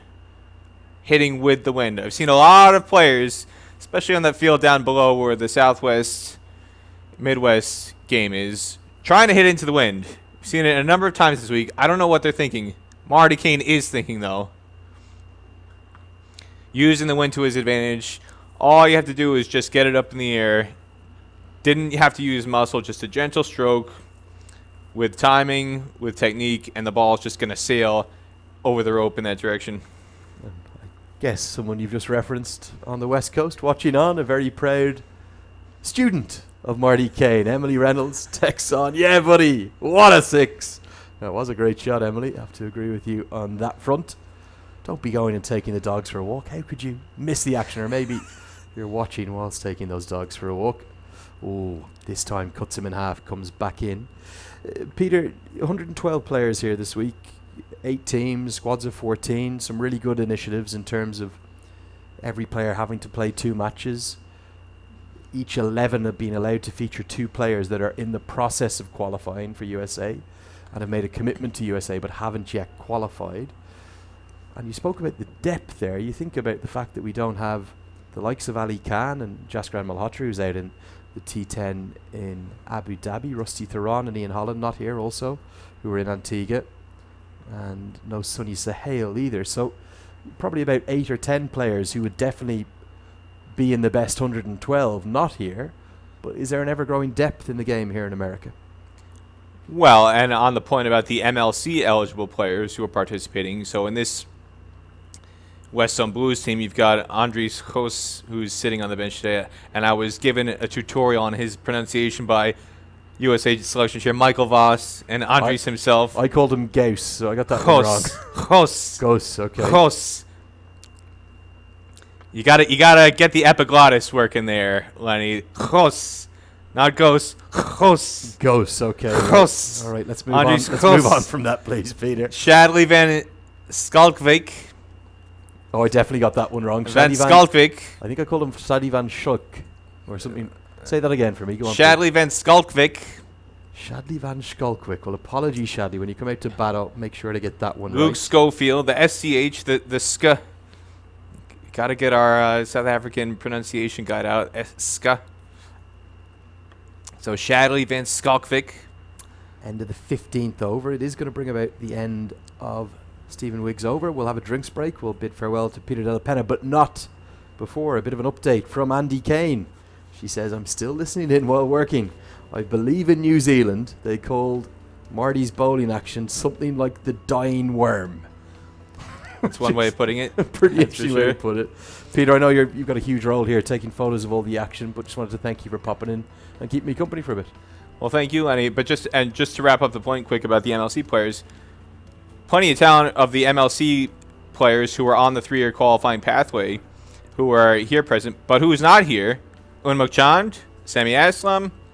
So just think how deep the tournament would be if those guys were present. Unmukt Chand with Melbourne Renegades, he's off to Australia to participate in the Big Bash. He's the first Indian player signed, and congratulations to him for that achievement, which in some ways was made possible by his participation and his performances in minor league cricket. But you add those guys, this players like Saad Ali with the Midwest, who's a recent MLC signee, who's only been in the country a month, but he's going to be on the pathway for the 3-year qualification, so he's been able to play for Midwest here and score a century on the opening day. Mentioned alongside Obis Pienaar. So you add all these players into the mix. Emilio Alfonso in the South team. The list goes on.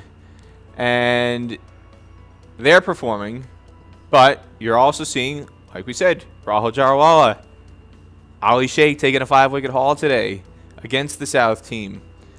You've seen Dominique Ricky make a century already in the national team. Rick Berra's got 6 wickets for the USA Under-19s as well. Nosh Kenjige, 7 wickets. Sarav Netravalkar, 7. So it's good to see that it's not just the MLC players who are performing. Everybody's expecting them. The reason why they're recruited, they're supposed to be elite talents. And you've seen the way Saad Ali and Obis Pienaar and some of the other players have performed. They're proving their worth in that regard. But it's also great to see the other players who have been here much longer are matching them step for step in wickets and runs. That's the thoughts of Peter Della Penna of ESPN Cricket Info. Thank you for keeping me company. We'll be back in a couple of minutes after this drinks break. The West Zone Blues, 51 for 3. Another thrilling chase in store. Don't go anywhere. We tend to have drama on these live streams. Can they do it and make the National Championships final?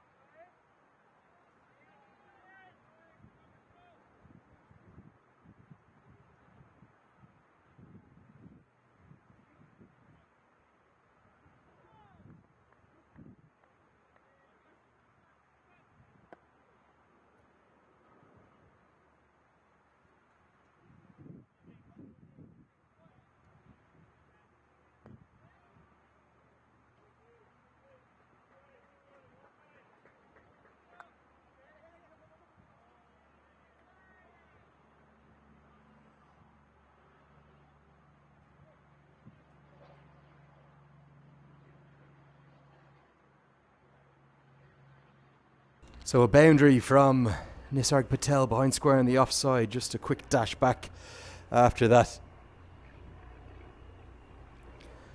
Drinks break, and length was just pulled back a bit by Dane Pete, wasn't it? And good cut shot, one of Nisarg Patel's favoured ones.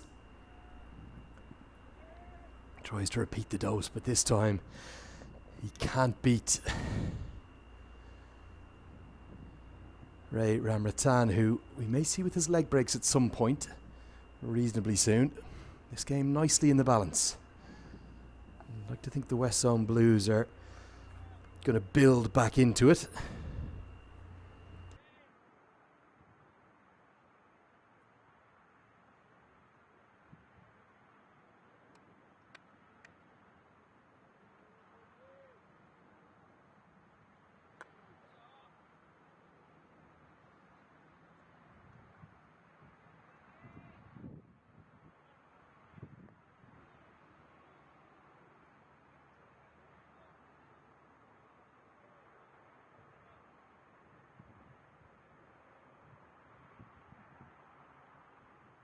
Fake. I'm not sure what fake is. Fun sculpt fake. Fun sculpt fake. So, 16 overs gone now. Dane Pete has just completed his third.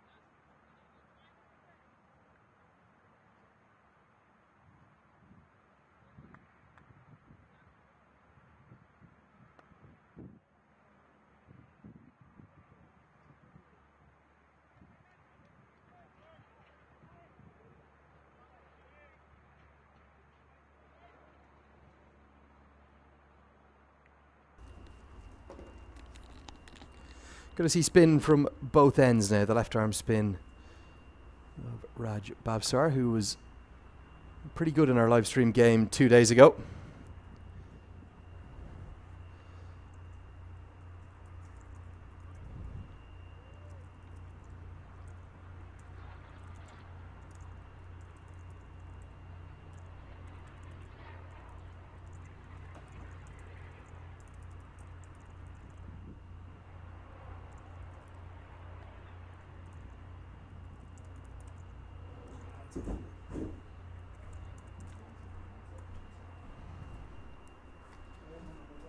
Over 5 and over required. Kane is there. Just starting to progress into his innings, isn't he? Be a long chase this one for Stephen Wigg, who'll cut it off, but Kane's very quick between the wickets, so he'll get back for 3.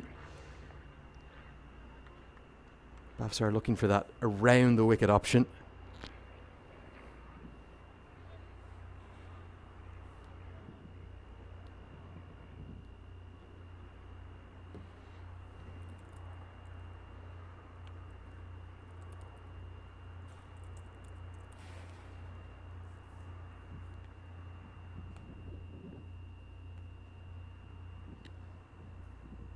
Lovely to see the comments in the YouTube live chat as well. Helen Kane getting across that your mum and dad are watching back in Nelson, New Zealand. Nelson is a place I love very dearly. Hold great memories for every Irish cricket fan. Maybe the home of Ireland's most complete ever cricketing performance, hammering the West Indies, chasing down over 300 in the opening game of the World Cup. Hit down towards the long on fielder, but well in front of Scott, who does the fielding. Lovely to hear from Helen Kane. You're very welcome along to the coverage, and hello to you, lovely commentators. Hello to you. Tell us what time it is maybe there in New Zealand. Trying to work backwards. Might be quite early in the morning, I suspect. Well, is it? Maybe something around 9 a.m. And Justin Dill's wife is also watching on. A real family affair in the YouTube comments. That's Jessica Dill saying hi, Marty's mom. Justin's wife here, and a big wavy emoji. The real loving in the YouTube comments. Prefer to see that than some of the nonsense we see spoken in there sometimes. End of that over, 17 gone. It's 62 for 3. Yeah, Nelson, New Zealand. What a beautiful place that is. Stunning cricket ground all the way back in 2015 that Ireland win over West Indies there. Just a replay of that Nisarg Patel one. Slightly losing his shape. Game nicely in the balance. And do keep those comments coming in.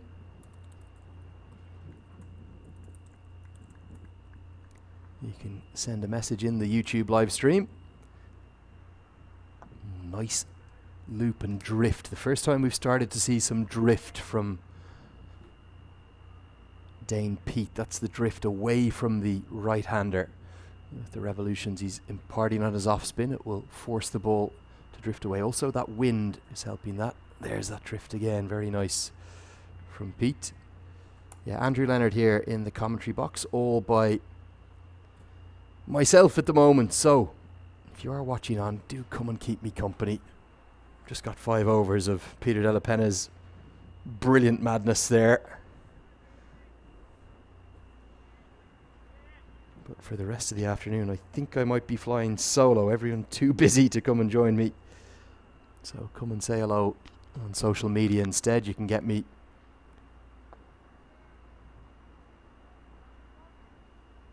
at Cricket Badge on either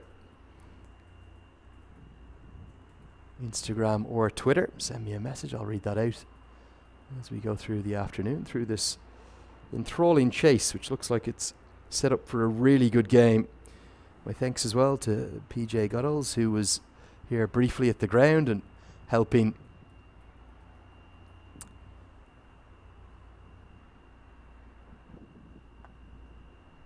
me with my South African name pronunciations. I think they need some work.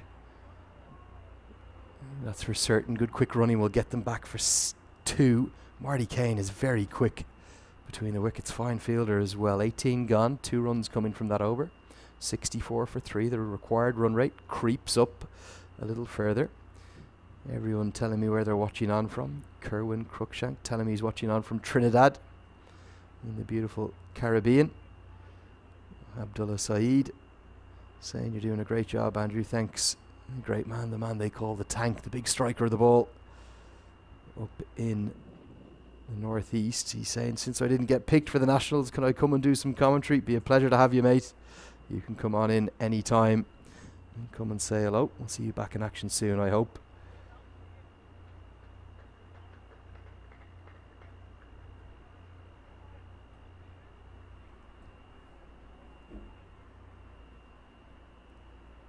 Spin from both ends going to continue. Kane looking to anchor this chase, looking to get things home. You have to remember that if you do, or if they do, if the Westone Blues do take the win here, they'll go to the National Championships final, what will be a historic National Championships final, the first ever USA Cricket run National Championships, the new governing body. And it's the 4th National Championships of the year. The first one were at this very venue back in April, the under-19 men's version. Hugely successful event, that one in particular, after all the strife and tragedies of COVID. Almost felt like a rebirth for the sport in April. 8 teams coming together to play at a really competitive affair. Mid-Atlantic Zone took the trophy and that. And then we went on to the Women's Nationals Championships, which was sponsored by Sistar Mortgage. They were held down at the ODI Stadium in Florida. Again, the seniors and the under-19s held back-to-back. And what that did was bring to the attention to the fore this new next generation of USA women's cricketers. 8 debutantes, I think it was, in Mexico. 8 debutantes coming from all over America. And 6 of them were teenagers. Oh, hit into his foot. Who's to say we aren't going to see a teenager or two maybe debut next month? Remember, in Florida, it's going to be the first ever visit of a full member of Test Nation coming to the USA to play against America in what will be a historic series to round out an extraordinary year, a year none of us are ever going to forget. Hasn't been much sleep in the calendar year of 2021 for a few as the cars continue to whiz by on the highway up above us here at Prairie View. More messages coming in. Shikar Rahaja. God, my pronunciation needs work, doesn't it? I'll say that again. Shikar Rahaja. Hey Andrew, great commentary man. Love from Delhi, India. Much love back at you, Shikar. PJ Goodall's asking me what is a cricket badger's favourite food. Well, I am a cricket badger, so I'll probably answer that. Anything with sauce, mate. As long as it's got sauce on it, I'm happy. If it's dry, I'm unhappy. Particularly a nice taco sauce or maybe a barbecue. I will say one thing, here in Texas, they do food like nowhere else. Didn't get to finish work till about 11 o'clock last night. Got out into the drive-through. And the milkshake I got at 11 o'clock, no wonder I didn't sleep well. Must have been nearly a litre of chocolate milkshake, that. I only asked for a medium, I thought. But anyway, Shikar's watching on at 2 a.m. Awake from my studies and just came here to search some live cricket matches. You're very welcome along to the action from Texas. Abdullah Saeed is missing Peter Della Penna in the commentary box, but he's busy with his great job on the field. Does give great insight, Peter Della Penna. No one quite like him. Cut away off the under edge, going past the dive of Scott. We'll get back for a couple. Kane continues to just battle a bit, doesn't he? Kerwin Cruikshank, who's watching on, is saying, my son is playing for the Midwest Zone for the first time. Well, Kerwin, why don't we give you an update on that score from that ground there? It's not far from us. It's across to our right. Kane cuts that with more authority. In fact, let's go around the grounds. Let's give you score updates from all four games. The South Zone, they posted 294 for 7 from their 50 overs against the USA Under-19s. USA Under-19s off to a mixed start. The run rate's good, up at 5.5 and over, but they've lost 3 wickets. But arguably, their 2-star batters at the crease, Rahul Jarawala is there with Raymond Dar, but they've lost 3 early ones. Sai Mukamala, Rohan Padkey and Sanjay Krishnamurthy, who probably isn't having the tournament he would have liked, are all gone.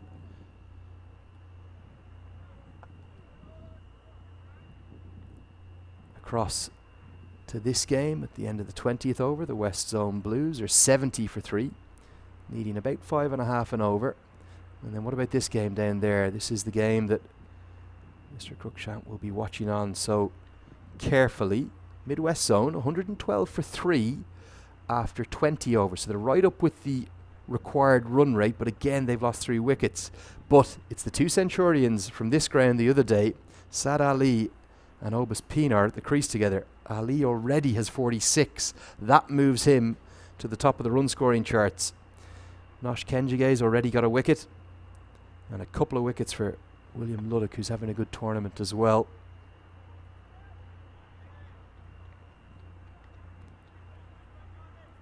And big news from the only game not being played here at Prairie View today. The East Zone castled for 166 down at Musa Stadium. And the West Reds are 60 for none after 10. So that game is looking like it's only going one way, which means the West Zone Reds, who got over the line in the most dramatic of circumstances against the Midwest Zone, just ahead.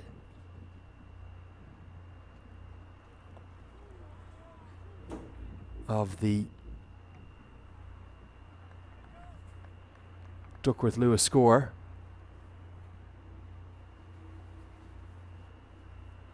As the light faded, we had real drama on game day 2. I'm sure we're going to have more today. But they are going to go to the National Championships finals, I would suspect. We haven't seen them on the live stream yet, so we will see them tomorrow if they can close out that win. But who are they going to be playing against? That's the question. We'll take a look at the points table to give you a sense as to who it might be. Could be an All West Zone final still. But to get there, Nisarg Patel and Marty Kane are going to have to get their side over the line.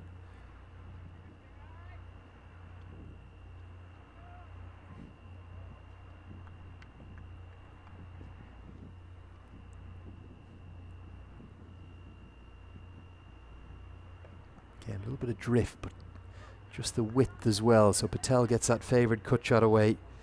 We'll pick up a couple. Get to the end of the 21st over. No real boundaries moving. Yawns all around in the commentary box. Tough old tournament, this one. Lots of work has gone in from all the staff. There's the points table. So, with the West Zone Reds looking very likely to triumph over the East Zone, they'll advance tomorrow to the National Championships final. The first ever USA Cricket Run final.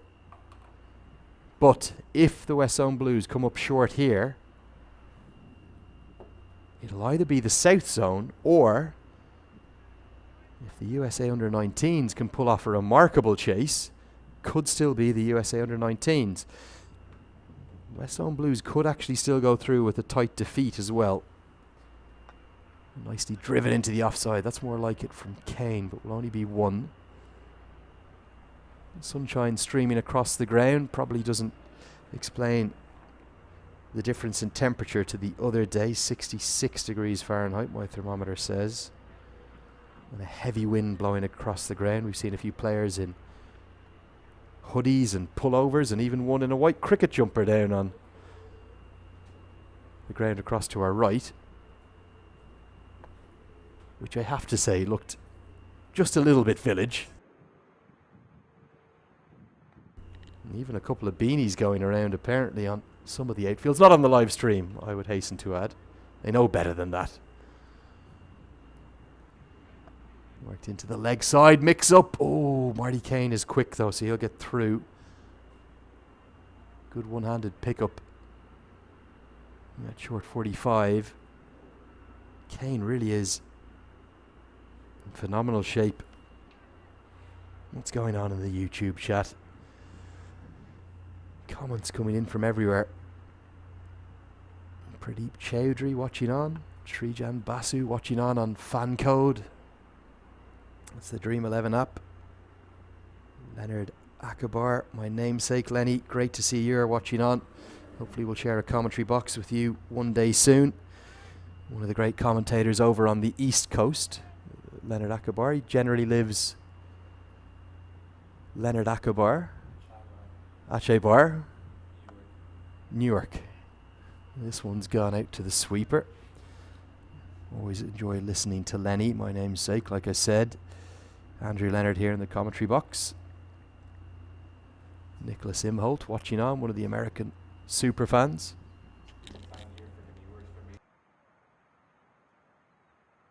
Oh, and Peter Della Penna just telling me that Leonard works for Macy's.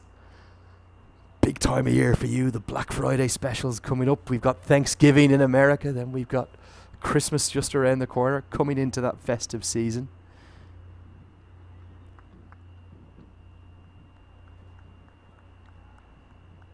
One of the YouTube comments asking it would be nice if they had a bird's eye view camera with the various positions for us newbies to cricket. I'll try and explain some of those positions to you. So if my producer can give me a nice wide shot of this field, hopefully he is listening on.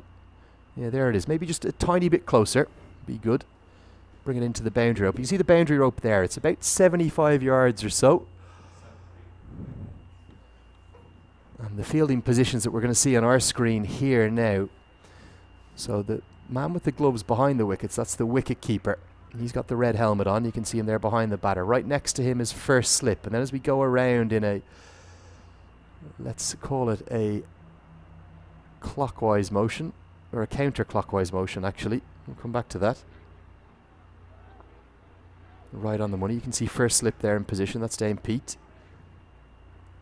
Let's see if we can show that. That's long on down here, which is on the leg side of the ground. And the reason it's called the leg side is that's where the batsman's Legs are set up, a big shot attempted. It's going to go out to that long on fielder. Scott is very quick indeed, but he's not going to be able to cut off the second. So that's long on, that position there. It went wide of the mid-wicket fielder, who's also on the leg side. There's 4 fielders on the leg side altogether. Long on, who's just got out of your vision. Mid-wicket, deep mid-wicket. In fact, there's only 3 fielders on the leg side, which is very rare. So the spinner trusting himself. We'll have a look at the offside field after this ball. That's where this ball has gone. So that's the cover fielder. There's also another fielder right next to him called extra cover. There's also a deep cover who's giving some protection out on the boundary. And we've got a long off fielder down there. That's where this ball has gone. And then a point fielder. So at the moment, 6 fielders on the offside.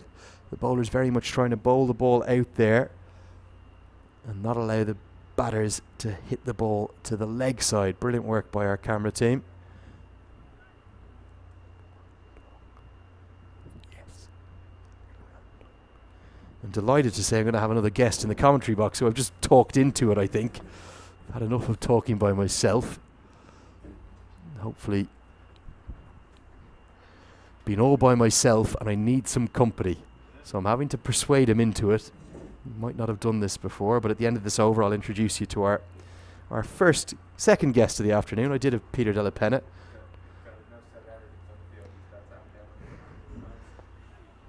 And that's going to close out the 23rd over, and it's a very special guest, a guest of honour, in fact. Someone we've commented upon a few times as we've looked around the ground. My voice is nearly going, but I'm very happy to welcome Michael Voss, the chairman of selectors for the men's side in USA Cricket. Michael, you're very welcome to the commentary box. How have you been enjoying the week so far? Thank you. It's gone extremely well. The standard of cricket has been amazing, and each game has been exciting and could have gone either way. So again, we've got to... Oh, there we go. Okay. Just getting Michael's headset set up so he can hear me. Yeah, I couldn't hear myself talk. No, but even the game we're watching right now, it's evenly poised, and there's obviously a lot on the line. I was watching some of the other games. Sorry, just going back there. The South team is doing well against the under-19s, but even there, it's pretty evenly poised, and that's what we want to see. It's been extraordinary, really, hasn't it? The first ever USA Cricket run national championships, and this tournament, which had taken a huge amount of planning, pulled 8 sides together, and you might have thought that there could have been a few mismatches, but we were 8 games in. There's yet to be a mismatch. All those games could have gone either way. Today, maybe the West Zone Reds will prove too good for the East Zone. Looks like a big win for them down there. But every other game, the other 3 here at Prairie View today, very much in the balance. The standard of cricket's been quite good as well. The standard's been excellent, and we were just chatting about it yesterday, and trying to predict, who might be playing for a top position, and any team could win. And when you've got a tournament like that, it's just it becomes exciting. And some of the finishes we've had, just unbelievable. Michael, give us a sense as well about cricket here in America generally. As Pete gets this nicely right on the money. He's been tight and economical so far. There's a huge amount of 20-over cricket played. There's probably not as much 50 overs cricket. You've even seen some of the players adjusting out of T20 mode here to the longer version of the white ball game. Absolutely. I mean, this is an interesting transition. We had a great minor league, which showcased some of the T20 talent, and then obviously we've got the various tournaments that are played, but all of them are on the 20-over format, and it's just exciting to see all the different players from the different regions playing against... Sorry. Oh. Let's take that down. We'll forgive you that, Michael, Yes. because I surprised you that. coming on air. There's another selection call coming in, I'd say. Yeah. No. Someone else saying, pick my player. Get him in the American side. Actually, that's one of my fellow selectors, Clayton Lambert. He's actually watching on one of the other grounds. I was with him earlier. We were looking at a few players there and chatting. So Give me a sense of the selection structure. You're the chair of selectors, but Yes. it's not just you and you only. There's a network of people around you, as you said, Clayton Lambert and some others. Yeah, Clayton Lambert, who obviously comes with a lot of experience and Big pedigree. appeal. I'll just interrupt you, Michael. This looked very close. Dane Pete is furious. Let's see what And happens. so is the bowler. I've never seen a reaction like this before. He's still down. Go back to the bowler there. He's lying There on he the goes. wicket for a I long thought it- time. Let's take a look at the replay. It's going to come up here now. Raj Bhavsar's bowled really nicely. The reverse sweep. Often you can get given on the shot if you miss it. We might need to bring you the replay after this ball, but we will bring it to you in a moment. Big appeal, wasn't it? Tossed This- up. Let's see yeah, if we and can that- take a look. Here we are. Oh, there we go. It was the reverse sweep that Patel was looking for. Almost gone for it quite late. But I think that's Nah. possibly a good Dunno. decision. He's probably got outside the line, It isn't looks he? like it's just outside the line, but this is an important wicket for both sides. I mean, on the Blues side, it's really important these two knuckle down and get a big partnership, and it's a key wicket obviously for the Mid-Atlantic team. So, especially with the game being so evenly poised. You got to remember, there's a national championships final place literally on the line. If the Blues win here, they're guaranteed. They're If guaranteed. they're not, it's all going to come down to the. Well, the South vagaries of team's net doing run rate. pretty well. So, and even the game between the South and the Blues on Monday came down to the last ball of the game. Yeah, we've had a couple of last ball finishes. So Oh. apologies, Michael. I interrupted you explaining the selection process, the structure for the USA cricket. structure. So first of all, we've got myself. I'm the chairman of selectors, and then we've got Clayton Lambert. We've got Amir Afziluddin, who played for the United States team and was a selector for quite a while actually, and he's also a selector for the under 90. He's the chairman of the. Oh, that is brilliant effort. I think Ryan Scott showing all of his phenomenal athleticism. That's one of the stops of the tournament. I think he saved 2 runs here. We're going to get a great replay of this. But look at the efforts here. He's made, 15, 20 yards. Really athletic, isn't he? Scott, a fine That's it. left-handed batter. Was very unlucky today. Got a bit of a poor decision, but he's never looked like he was going to be able to get there. He's dived full stretch right in front of the chair of selectors. Pulled the ball back in. Oh, that's brilliant. Wow. And look at the impact, and he's flicked it just in time before he's touched the rope to save a couple of runs. Not the first athletic effort we've seen this week, but that's exactly where this game is at. That's the quality of fielding we have. Took a real blow to his head as well, didn't he? I tell you, that's quite an effort. Wow. Yeah, phenomenal stuff. He must know you're watching on. What's that? He Sorry? must know that you're watching on.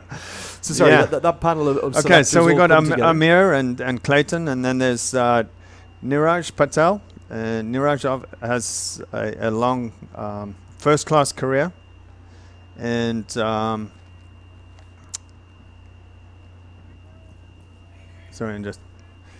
and then we've got Orlando Baker as well, who was captain of the US team for a long time. So we've got a panel that has tremendous experience with US cricket, and also we're spread across the various regions, and so I think we've got good coverage there.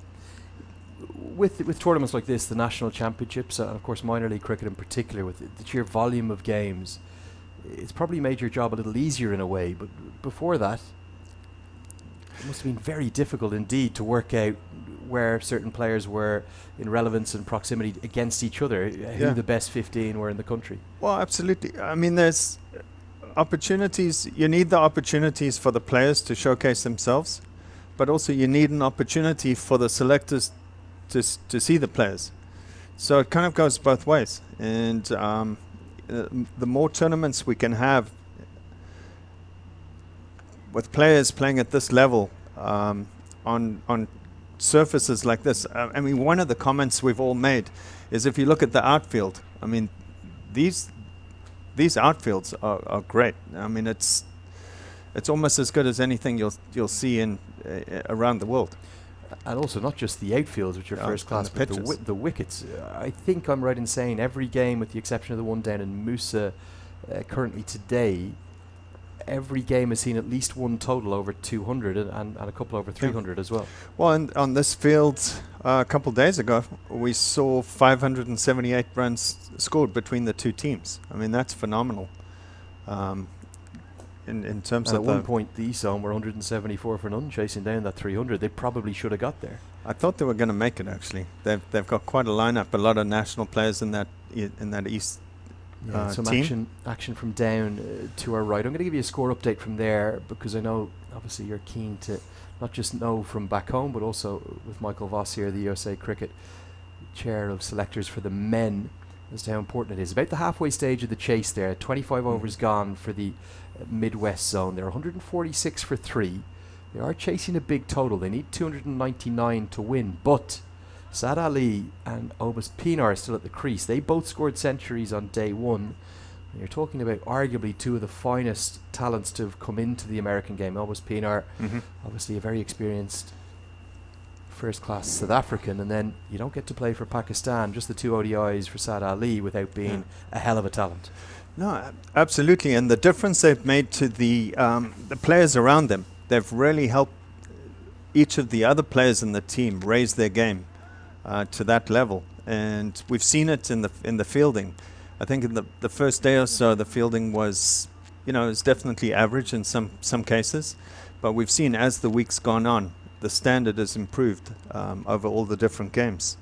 So these That's nicely minor league bowled. players and the Sorry. Sharp turn this time from Babsar, just eludes the outside edge. This required run rate starting to come into the game. More than a run of ball needed now for the first time pretty much in the game, and that was beautifully bowled by Babsar. He's got it on a string at the moment. Real control from him. Okay. There's one ball left in this 27th over. I'm going to ask you a bit of a question in a moment. I'm not going to put you on the spot. Don't worry, Michael. There's a big shot's attempted. No one's got it down over that fielder's head. And this time, he's got Nisarg Patel has, I think, a slight misjudgment, perhaps. It's Wow. been very difficult to hit that direction with that prevailing wind, although it's coming a bit more across the ground today. And I think the long-off fielder has possibly put this chance down. We'll see it better on the replay. He certainly maybe could have stopped the 6 at least, but Patel gets the maximum, gets that required run rate back into check. Big moment in the match again. Big LBW appeal turned down. Could this have been taken, Michael?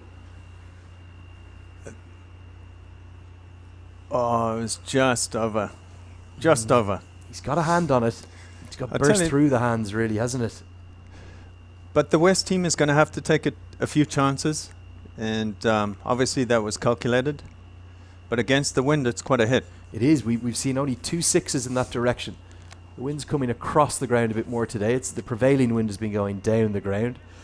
Our amateur meteorologist across to our left, Peter Della Penna, has apparently also got a wind turbine in his bobble hat.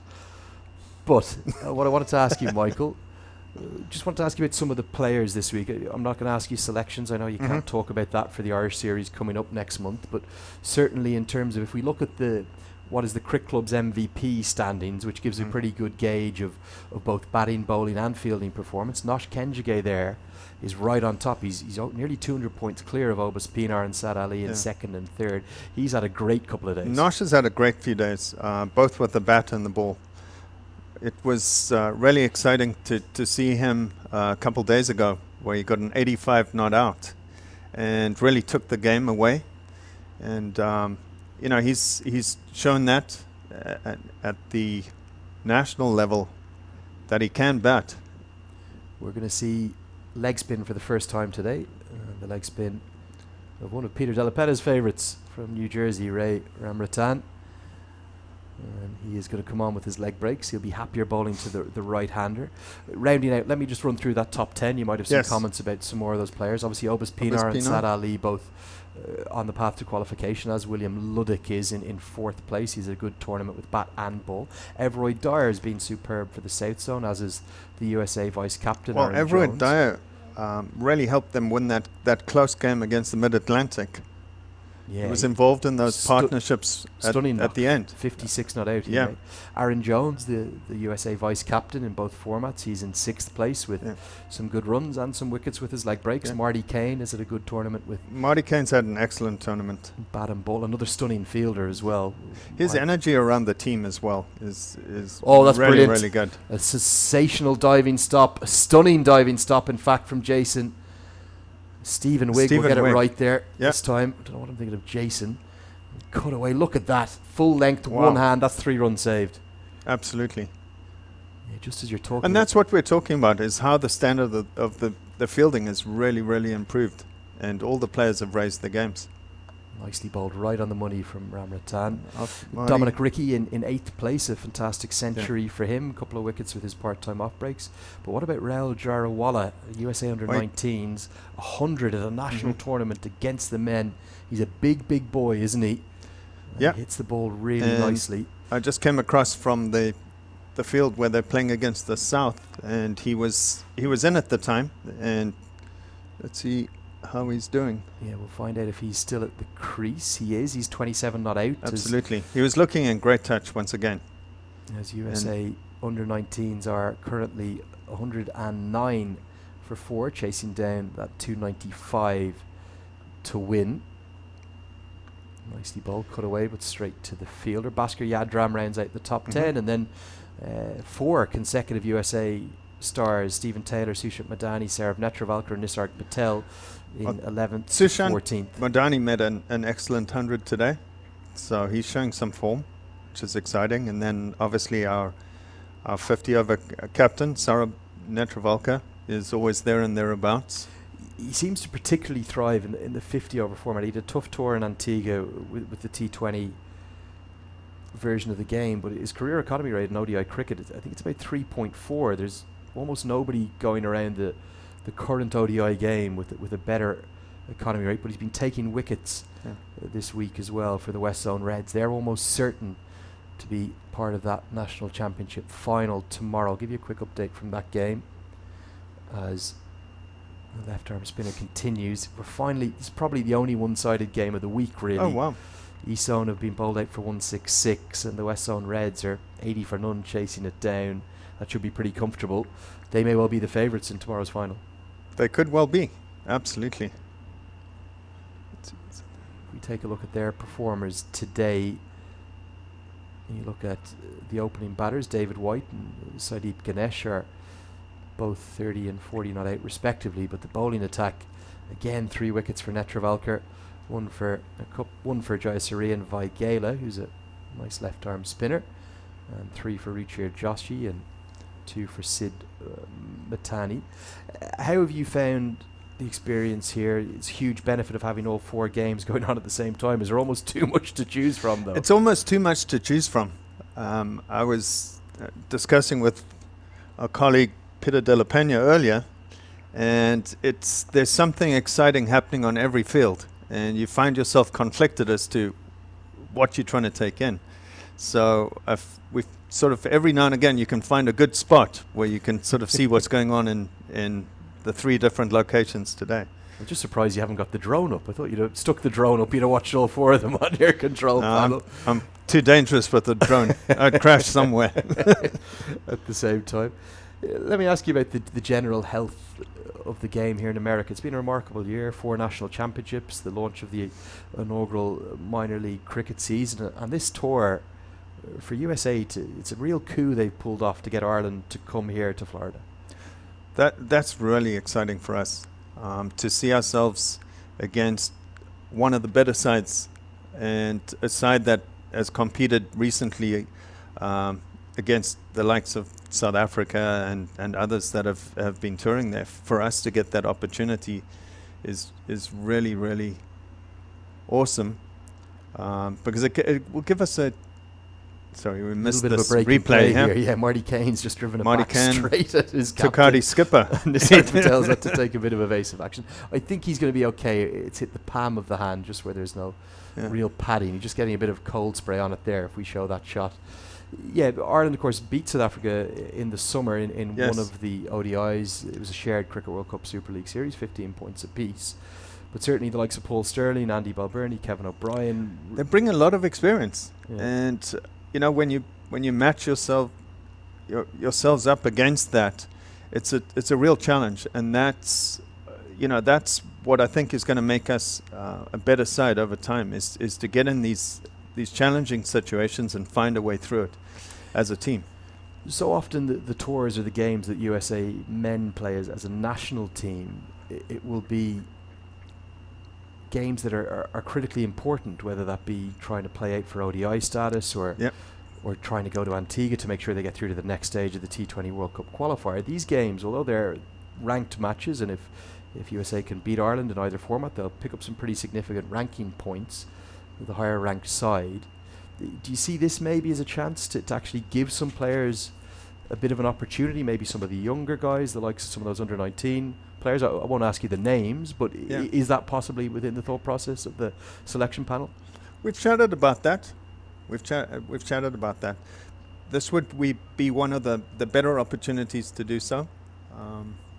But that's one thing we'll obviously keep in mind as we discuss the team.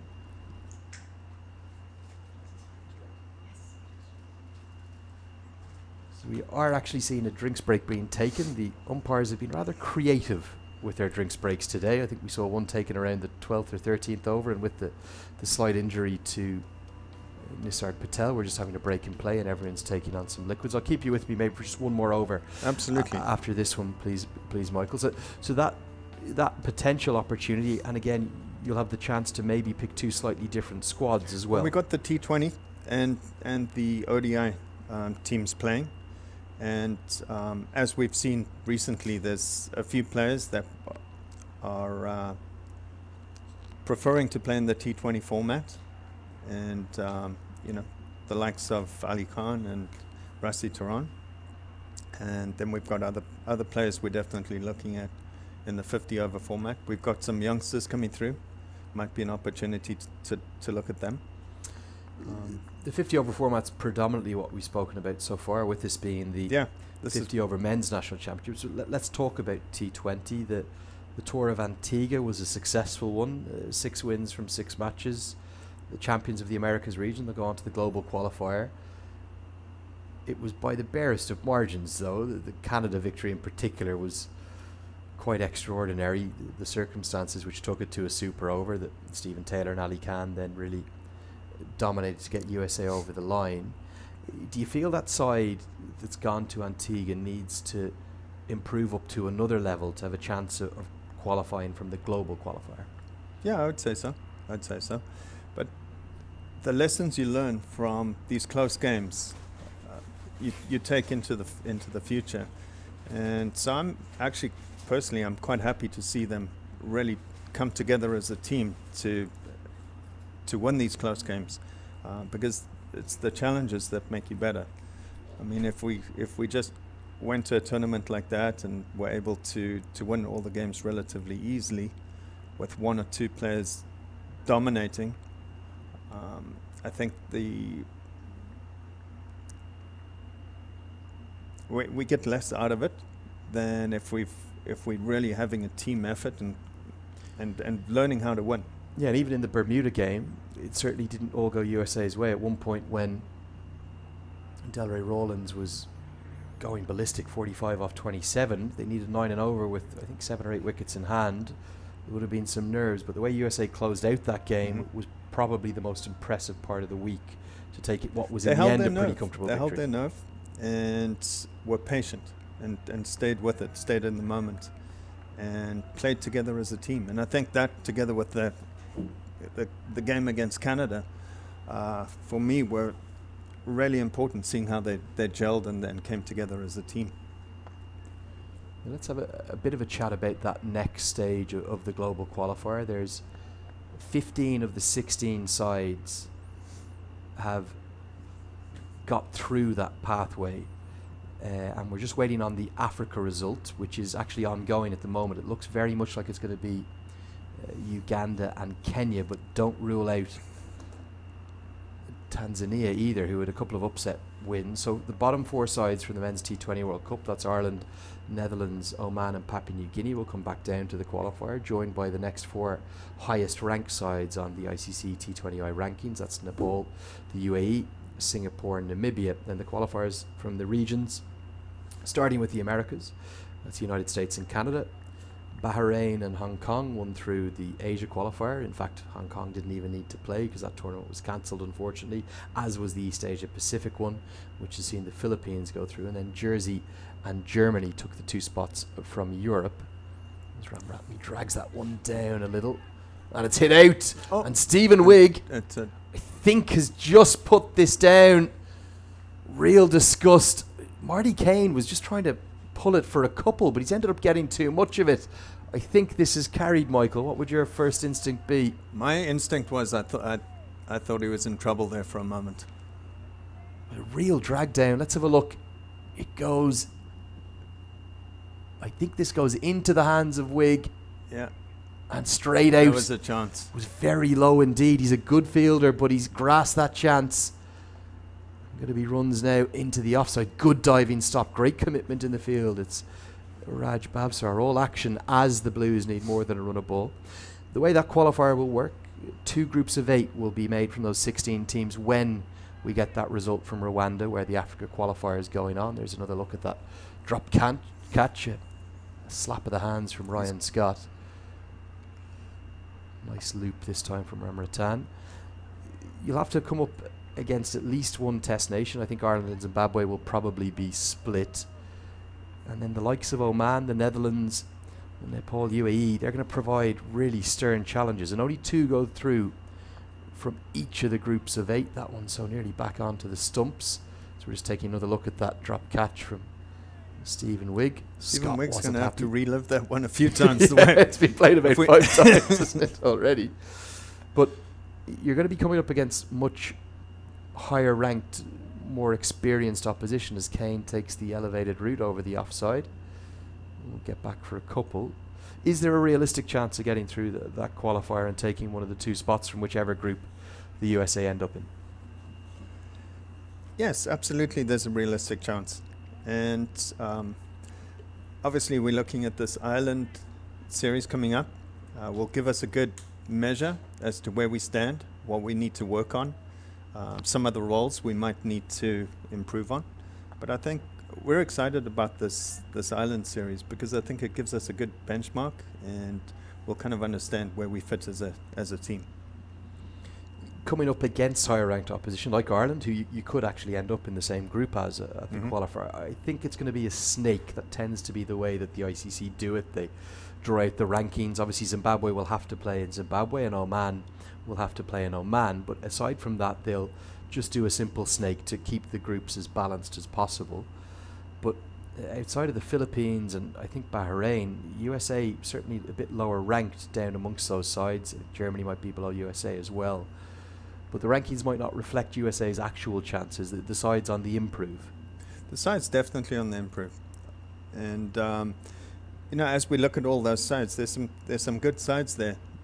And at the end of the day, we're going to have to play good cricket, whether it's against the likes of Ireland or Oman or any of the other teams.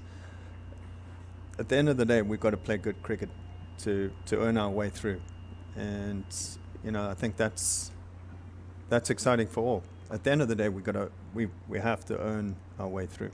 And that's the great thing about these qualifiers. They have such context. They always produce brilliant drama, brilliant spectacles. All of those games will be live streamed, I believe, on ICC.tv, so the fans will be able to watch along.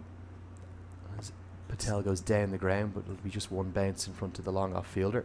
Really good contest here. 6.5 and over needed. The West Zone Blues are behind the game in terms of their run rate, but they do have 2 very experienced players at the crease. It's a good partnership they've got going here. Sorry to interrupt. No, building a really good partnership. The news of the T20 World Cup hosting coming to USA in 2024, really significant. And that's going to mean that USA will make a maiden T20 World Cup appearance, whatever happens in 2024. But you want to do it sooner than that. You want to do it next year. Absolutely. No, that's the goal. We're pushing as hard as we can. big shot into the leg side. Again, there's That's a very good shot. protection out, but he's picked the gap so Wow. well, isn't he? That was excellent. Very, very good just shot. one bounce over the rope. He almost placed it with real control. Bavsar getting hit and a tap of the gloves for the two batters. The tournament next year, if you could get through it, would be in Australia. Iconic grounds, the Gabba, the MCG, the Adelaide Oval. That'd be a dream. That'd What be would a that dream be for like these for players. American cricket? I mean, that's unbelievable. That's the sort of thing that a lot of these cricketers would have dreamt about. And, you know, before you know it, potentially we could be there. Yeah, absolutely. Well, look, Michael, on that note, at the end of the 31st over, I'm sorry to have sprung it on you. Ah. I really appreciate you coming in and joining me and explaining to everyone watching on a little bit about the selection process, your role, and the potential for Yeah. that American men's side going forward. Thank you very much, Lenny. Yeah, it'd been lovely to hear Thank the you. thoughts of Michael Voss, who is the chair of selectors for the USA men's cricket team. What an exciting period it is ahead for that men's side. And not just the men's side, the women's side as well. It's been a hell of a year of cricket for USA cricket. It really has. And that Irish series next month in Florida, I think tickets will be announced in the coming week or two, is something to whet the appetite of every fan. But back to the action here. It's 110 for 3 after 31. We're going to need overrun a ball from the last 19. And the game is perfectly poised.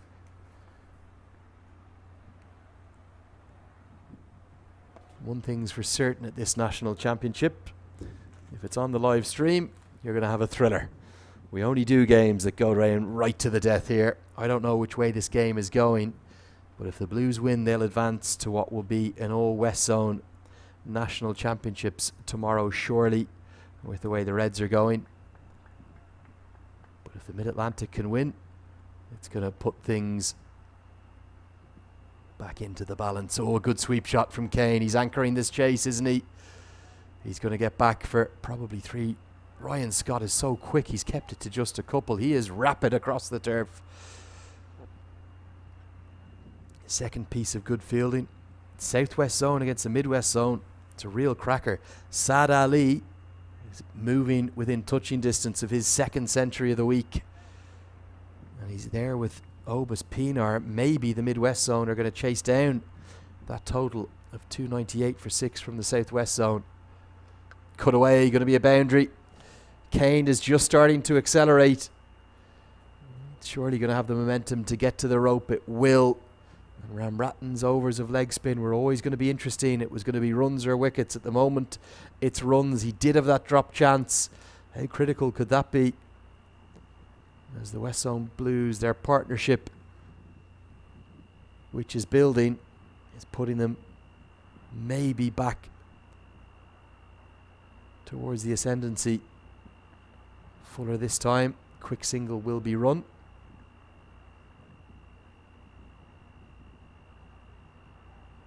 Ramrattan not landing them too consistently, but that one being given as byes.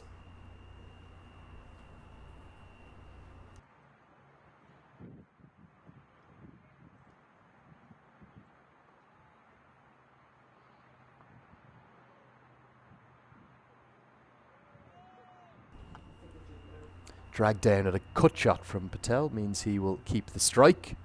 Might give Peter Della Penna a chance to get that Marty Kane 50 celebration. If it happens, 32 overs gone, 119 for 3. Patel will keep the strike. He's on 45. Kane's on 49. Both face 77 balls.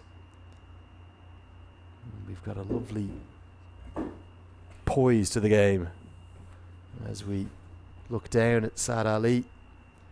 He's going really well. Down on the other ground. And Obus Pinar, they could be about to pull off a heist. For the USA under-19s, they're in a bit of trouble. They're now 5 down, needing 295 to win. But Rahul Jarawala is making another big statement. He's 55 not out.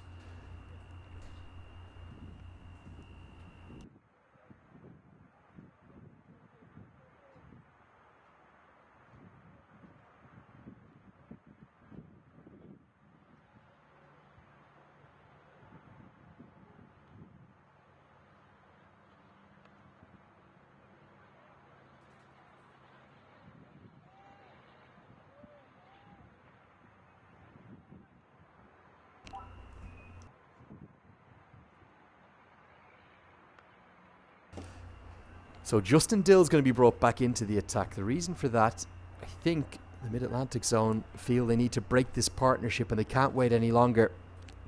They have to go back to their strike bowler. Very good up top with his first 5 overs. And he's going to cause a different challenge for Kane and Patel, who predominantly face spin in recent times. Let's take a look at the bowling figures though, because my big question was, why did Dill come off after his 5 overs? I felt it was the perfect conditions to bowl him 6, 7, 8 overs, maybe up top. He had 5 overs, 2 for 6. I'm not sure of the thought process behind that. And will he be as effective coming back? Patel moves to 46. Kane just 1 away from his 50.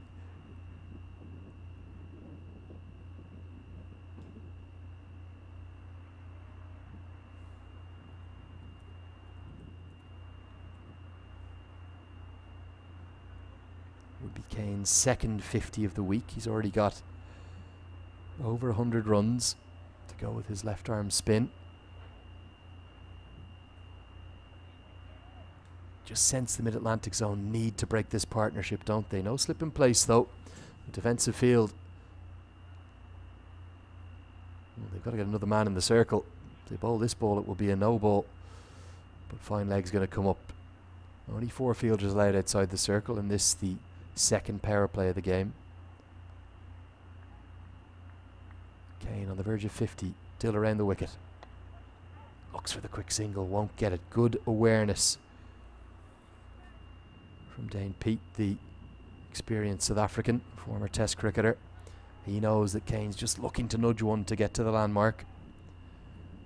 Required run rate, it's in hand, but they couldn't afford too many tight overs here from Dill. Don't want it going north of 7 and over. 6.4 at the moment. And that's going to be 50 from Artie Kane. Gets the pull shot away off the under edge. He's very quick, isn't he? Will get back for the second.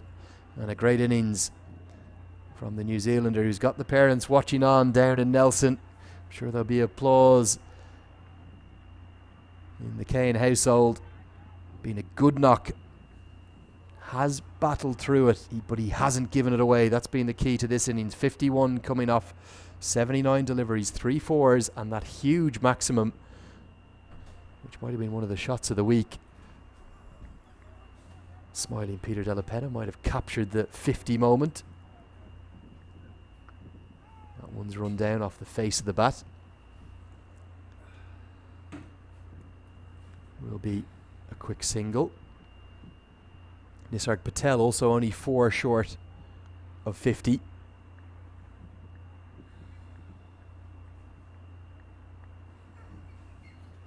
To send Peter Della Penna back out of the commentary box. Needs to stay with the programme today.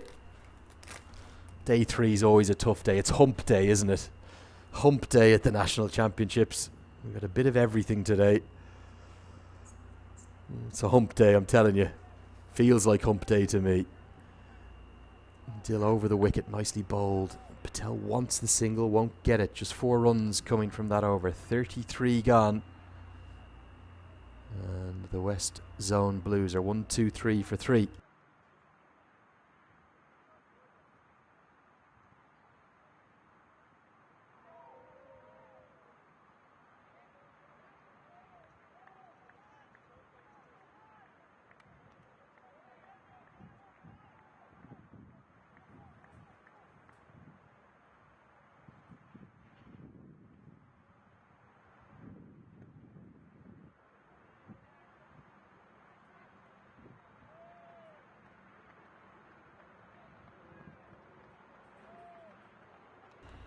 Just a bit of confusion as to whether that was the over or it wasn't, but it is the over. Up 6 balls bowled by Dill. 17 remain. Which way is this game going? Which way do you think it's going? Why don't you tell me? Come on, get in touch. You can send me a message either on the YouTube comments, which I'm trying to keep half an eye on, or a tweet or a direct message to me, Andrew Leonard. You can get in touch at Cricket Badge. Been lovely to hear from you watching all over the world, in the Indian subcontinent on Fan Code, and also across the rest of the world on the USA Cricket YouTube channel. Lovely to hear from Arjunan watching on from Sri Lanka. The cricketing foodie watching from Bombay, India. He said, "Where's Brian off to today?" Well, that's a good question. Oh dear, that's a real drag down from Ramratan. It's not a leg spinner's day. It's cold, it's difficult. Used to remember these days, lots of them back in Ireland. It feels like a bit of an Irish day, a cutting wind coming across the ground, and just to get the feeling into your fingers that you need as a leg spinner is so difficult.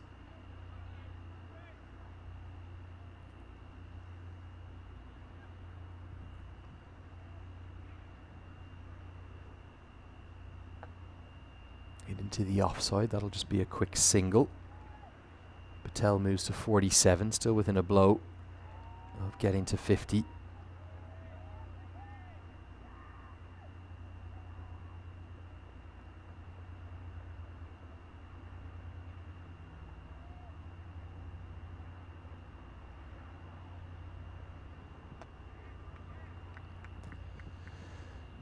Feel like they're in control of this chase, the way they're knocking the ball around. Two very experienced cricketers.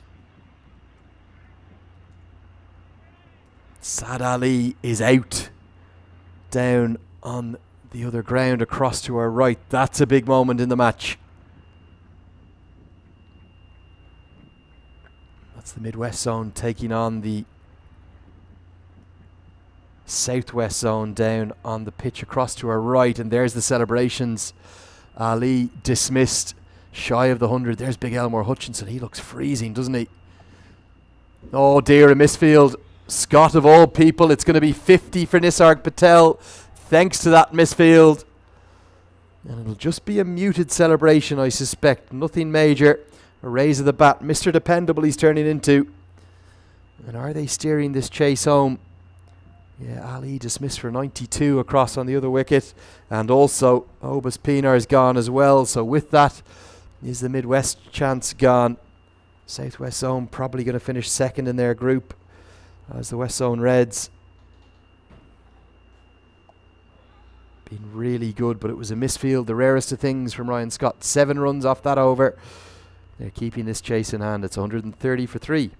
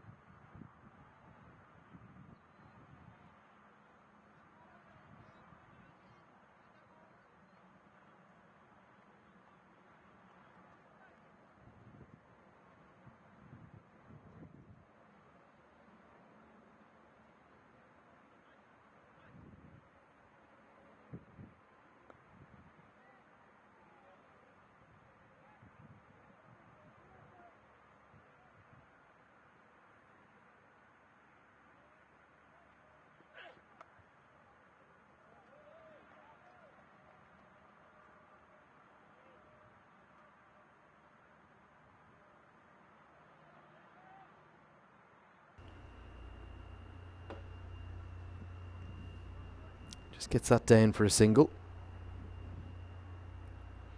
Arjunan's writing on from Sri Lanka, telling me that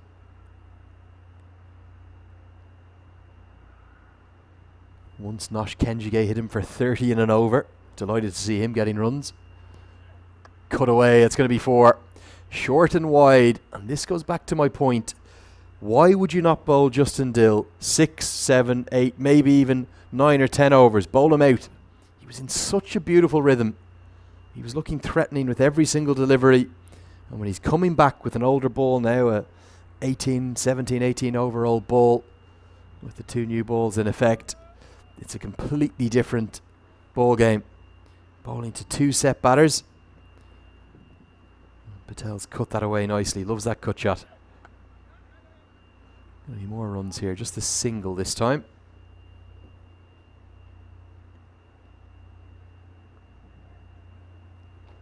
Some great shots coming across from Peter Della Penna. Shot of that century for Sushant Madani.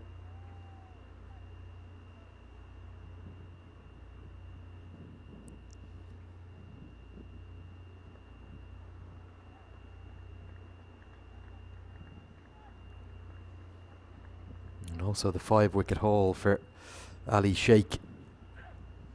Oh, nicely bowled. Attempted cut shot is missed.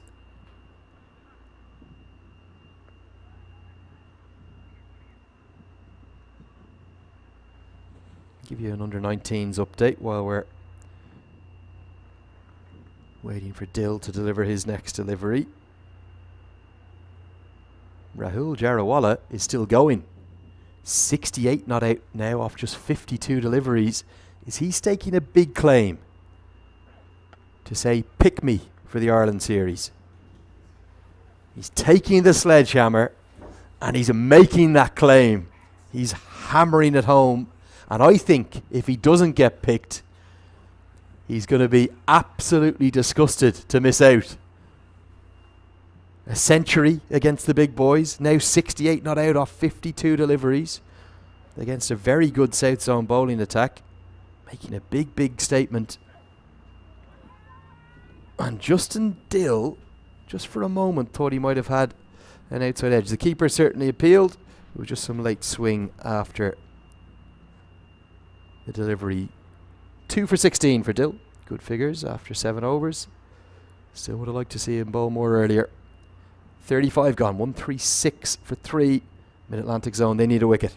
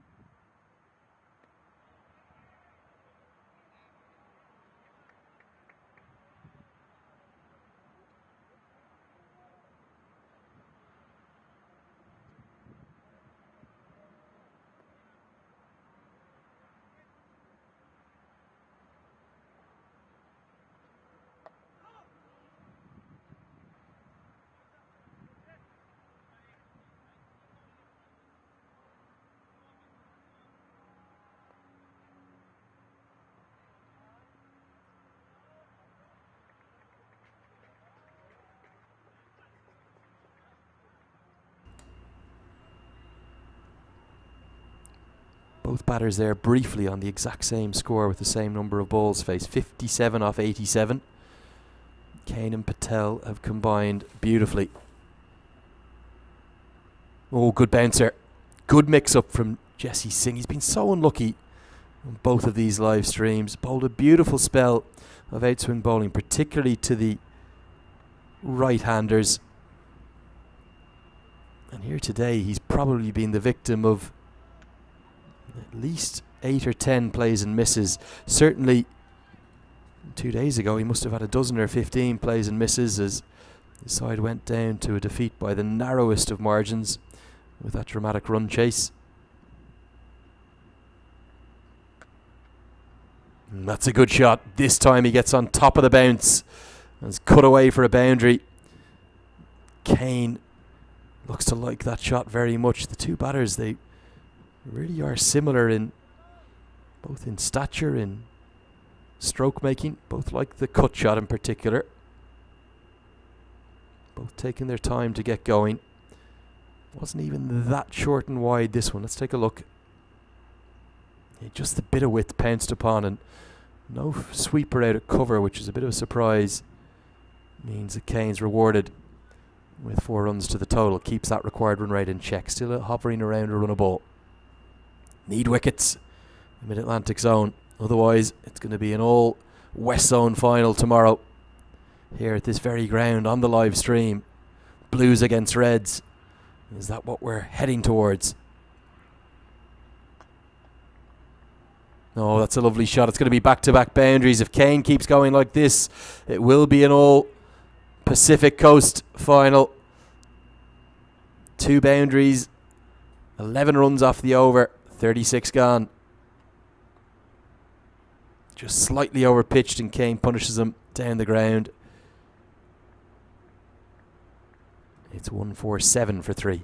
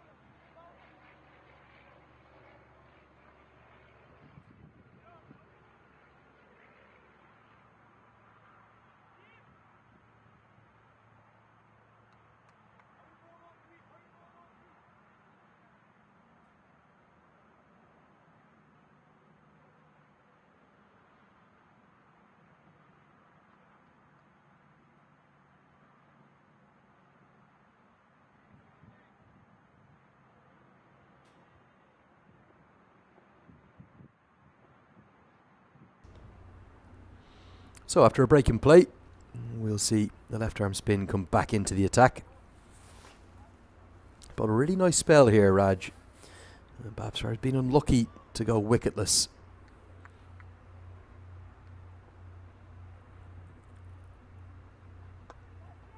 Big hit down the ground. It's been taken.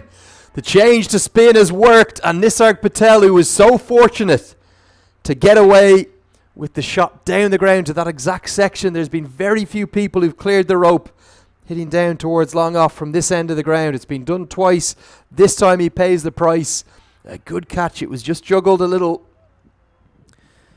by Kangura, but he's clung on, and finally the Mid-Atlantic zone have the breakthrough. And what is that going to do to this game? Is it going to turn again? We only do thrillers here at this ground. We don't do boring matches of cricket. We do stunners. It's another one going to the final over. I'm calling it from here. Patel falls for 57 from 88 deliveries. He's gone. The West Zone Blues 147 for 4.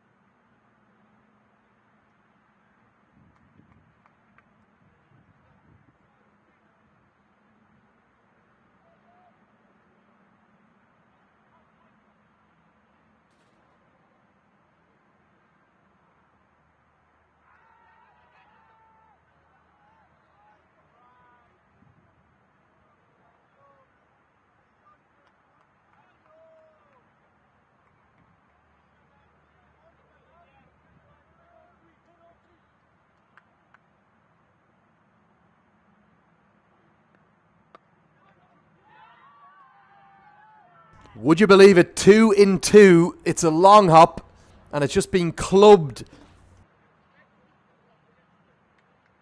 Shadley Van Schalkwijk has just hit a long hop straight to cover. I finally pronounced his name right. I'm only going to have to do it once. He's gone.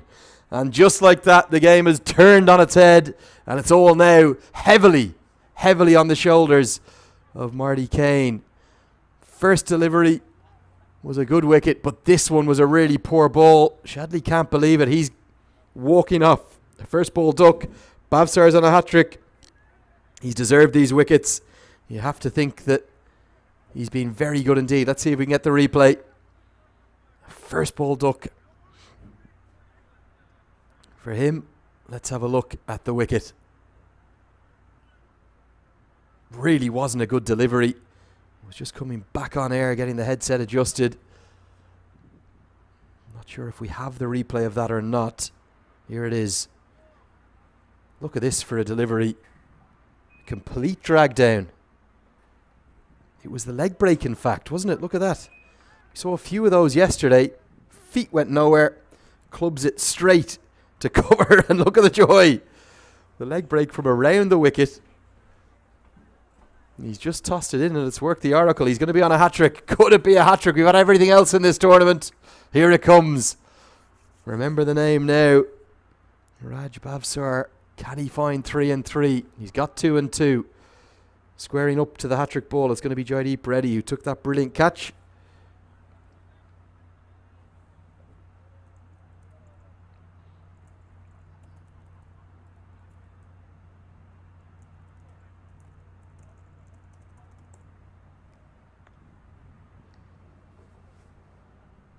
And the field comes in closer. We see a slip come in to play. Very close catching fielders. 2 of them, in fact. It's almost 2 silly mid-offs in operation now. The batter, who didn't think he was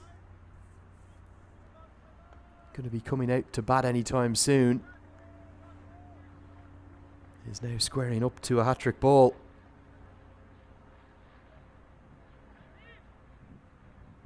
Finally, as all the kit assembled, he's getting a few little words, a few chirps. Still taking his guard. Marty Kane watching on from the non-striker's end.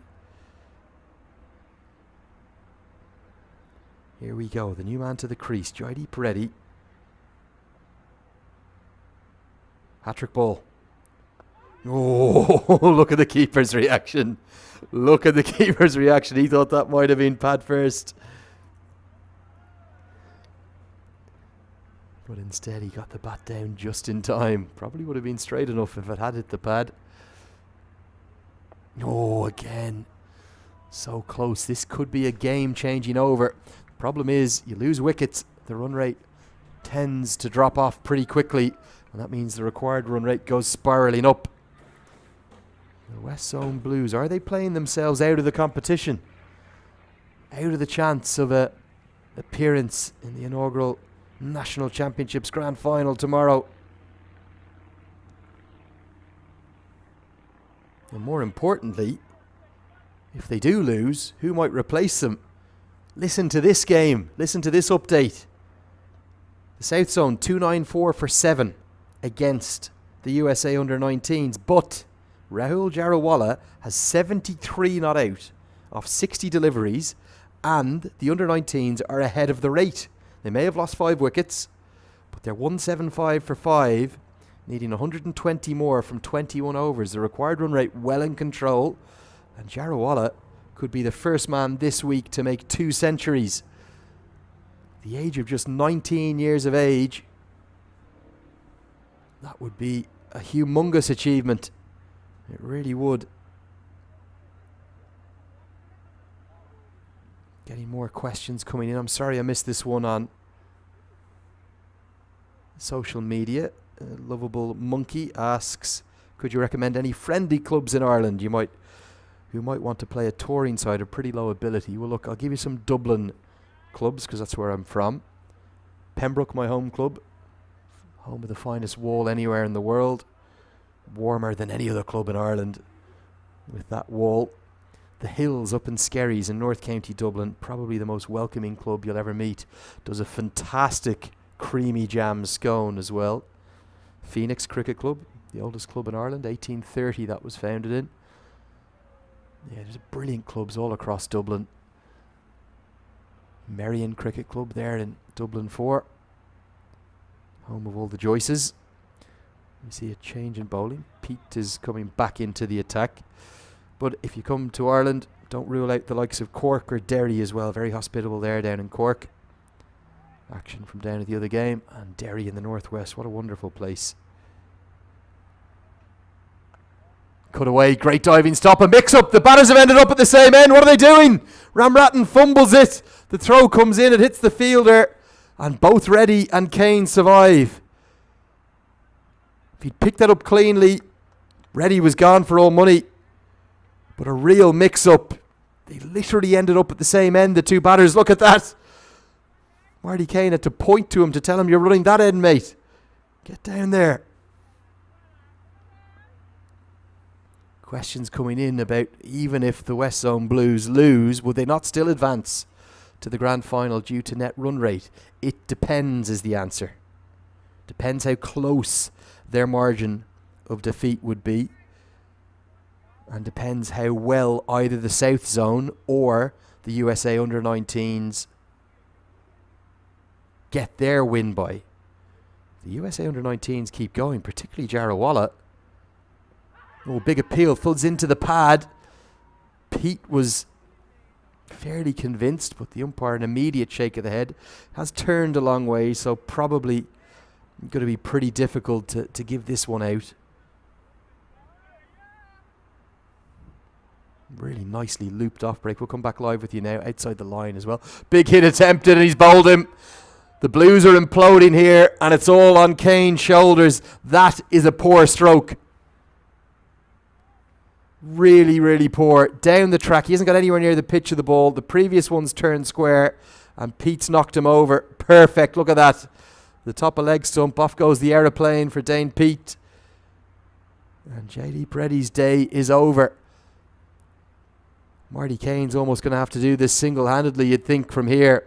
82 to win. It's nearly 7 and over required. So to answer the question about who's going to go through to the final, if the West Zone Blues lose, I'll answer that in a second, but we're going to have a hold-up. The bails are now broken. Is there anything that doesn't happen in American cricket? It's always entertaining. The umpires are now looking for a replacement bail. This will give us the opportunity to talk about the points table.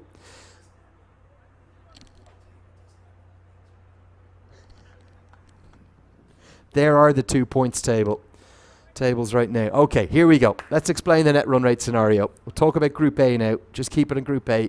Keep it simple. The West Zone Blues, if they win here, they chase down this total. Marty Kane gets 100. It's all over. They go forward to the grand final tomorrow. If they don't, if they lose, they still have a small chance. They need to keep the margin of defeat to as tight as is possible. But with any defeat, their net run rate will drop back down, will pull back down towards 0. The South Zone and the USA Under-19s, they basically have the same net run rate. They're embroiled in an absolute thriller at the moment. A high-scoring thriller on a ground, I think it's right across towards the entrance of Prairie View. And Jarawalla is still there. He's still going. If he's still batting in 15 overs time, the 19s are going to win that game. He's 77 not out off 61 deliveries. He's at 9 4s and 2 6s.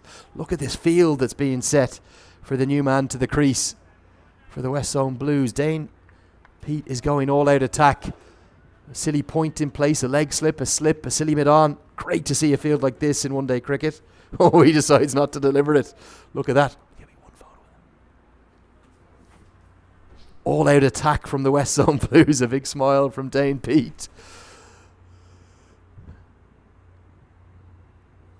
Watchful in defence. He is going to survive the new man Begani.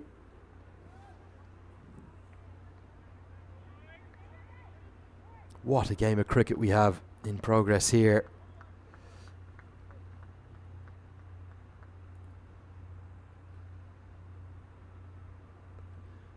Rahul Jarawalla is putting his name up in lights. He's saying to the selectors, he's saying to Michael Voss, who we were talking to earlier, pick me.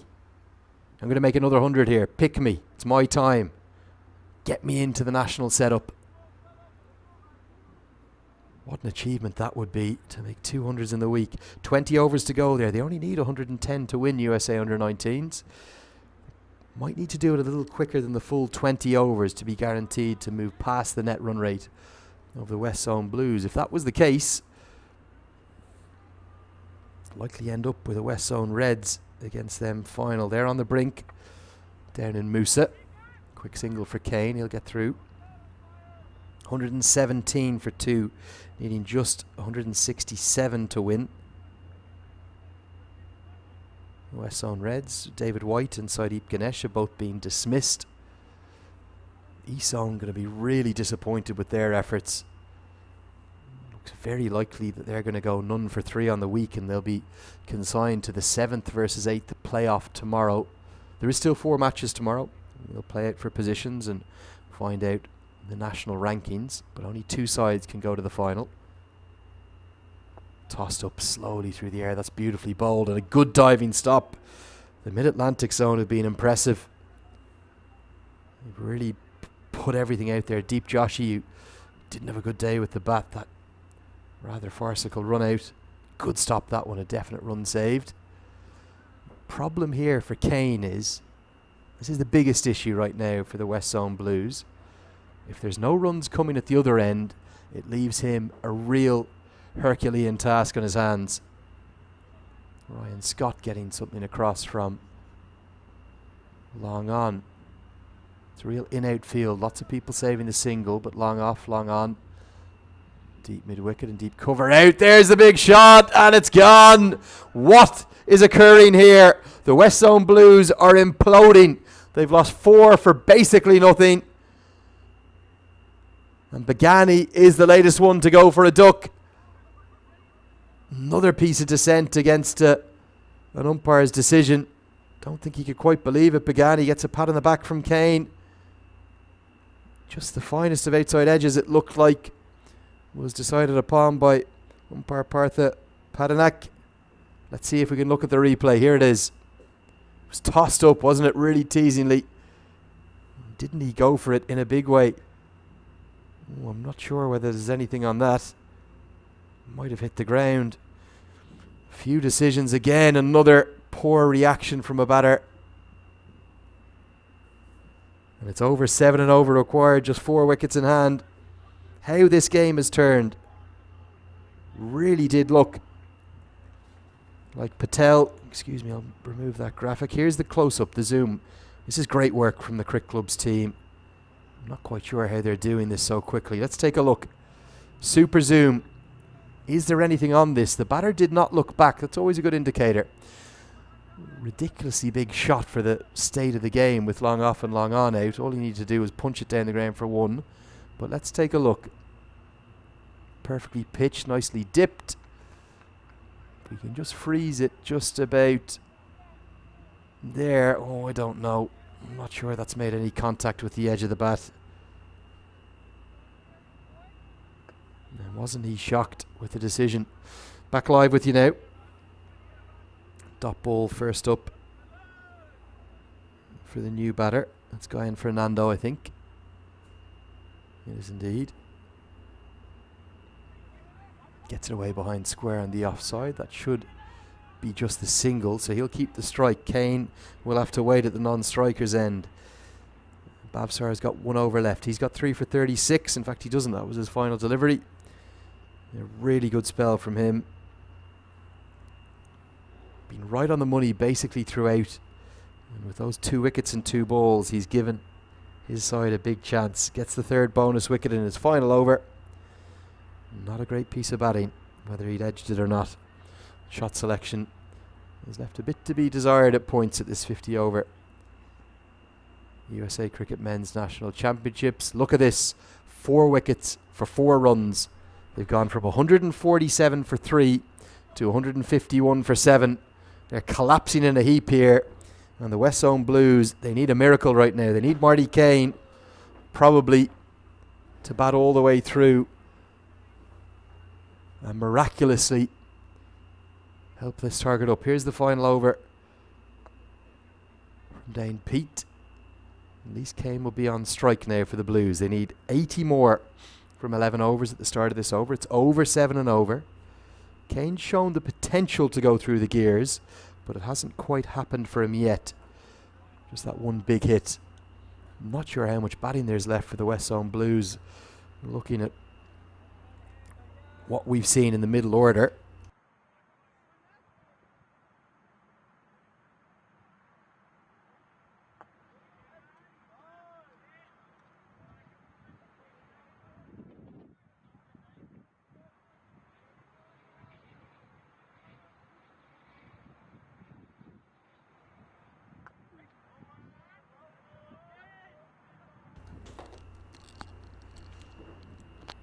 Yeah, Marty Kane, he's 67 off 95. I think he might just try to get through this Pete over and then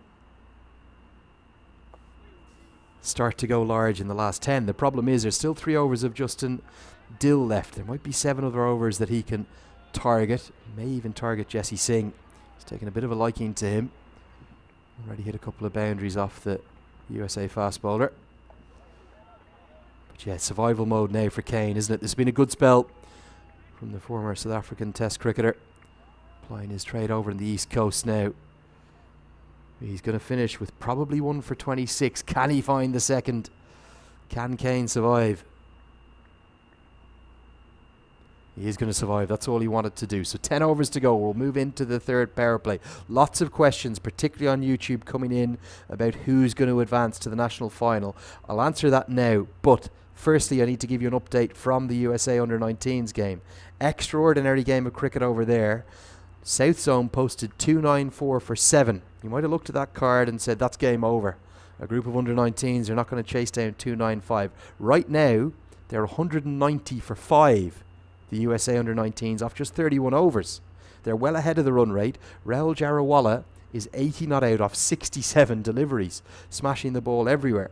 If they take a win, let's say with a couple of overs to spare, they'll get a boost to their net run rate. If the West Zone Blues go on to lose this game by any kind of a margin, by 15, 20, 25 runs, their net run rate will automatically pull down towards 0, and then with the loss, it will come even further down. May end up close to something in and around 0.1, could even go into the negative. So any win would do in that case for either the South Zone or for the USA under-19s. However, if the West Zone Blues can take it really close, let's say a 5-run defeat, their net run rate will stay up around 0.2, and then the South Zone or the USA under-19s would need a slightly bigger win. That's roughly where we're at with it. Lots of drama here on moving day in the final round of group games. But realistically, for the Blues to get there, I think they're going to need to win. 10 overs remain. What are the bowling options for the Mid-Atlantic Zone? Are they going to go to the left arm or maybe to Stephen Wigg? 2 spinners are bowled out. Made telling contributions. 1 for 26 for Pete. 3 for 36 for Bavsar. 2 wickets, 2 for Justin Dill, and the 1 wicket for Wigg, but he was obviously pretty expensive. I just wonder if the option here for the Mid-Atlantic Zone is to get maybe through these 2 Stephen Wigg overs now. If he bowled 2, in fact he'd need to bowl 3, wouldn't he? If he bowled 3, then the remaining 7 could be shared by Justin Dill and Jesse Singh, the 2 openers. Here comes the left armer. Going to come around the wicket. Try and close off the angles. Fernando gets that down the ground for 1. What a game of cricket we have with that under-19 group. Whether they win or lose, they've been one of the stories of this tournament. Many may have questioned their inclusion here, whether they'd be good enough to play against the big boys. So many former first-class cricketers, professional cricketers floating around, but right now, just wonder if I can get an updated runs table. Take a look at this. Yeah, Rahul Jarawala, now the 2nd leading run scorer in the tournament. He's got 197 runs. Behind only Saad Ali and ahead of Jacob Espinar, William Luddick, Marty Kane. He's moved up to 146, his 2nd 50 here today. Dominic Ricky, Garanshu Sharma. Lots of big names in the top 10. Aaron Jones up there too. And Wigg is looking for protection everywhere from Kane. That's no surprise. 3 men all in the deep on the leg side. Kane has hit it back just wide of Wigg. Not a chance, but down to Ryan Scott for the single. I think the Mid-Atlantic Zone won't mind singles off the bowling of Wigg. They'll think if they can get through the 3 overs of Wigg with none for 18 or none for 20, they'll back the experience then of Dill and Singh to close it out.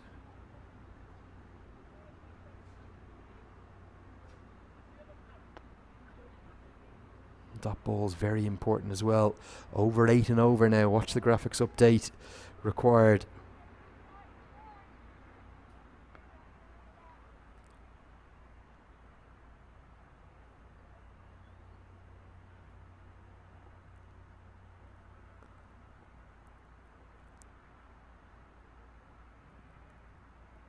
Right into the block hole. That's a good Yorker. Skews off the inside edge. It might actually allow them to get back for the 2nd at will, but it was very well bowled from around the wicket by Stephen Wigg.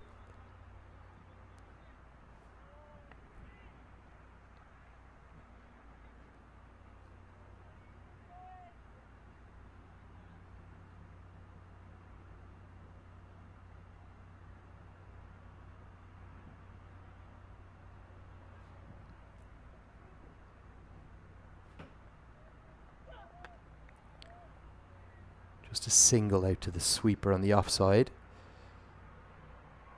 Very difficult for Marty Kane here to keep that required run rate in check.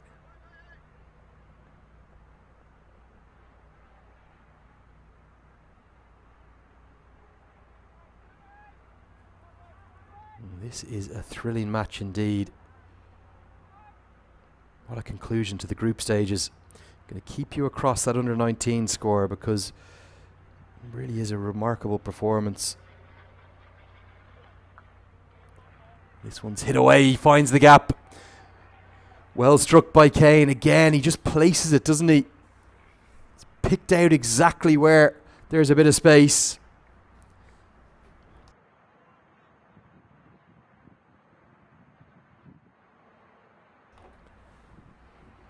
Kane, who's faced 100 deliveries now, has moved to 72.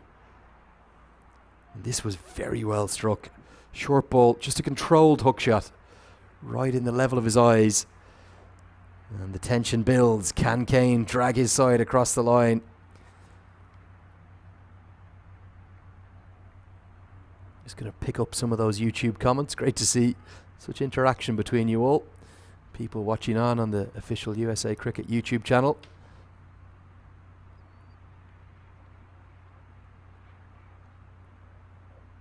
Nice to see it being in such good humour as well.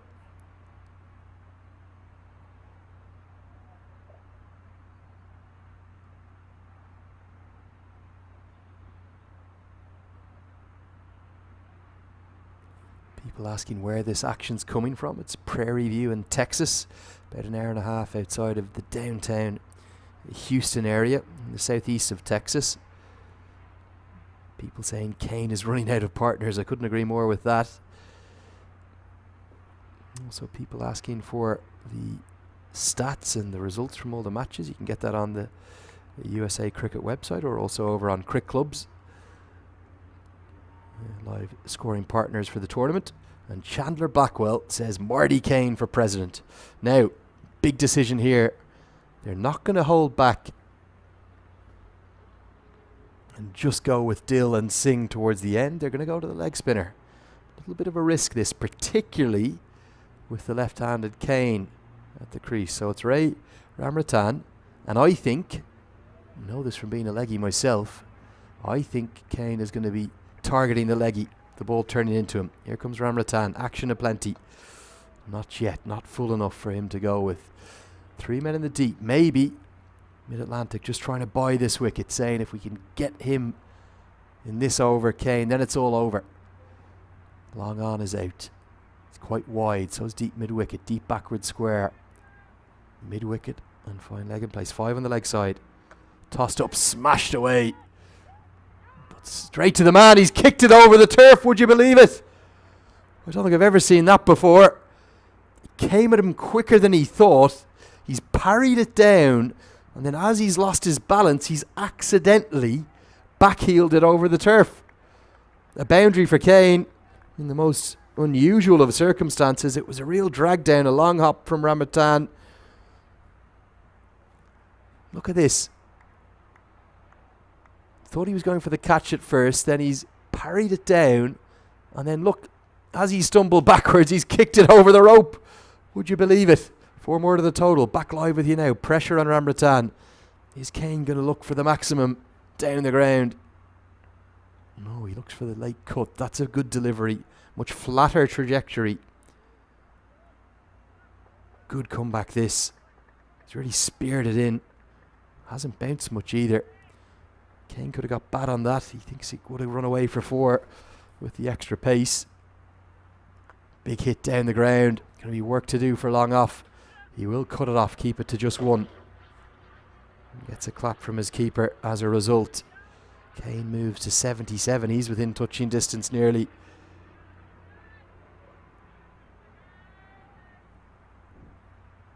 San Diego Surf Riders, Marty Kane, of course. In minor league cricket this year. Mix up. Kane's come all the way down. The throw comes in. Direct hit. Oh, that would have been close. Kane had to get the dive out. He's so quick. Fernando sent him back basically right away. Would this have been out? Let's take a look. The dive comes in. Oh, I think the dive would have probably saved Kane. But he is battling out there. He's putting his body on the line for the team. Still 1 ball remains from Ramratan. Nearly 8 and over required.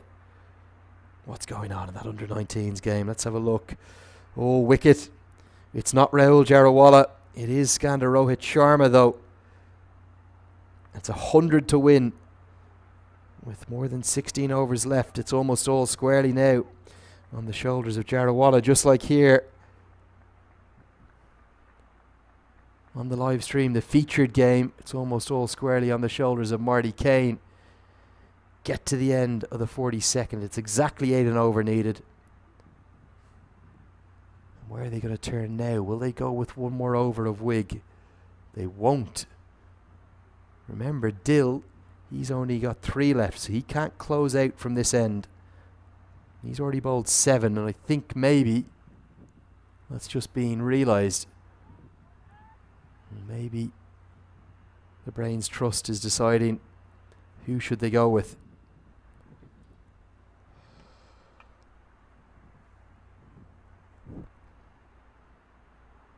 Three wickets for Babsar, 2 for Dill, and 1 apiece for Wig and Pete.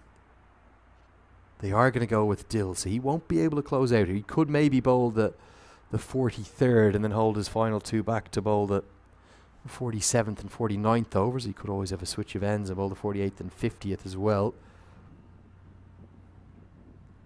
Jesse Singh does have 4 left. He could bowl out completely from one end of the ground.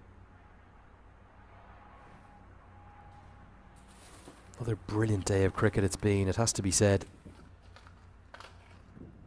Such drama, such intrigue.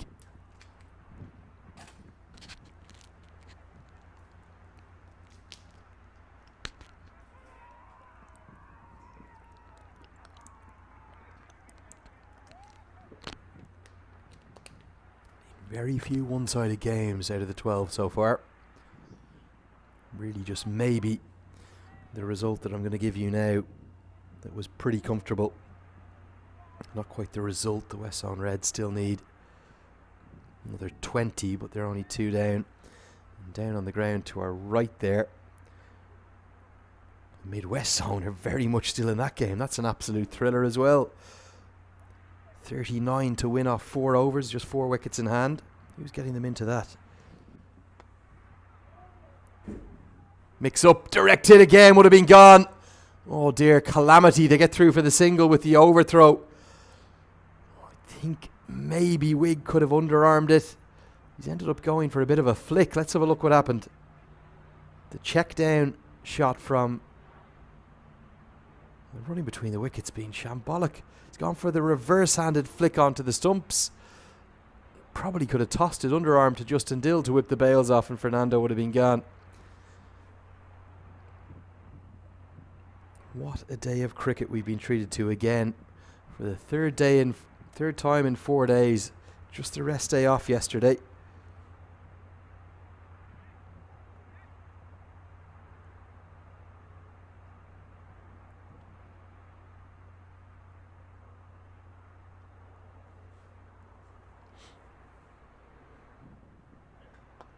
Driven. Dill gets a deflection on it. Maybe just enough, and the quick running from Kane forces the error from Ryan Scott. A second misfield from him today. That's been pretty rare. You're the man. Just finally had a cold drink brought into me. I've been dying for one all day. I think the ice has gone missing today, not too sure. 2 more runs to the total. Oh, a blue Gatorade. I tell you, that's going down well. Nicely bowled by Dill right outside that channel. He can't believe it's missed.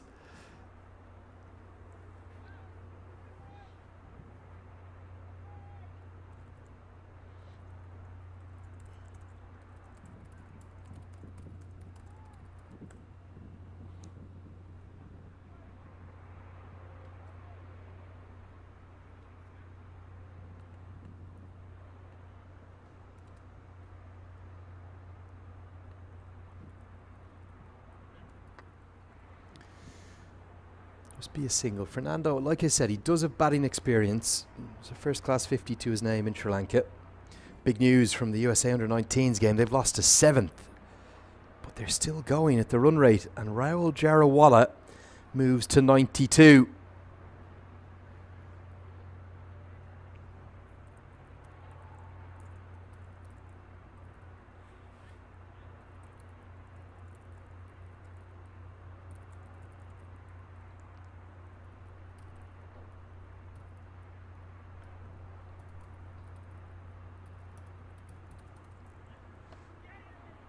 Quick single this time. Kane's going to keep the strike. 5 runs from that over. Not what they need, But they have kept the partnership intact. It's 59 to win off 7. Extraordinarily close matches, and I'm going to have to tell my cameraman to stop doing that. Don't show the sun. We've had enough drama. We don't want another game that doesn't quite go the distance. We should have enough time today. There's still about 45 minutes, maybe 50 minutes of sunlight left, and there's only 7 overs to bowl here. Might be in trouble in that 19s game. There's still 17 overs to be bowled there. 15 overs to be bowled. Correction on that.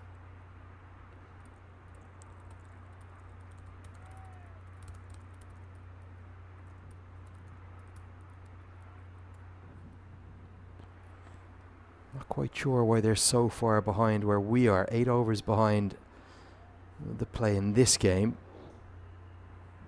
Jarawala will keep you posted on that.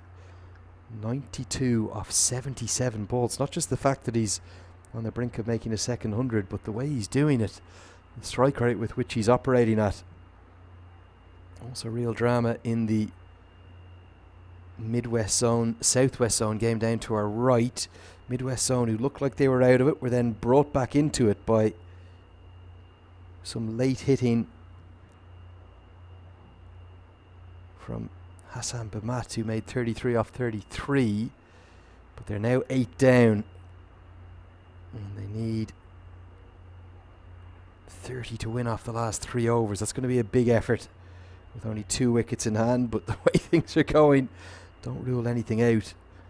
The only easy game is going to be the West Zone Reds. They're 15 runs away from closing out the first spot in the National Championships. They're going to go with the leg spinner again. Here's Raymond Ramratan. Spears it in. That's good bowling. He's going to hair after it himself and make sure it's kept to just a single. Great work from one of the star fielders in this tournament.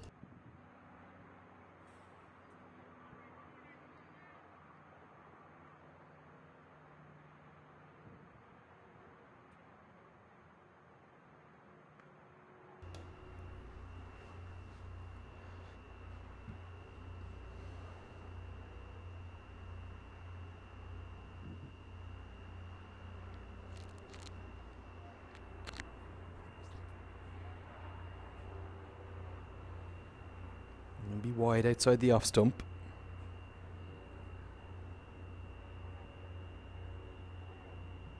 Numbers spiking on the live stream. It always does when we get to a close finish. People watching all the way around the world now. Hit into the sky, into the leg side. Is this going to be a chance? Has the leg spin worked? Yes, it has. Guyan Fernando, he just couldn't restrain himself. And that's going to be the 8th wicket. Continues to all be on Marty Kane's shoulders. And good brave captaincy. Have to give big credit to Jasdeep Singh, the stand-in captain. Rather than bowling himself, he's backed his leggy.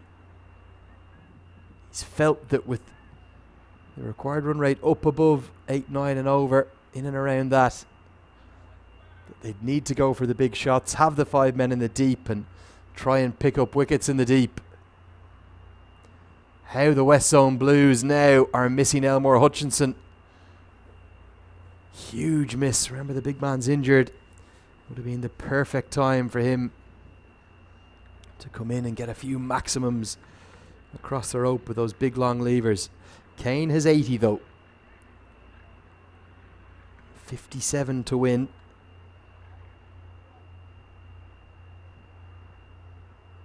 He's going to need to probably get about 40 of them, you'd have to think.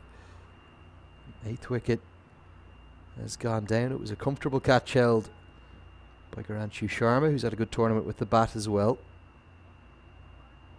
Appreciate all your messages coming in, Arjunan. Keeping in touch with me. He's saying Jarawala must be picked. He's also asking how well did young Ian Desai bowl today. He's only 18. Yeah, I think he's a real talent. Huge intelligence as a bowler. And over on one of the other games, Subramanian bowling to Jarawala, the future of USA cricket on both ends of the ball. Love to hear this. There's Marty Kane, just works that one into the leg side. Just wonder, would Kane maybe being better targeting this over. Ramratan, he would be hitting with the spin. At least young Ayen Desai will also be hitting with the spin. It's getting colder and colder out there, and the sun starting to dip ever closer towards the horizon. Such drama. If only the West Zone Blues at Elmore Hutchinson up their sleeves. I think they'd still quietly fancy their chances, but the big man, he's injured. He's just struggling a bit. Just a bit of a niggle. A lot of cricket he's been a part of in recent times.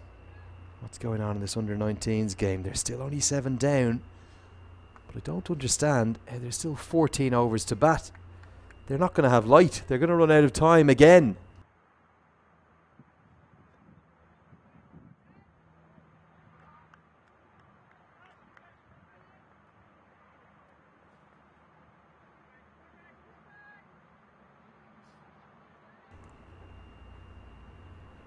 Yeah, 4:37 local time as Kane gets this one into the offside but can't beat the fielder. I think we probably have around 45, maybe just shy of 50 minutes of light left, and they've got 14 overs to play down there, so that's not going to happen. Kane does get this into the deep, but just a single. He's got to shift gears here, Kane, somehow. At least he'll have the strike to do so. 6 overs remain, 54 to win, 9 and over required for the first time now.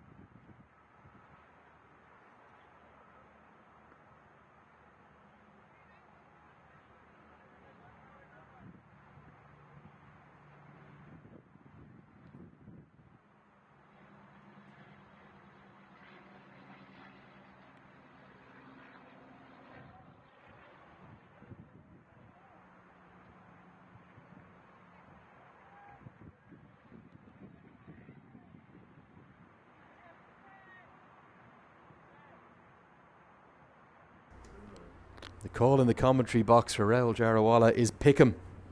Not up to us, it's up to Michael Voss and his selectors. Here comes Justin Dill. 96 not out, if you're wondering what we're referring to. Not in this game, down across on pitch number 1.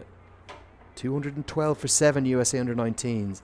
Might not sound like they're going to get to 295, but Jarawala's still there, and they're ahead of the required run rate. That's how quickly they've been scoring. He's on 96 of 81 deliveries. And back here at this game, the Mid-Atlantic Zone have been much better today. Bounced back from their first 2 defeats. Remember, of course, won the under-19 version of this event back in April. 9 and over required. Very tall task with the skills of Justin Dill available for the Mid-Atlantic Zone. Surprised to see that over from Ramratan, but like I said, good captaincy from Jesse Singh, backing his leg spinner rather than going with the seamers from both ends. Can Desai take a bit of the pressure off Marty Kane? I think he's going to get 4 here. He's got it very fine indeed. He can. It's less than 50 to win now.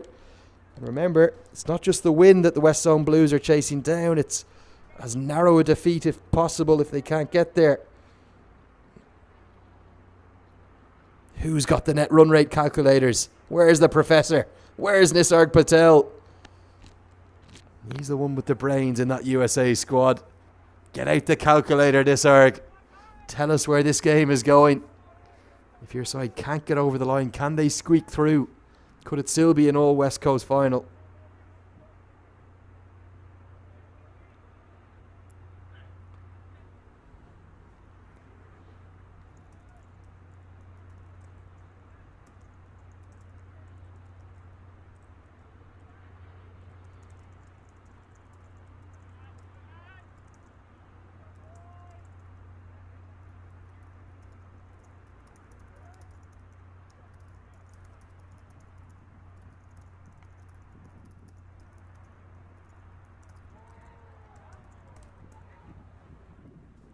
Here comes Dill to Kane.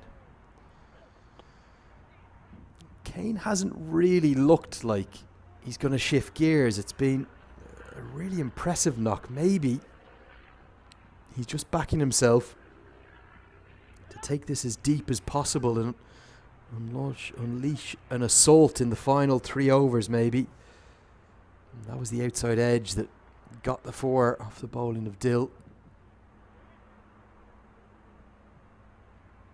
47 to win off the remaining 32 deliveries now.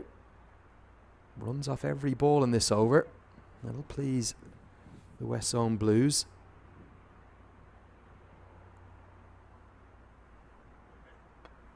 Oh, beautifully bowled. Right back on that length.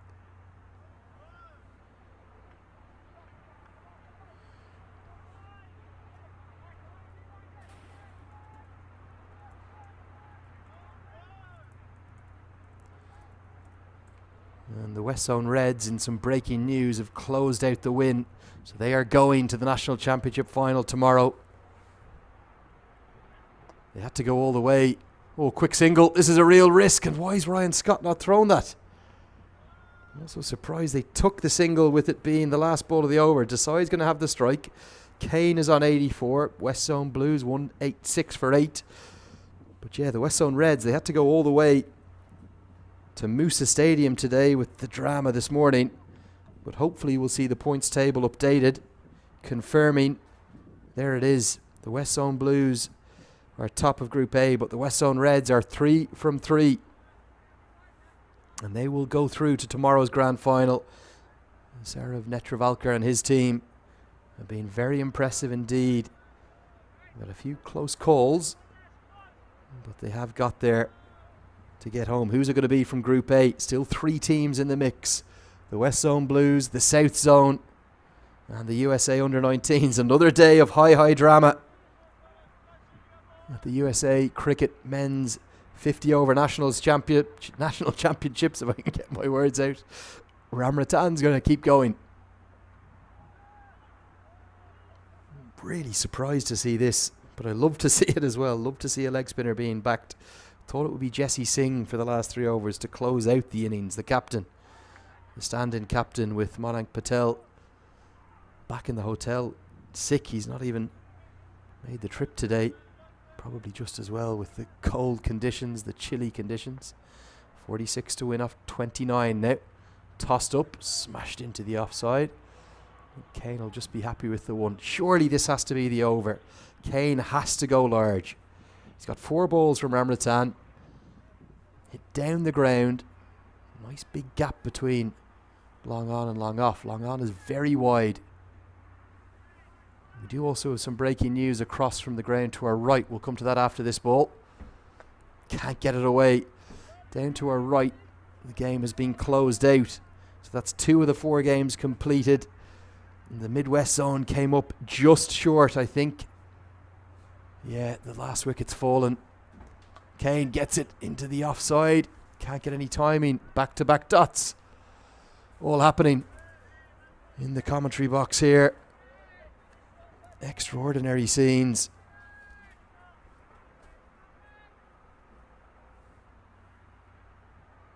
Kane just can't get it away. Dot, single. 1 to come. And this move to Ramratan may well have been a match-winning one for the Mid-Atlantic Zone. Sun continues to drift away.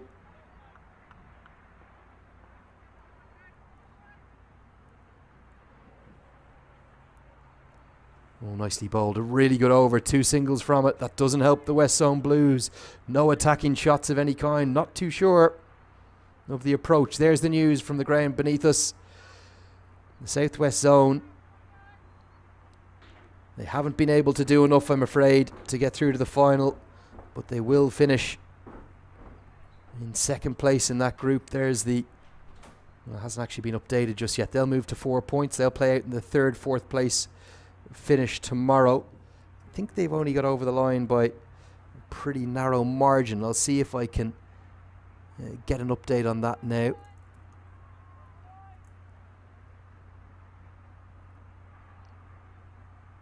really has been a dramatic day here.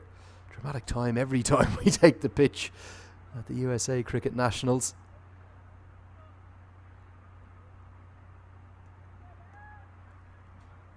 And where are they going to go now?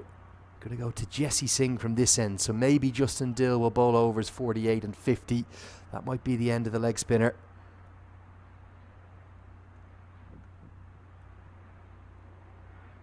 Yeah, just trying to get the final update from that southwest. Yes, 15 runs, the margin of victory. Midwest zone, they still had time. They just couldn't quite get there, and they were bowled out with 5 balls to spare. 4 wickets for William Luddick ended up sealing the deal. Here comes Jesse Singh. There's still a game on here. 11 over required. Desai's 8 off 8. Kane's on 85.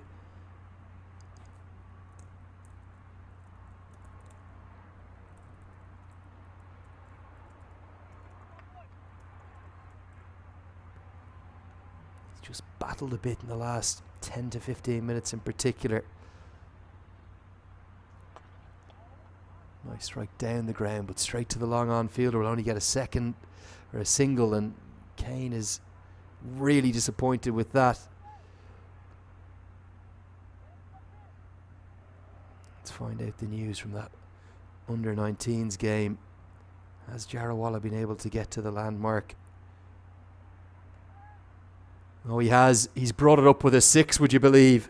19 years of age, and he's the only batter here to have made 200s.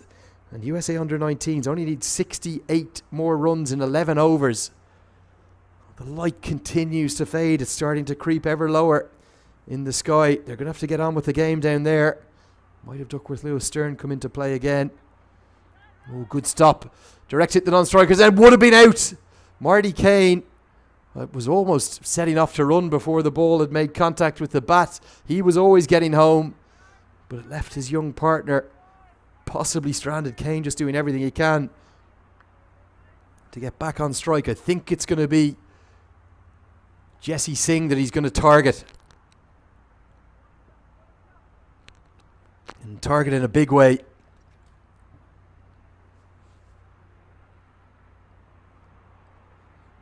Group A is coming down to a thrilling finish here. Big hit into the leg side, but again, protection out there, and oh, he's ended up saving the 4, but he's given away the second. A bit of spin on the ball, perhaps.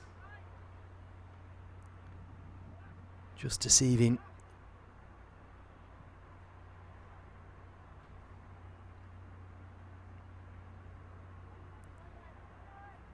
The fielder out there in the deep. Real tension. You can feel the tension. It just continues to build. Marty Kane is battling out there, not just in terms of his timing, but just I think with his fitness.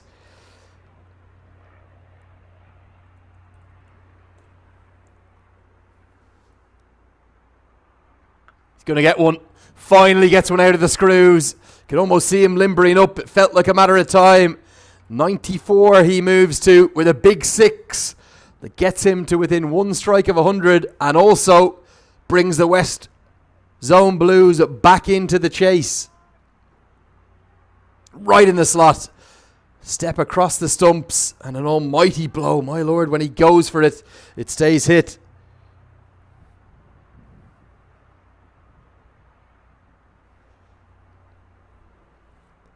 $34 more to win from 20 deliveries. Maybe Kane has paced this perfectly. Just needs someone to stay there with him. Here comes Jesse Singh. Around the wicket now. Bowled into the wicket. Diving stop from Wigg. Does the right thing. Doesn't throw it. Get through for a single. I think now Desai just has to survive. 199 for 8. 33 more to win. What the Mid-Atlantic Zone would do for another 15 or 20 on the board.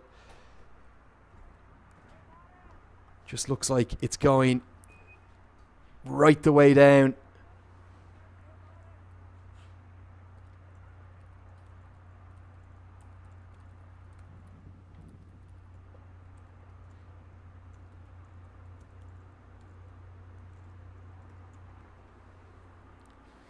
When he does survive, think Kane doing the right thing, deciding against the single. They could have got home easily. 18 balls left, 33 to win. Kane on 95. I said he almost had to do it single-handedly. You'll probably need to get about 120 not out to get the West Zone Blues over the line. But this Group A is on a knife edge right now. It's still any one of 3 teams could get there. The USA Under-19's chase continues to be ahead of the rate. 230 for 7. 10 overs remain there. Still not convinced they're going to have the time to bowl those 10 overs. They're going to need to fly through it to get there. And maybe the West Zone Blues, even if they don't win, maybe they can get close enough to keep that net run rate buffer that they have just about in check. The great thing about our Cricket Club system, we'll be able to give you the updates to the net run rate immediately. Chaotic, carnage, real drama, and they're not going to go to Dill. What are they doing? They're going with Ramrattan. Kane goes, thanks very much, I'll reverse sweep him for 4. I'm going to move to 99. Why is Justin Dill not bowling the 48th and the 50th over? I can't understand this. You've got a leg spinner turning the ball in to the left-hander, and Kane, in fact, doesn't hit with the spin. He goes against it. The 33-year-old from New Zealand, brilliant batting this, opens up the vacant space behind square on the offside, gets it away for 4. He's on the brink of a famous 100 here at the National Championships. 29 to win off 17. It's straight to the fielder.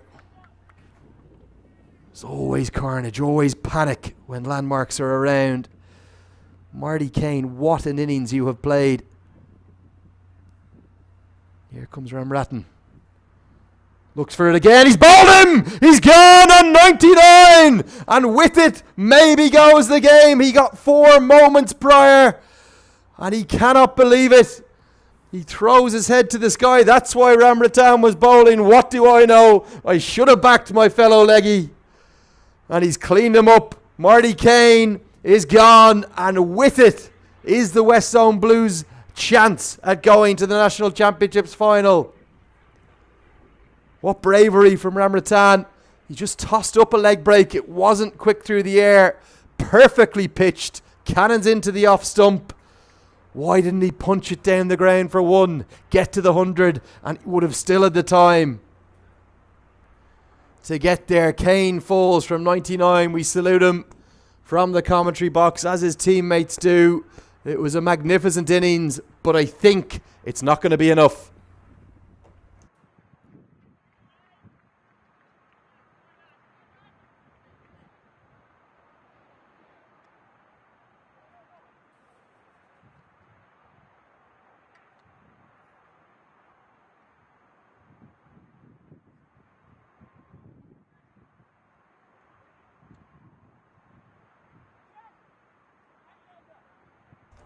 Now the slip comes into place. The sun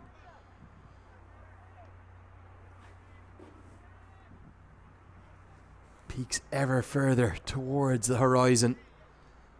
Right now, the Mid-Atlantic zone just need 1 ball. 1 ball will finish this game. But it's not just the win the West Zone Blues need to consider. As tight as they can get this game, if they got it down to a 5 or a 10 run defeat, that might keep them in the game. They're going to get runs here. Ramrattan has gone for the leg side. Look at the pace of Ryan Scott. Lightning. There's not another man on the field who would have pulled that in. And he saved 2 runs. I want to see Ryan Scott in the NFL Combine. What's he running his 40-yard dash in? 4.1, 4.2? Pretty quick, I'll tell you. Crucial 2 runs saved. And crucial 2 runs saved for the USA Under-19s in particular. They're still going with this chase. Rahul Jarawala, pick him.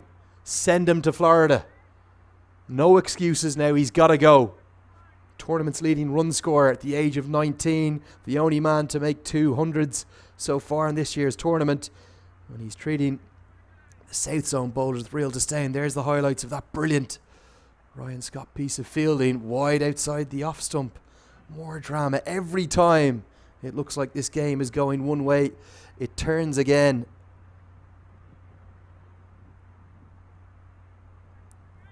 Such drama here at the Nationals. Oh, dragged down. He's bowled a few of those today and he gets away with it. Just going to be a single into the deep. I haven't even told you who's to the wicket. It's Devan Shrivastava, who comes in down at number 11. Let's take a look again at the points table. I'm going to try and explain this to you once more as we get to the end of the 28th. 25 to win off 12 deliveries. Group B is done. We know what's happened there. The West Zone Reds are going to the National Championships final. Southwest Zone will go to the 3rd, 4th place playoff. The Midwest Zone will go to the 5th, 6th. And the East Zone will go to the 7th, 8th. But with just 25 minutes of light left, we don't know who's going to the National Championships final yet from Group A. I hope the calculators are out from the tournament event staff. Cricket clubs will give us the anticipated final result, but that'll have to be double checked by the official scorecards. The West Zone Blues, if they can get these remaining runs off the final 2 overs, they'll win the game and they'll go to the National Championships final. If they can't, they need to take it as tight as they can. If it's about a 15-run defeat, I think they'll come down to about 0.1 on their net run mate, something like that. Might need to get Bertus de Jong onto this. If he's watching on from back in the Netherlands, the great net run rate calculator. But if they lose now by 25, I think it's going to be too much. And I think whoever wins that other game between the USA Under-19s and the South Zone will advance to the final. I wonder, do they know what's going on up here? Are the scouts up? Are the managers up telling them what's happening? Here comes Justin Dill. 25 to win from 12 deliveries. Playing a miss. Oh, big moment. Big moment. Jarawala is gone. In the USA Under-19s game, a little bit like Marty Kane, almost had to do it all by himself. He's been bowled by Amila Ponzo, the Sri Lankan left-arm spinner. And that might be that for the 19s. 2 more wickets needed for the South Zone. Still nearly 9 overs remaining. They won't have time to bowl that. Such drama here. 25 to win off 11. He's left it alone. You need more than 2 a ball and he's shouldered arms.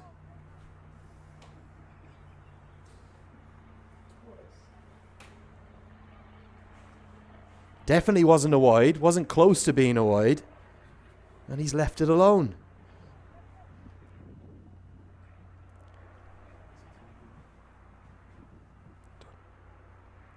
So the 19s are probably going to come up short now, despite that heroic effort from Rahul Jarawala. Hit down the ground, that's more like it. Gets enough of it to probably pick up a couple. But again, only because of the pace of Ryan Scott. Saves it. He nearly does himself a nuisance with the support rope, or the cabling, in fact, from our cameras for the live stream. Look, he didn't kick that cable out. We'd have lost our live stream feed. There it is. I've never seen anything like it in my life this week. Although it does seem to follow me around at the moment. Sheer drama wherever the games are going on. 2 runs. 23 to win off 9. They need a boundary. Thuds into the pad. Direct hit's going to be out. It is out. Game, set, and the match to the Mid-Atlantic Zone. And I think whatever happens in that South Zone game, the West Zone Blues are going to be gone. They had their chance to go to the National Championship final, but that margin of defeat, which is going to be by 22 runs, a calamitous collapse after the dismissal of Nisarg Patel. Dane Pete's delighted with it. So's Ryan Scott. He was very unlucky today with that decision. But bravery from the Mid-Atlantic Zone. You've got to praise their captain as well, Jasdeep Singh. I'm not sure the batter knew where the ball was. Got his head down. Don't know where the throw came in from, but he's miles short. And very good from Justin Dill to leave it onto the stumps. And they knew that's the winning moment for the Mid-Atlantic Zone. They've been very good this tournament. They maybe could have come out with 3 wins, but they're only going to have 1. And just imagine, if the South Zone didn't get over the line with that miraculous 45-run partnership, it would probably be the Mid-Atlantic Zone going to the National Championship final. That's the margins we're talking about here. But I think the West Zone Blues, barring The USA under-19s getting right the way up to almost par with the South Zone. I think the South Zone's net run rate's going to jump above the West Zone Blues. We'll have to wait and find out. I'm not sure if we can get a camera on that USA 19s game. It's an awfully long way away. Let's see what our team can do. We'll bring up the scorecards. That is going to close that out. Still waiting for the scorer to find out who the thrower was and put in the dismissal of the run out. Here it comes. There it is. 22 runs. Are you ready for this? Here comes the net run rate update to the points table. This is the big moment. Where are the West Zone Blues at?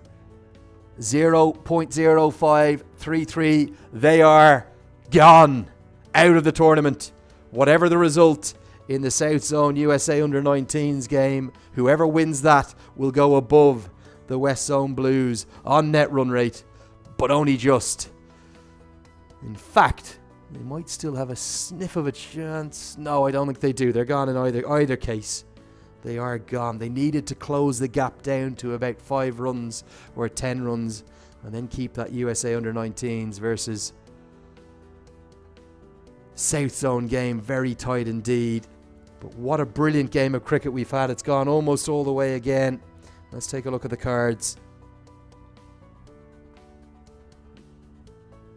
Brilliant partnership between Nisarg Patel and Marty Kane. It was worth about 120, but Kane fell to an attempted reverse sweep on 99, and that was the critical moment. No help from the lower middle order. 0, 2, 0, 10, 9 not out for Ian Desai. And the run out right at the end, it was Ray Ramratan who actually played a huge part in this victory. Showed a lot of faith in him. Jasdeep Singh, the captain, he decided to bowl his leg spinner instead of himself, and he was rewarded with 2 for 44 for Ramratan. And look at those wickets. Never recovered from those 4 wickets in 4 runs. From 147 for 3 to 151 for 7. And it was a bit of a collapse. Julie Abbott walks across with the late evening sun, and we will show you the match summary. Give you one last update from the USA under-19s game before we let you go as well. But that is the result. It's a 22-run victory for the Mid-Atlantic Zone. Won't actually be able to bring you the points tables completed just yet.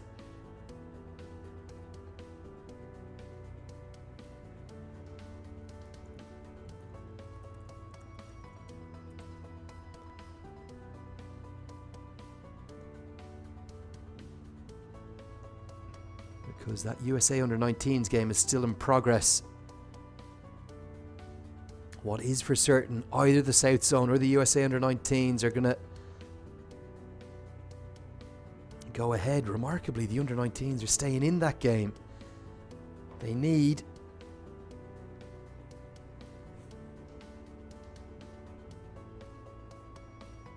a little over a run a ball at the moment.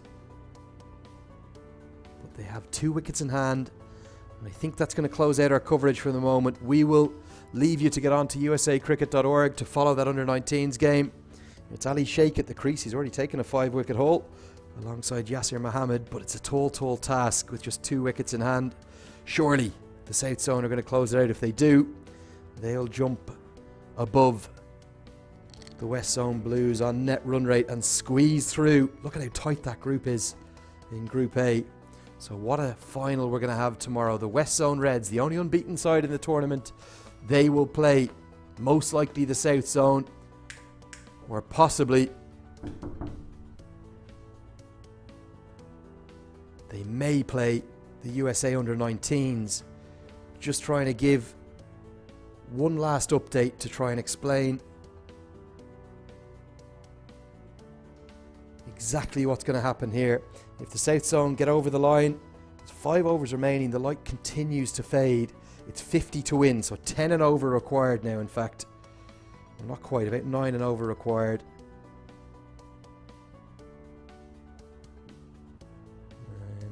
Someone's just suggested maybe get over to the under 19 game live and do some live commentary on Twitter Spaces. We'll see if we can do that. I'm going to run over there. We'll keep the coverage of that going and see where that game goes. We'll keep you updated with all the action and with our sincere thanks for all your support. And I hope you enjoyed the coverage today. For me, Andrew Leonard, for everyone involved with USA Cricket, we'll sign out for now and we'll come back very shortly indeed. The South Zone on the brink of making it to the finals. Thank you.